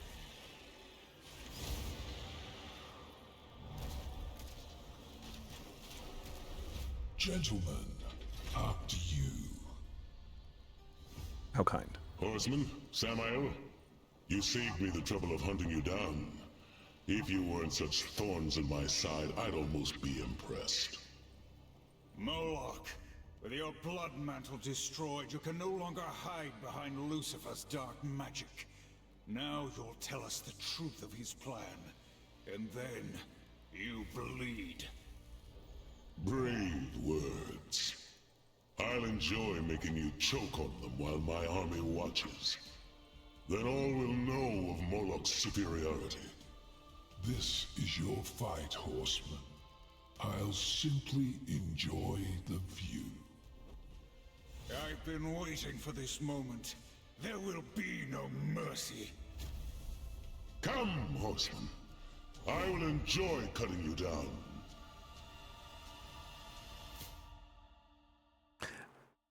When those kinds of cutscenes are done well, they look so cool. I am in another class. Oh, okay, we're here now.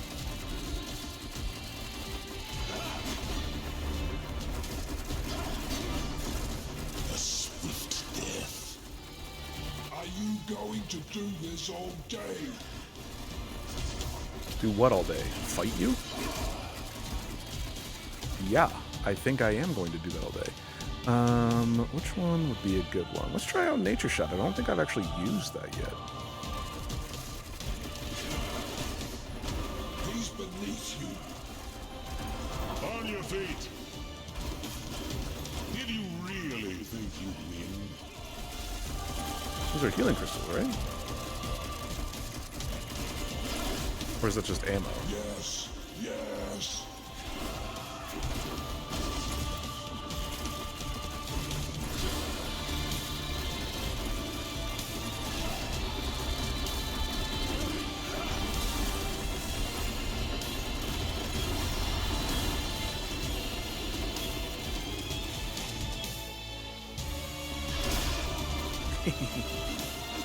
Yeah, the health. That's cool. Ow. Die by my hand. Do get on with Ow.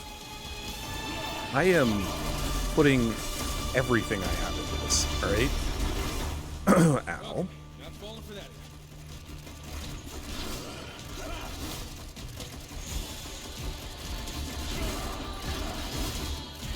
I have no equal.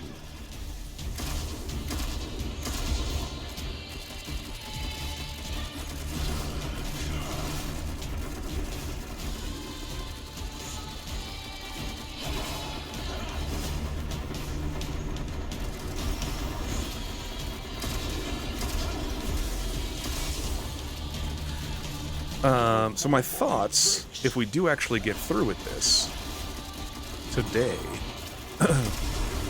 my thoughts for next week will be ranking stream, lots of discussion, and and then if we get through that before stream is over, depending on how much time is left, I suppose, I might just do some more of the post-game stuff for this. He's beneath you. Stand before me. I don't know if I dodged that or if I got hit by that.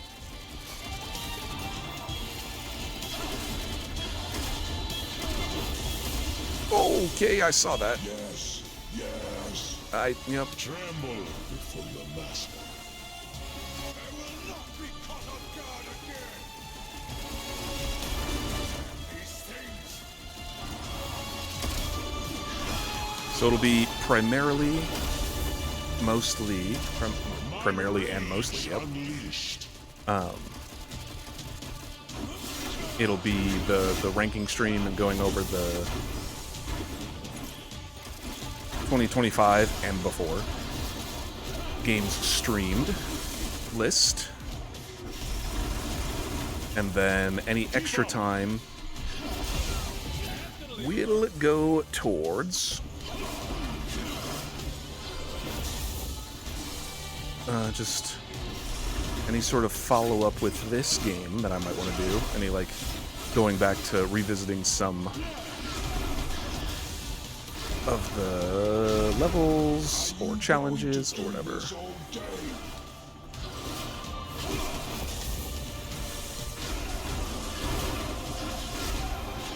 Now I'm trying to finish that challenge. Your defeat is inevitable. Do get on with it.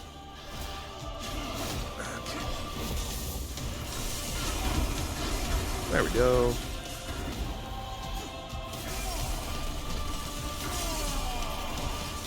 Shall we continue? What do you continue? We haven't stopped. What do you mean? I'm already out of health potions. That's not great.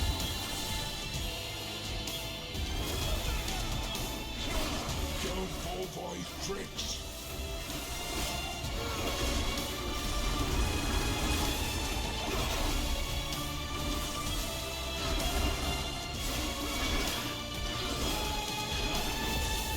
Yes, yes. My rage unleashed.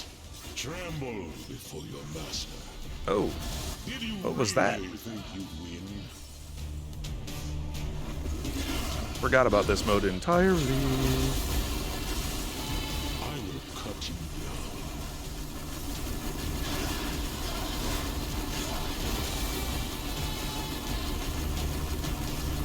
Do get on with it.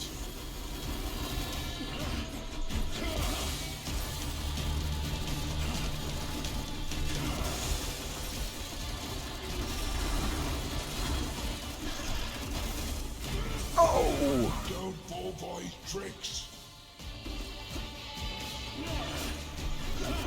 That dodge was very poorly timed.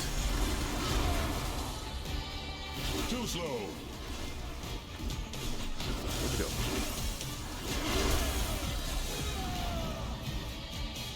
He was dead! What do you mean? Boo. He was so dead. Well, let's do nature shot. It gets more healing and stuff out there. Ugh. Going to do this all day, brother. You may have defeated lesser demons, but you'll find I am in another class. Oh, and I have to destroy the crystals again now, too. Boo.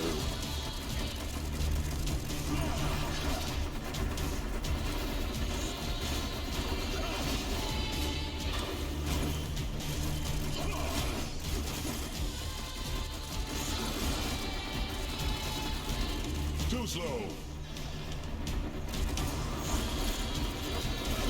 I cannot be defeated. On your feet.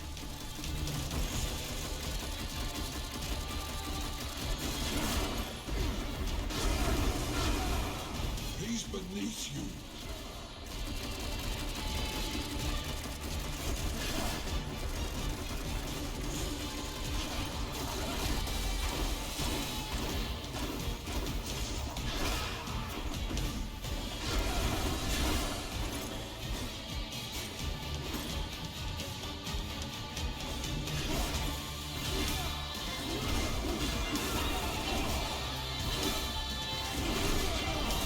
Don't fall for his tricks.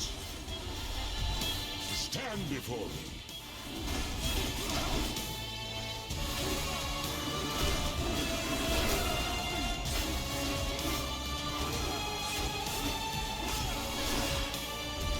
A swift death.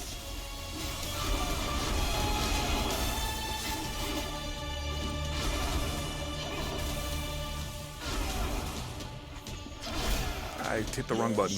Yes.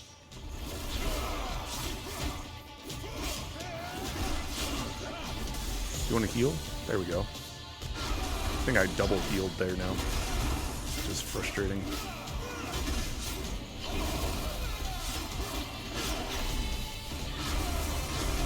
Your defeat is inevitable.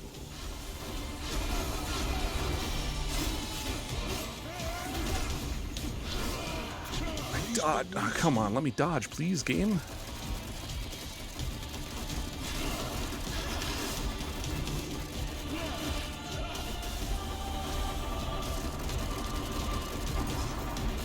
You've been bested.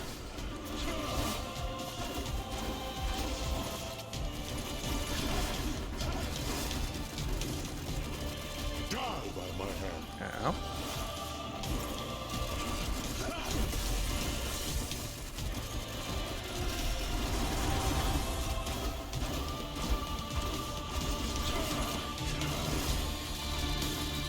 Bleed for me.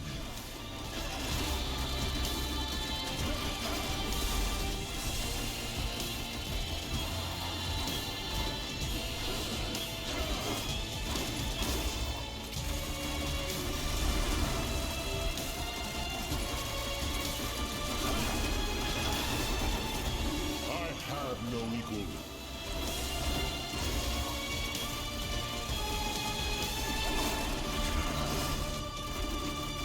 You've been bested. How have I been bested? Why do you keep saying that?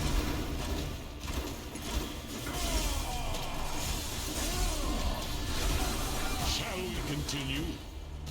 I'm hitting the dodge button, game. Come on now.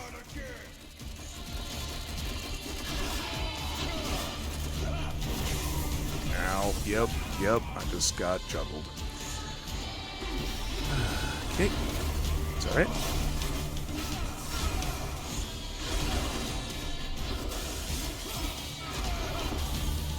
Do get on with it. My rage unleashed.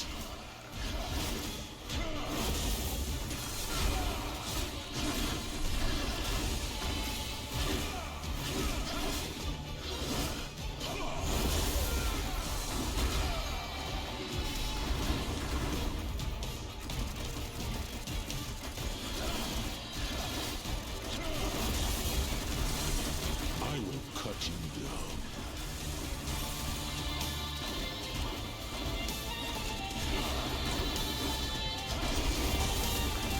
No panic dodging. Stand before me. No panic dodging.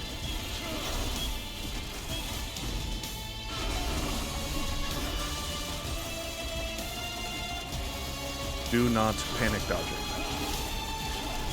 You know his pattern. Just don't panic dodge. It's that easy.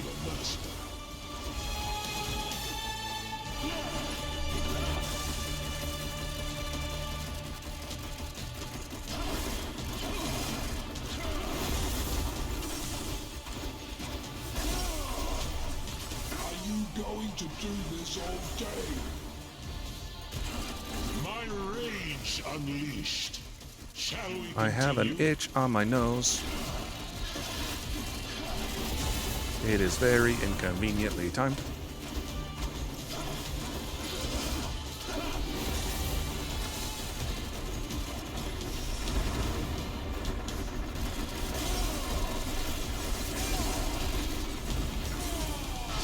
Before me.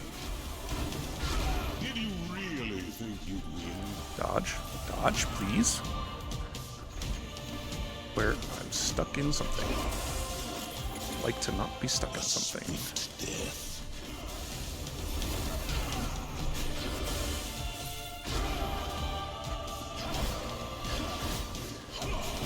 Ooh, I'm starting to panic dodge. Tremble before your master.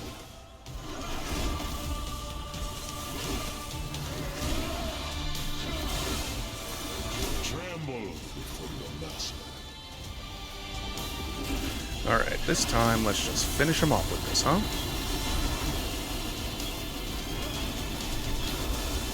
Even if we don't fully finish him off, we're getting some health back, which is good.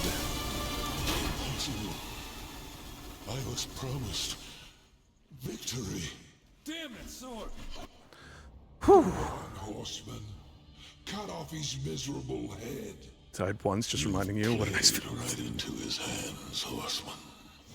I tire of demons and their threats. Oh, right on time too. To make. Lucifer's plan is complete. Complete? How? You should be wary of the company you keep. Isn't that right, Samael? Have you told them that demon would not shut up? Yeah. Who knows what he might have said next? I think you do, Samael. What is the Animus?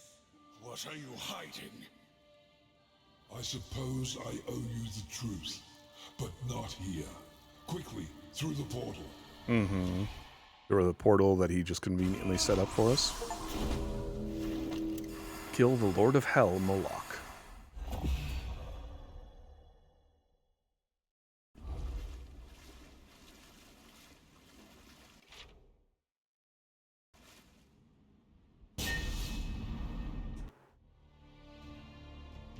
Still haven't rolled credits.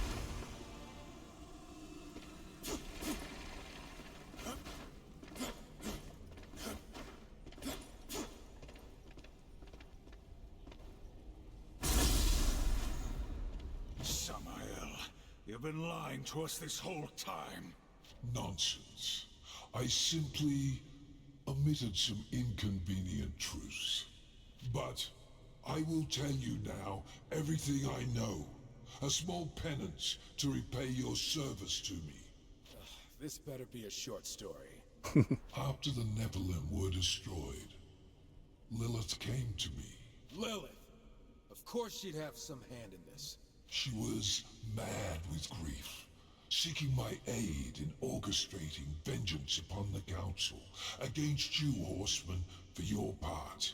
Most of all, against the humans which fled Eden, who Lilith believed to be unfairly favored above all others.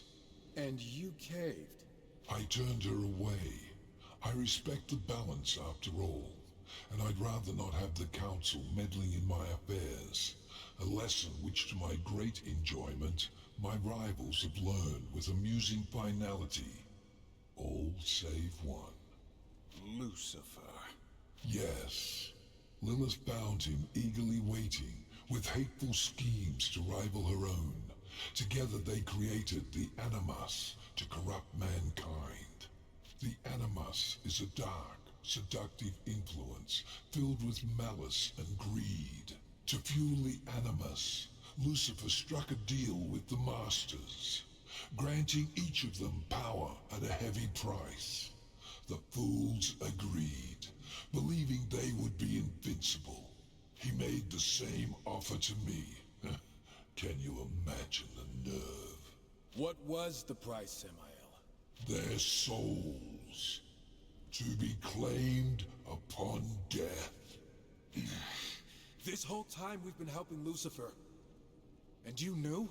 Samael, what have you done? My hands are clean, Horseman. You acted on the Council's orders, not mine. I simply set you on your course.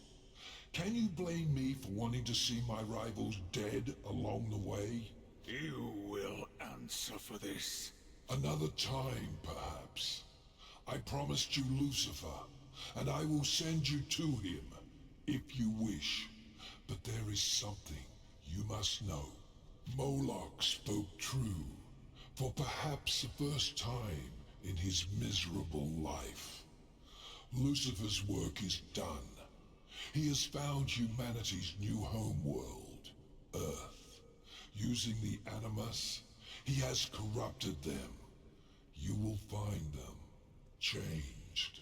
Send us to Earth. Farewell, Horseman. It has been a pleasure.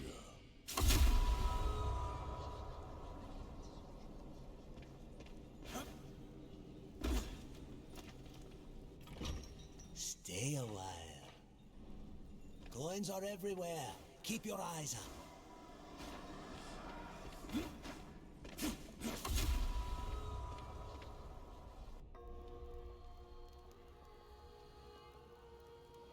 What now? Humanity's fate is for the Council to decide. Not us. We helped Lucifer create this.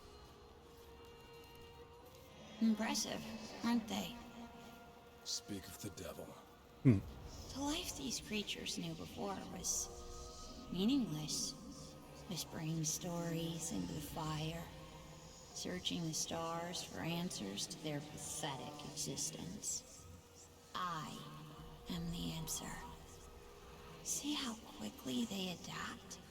Now that their eyes are open, they feel everything their creator denied them. Fear, hatred, lust. Perhaps now, they will create a third kingdom to be reckoned with. How far has it spread? By now, who can say? Will you kill us all? To be sure.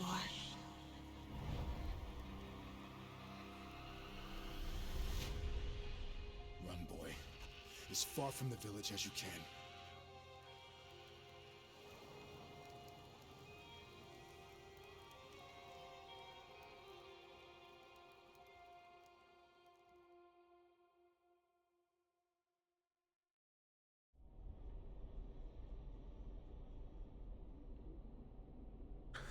Ooh. GG's. Finishing the series at least until 4? Yeah. That was part of the idea with going through this finally, was when they announced 4.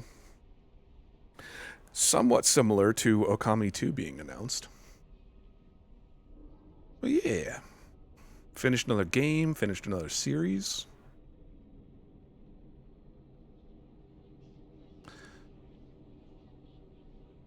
I'm still...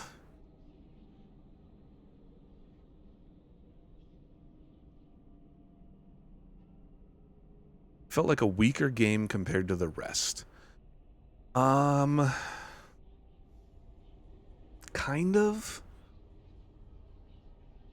Like, I'm very conflicted, for sure. The gameplay, I liked the change of it. Especially, I think it worked very well for Strife specifically. I don't know if they could have done Strife as a gunslinger in the same way that they did the other 3 games.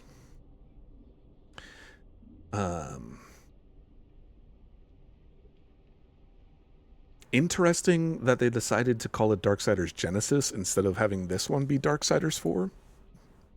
but that kind of also makes sense with the way that it is a bit more of a change to the formula. And it also, I do believe that I still am fairly certain that this was a long time before the events of the trilogy, but I don't know why. It was a very, like, it's just weird how they went back to set this up after doing 3 other full games, basically the Strife game. Yeah, I mean, it was the War and Strife game. I definitely favored Strife a lot more than War. I thought Phil Lamar was Strife. Didn't sound like him as much, but...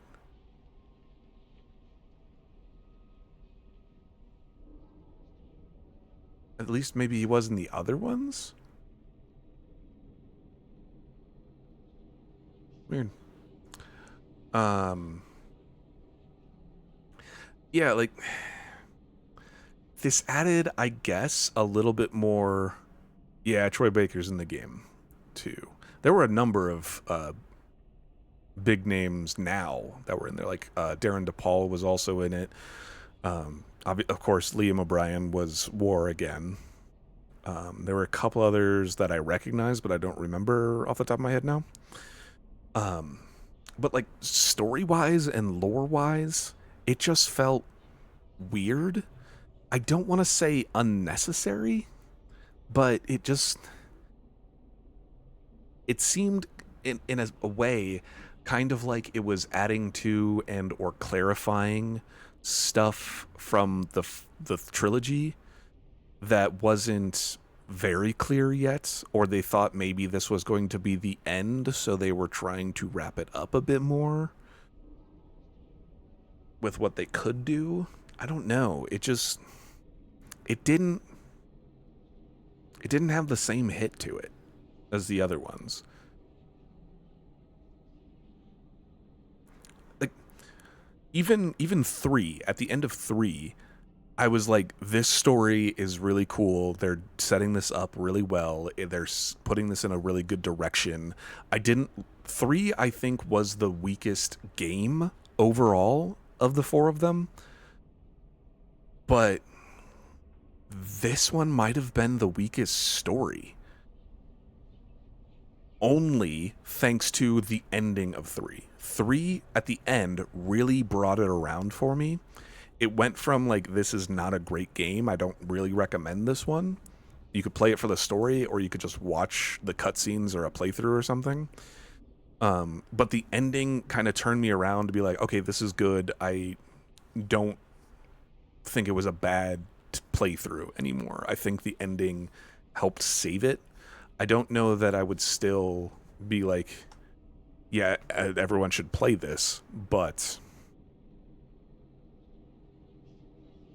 at least as someone who was actively playing through the series, it helped add weight. It helped add character to the world, to the story. It continued more plot lines. Genesis just really felt kind of like a step back for that, at least lore-wise. Again, like, I'm pull it up. I want to double check to make sure timeline-wise. Darksiders games timeline. Let's see if that...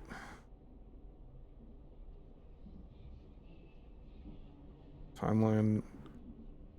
Then the opening of Darksiders 1, followed by Darksiders 3. Then Darksiders 2. What?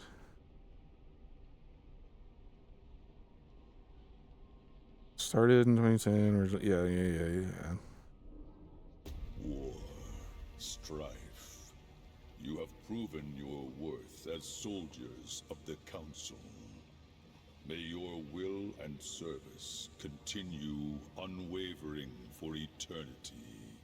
Thanks to your efforts, mankind endures, though changed forever by Lucifer's plot.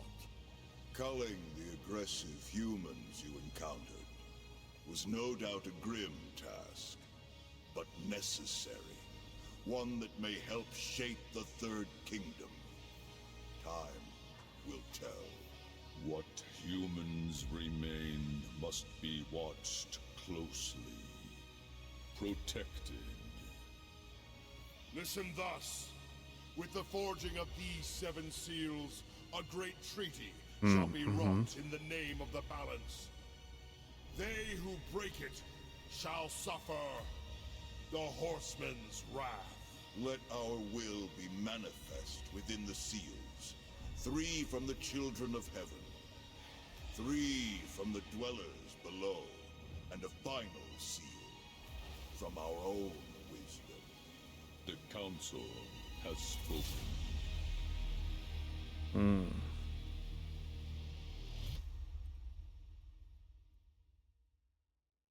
Gotcha. Apocalyptic difficulty unlocked. Now I get it. Difficulty can be set at any time in the chapter selection menu. Gotcha. Well, there we go. Another one in the books. I think I basically summed up all my thoughts on it for now, and we'll be going over it again next week, because next week is going to be the 2025 and before games streamed tier list. And I have already done quite a bit of work to get that set up and ready to go. And we'll be checking that out. And then if we have enough extra time at the end, we might do some other post-game content in this. Or I might just call it at that point, depending on how I'm feeling, how things go. Like I said. But yeah, this one just kind of left me in a weird spot. It obviously now, very clearly, was a prequel to the rest of the games. So it just kind of like, it wasn't bad necessarily. It just didn't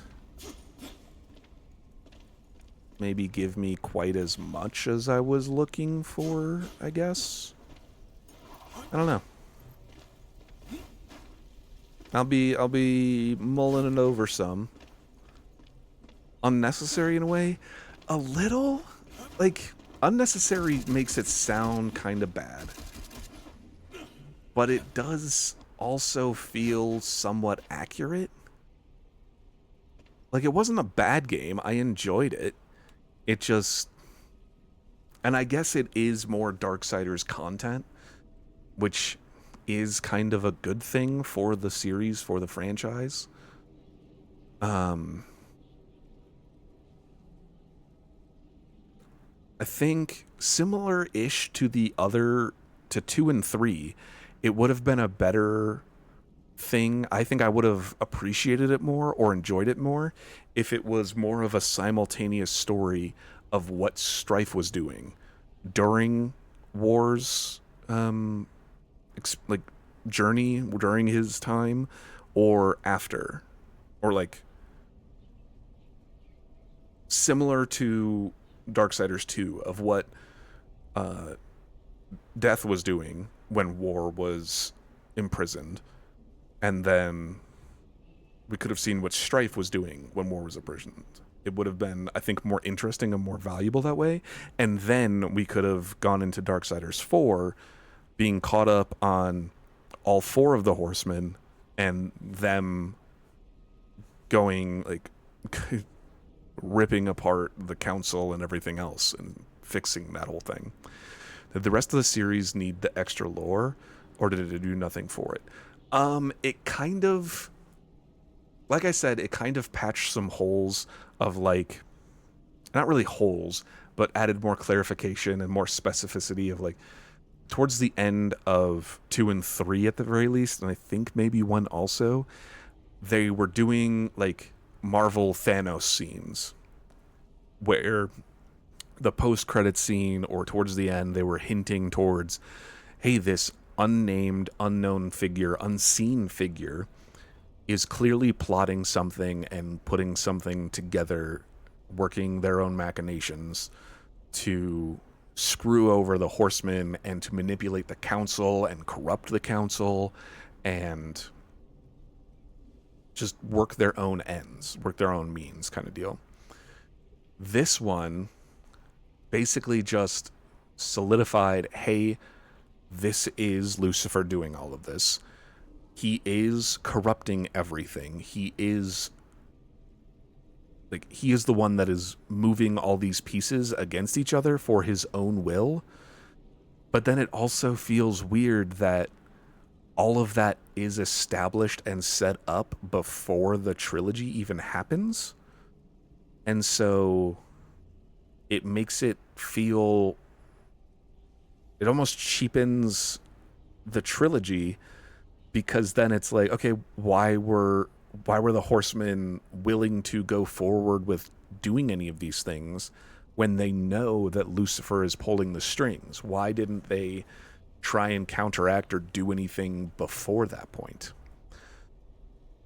So it just feels weird in that sense, and they could have confirmed a lot of those things in a simultaneous Strife game, I think, where Strife could have been uncovering the truth about, hey, what's going on?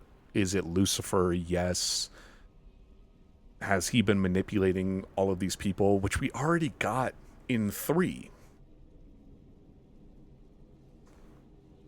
So we could have just seen all of this information from Strife's perspective, and even as a gunslinger, we could have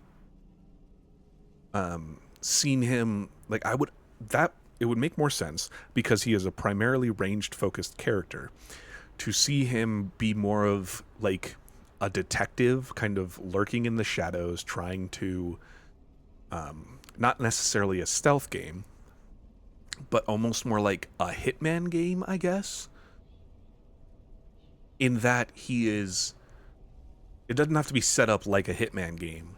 Exactly. It could have been similar to 1, 2, and 3. It could have been like Genesis also, but more of the idea where it's, hey, you have these targets that you are supposed to be taking down or getting information from, and going around their factories, their whatever, all the different locations that we visited in this game. We could have seen those from the perspective of Strife being like, hey, I need to gather information to figure out what happened to War. And he could have been also uncovering a different section of the secrets and different sections of the manipulation and a different perspective on what was happening, and also how it's affecting like the humans and how it's affecting the angels and the demons, and getting a different perspective on it, so that when the 4 of them come back together, assumingly in Darksiders 4, they could have all been coming back together, having this realization that they've been screwed over, but putting their own pieces together and then coming together as a unit with this information and moving forward with it. I think that would have been more impactful and more valuable, at least from my perspective, my thoughts. But then I'm sure there was plenty of issues with development and probably this not being the most successful series, especially after the release of 3, unfortunately. So I'm sure that played a massive role into how some of this stuff went. But I've been rambling again. At least this one was more on the game. Not that I am opposed to any of the rambles, but I think it's time for the ramble stream to be over. We got another game in the books, which is great. Like I mentioned a couple times, the next stream next week on Sunday, Ramblin' Master. Oh, I'm a rambling man. Next stream, next Sunday. Did I say Saturday? Sunday. The 25th. Boy, we're almost done with January. that will be the next stream, and it is going to be the 2025 and before games streamed tier list. That's what we're going to be doing, going over all the games that I've played, ranking them, getting some ideas about what to do moving forward, looking back on some of the games that we completed. I already started, got a new list prepped for games that I'll be streaming this year so that we can do it a little bit more of just like a yearly thing. Won't be long till Christmas. That's very true. Very, very true. It's right around the corner. And the 2026 tier list stream. So that one won't probably take quite as long also because I'll be able to, it won't be any games that I've streamed before 2026, which will help. Anyway, thank you very much to any and everyone who stopped by the stream today, whether you were here for just a little bit or hanging out with us the whole time, whether you were lurking or stopped by to chat. I really appreciate you spending any amount of your day here with me, especially on when we're not playing the game as much and just rambling away. I appreciate you spending some time with me on my weird little corner of the internet. Nothing else, I think, for right now. Oh, lost OBS. So thank you again very much, everyone. We'll see you next time. Have a good one.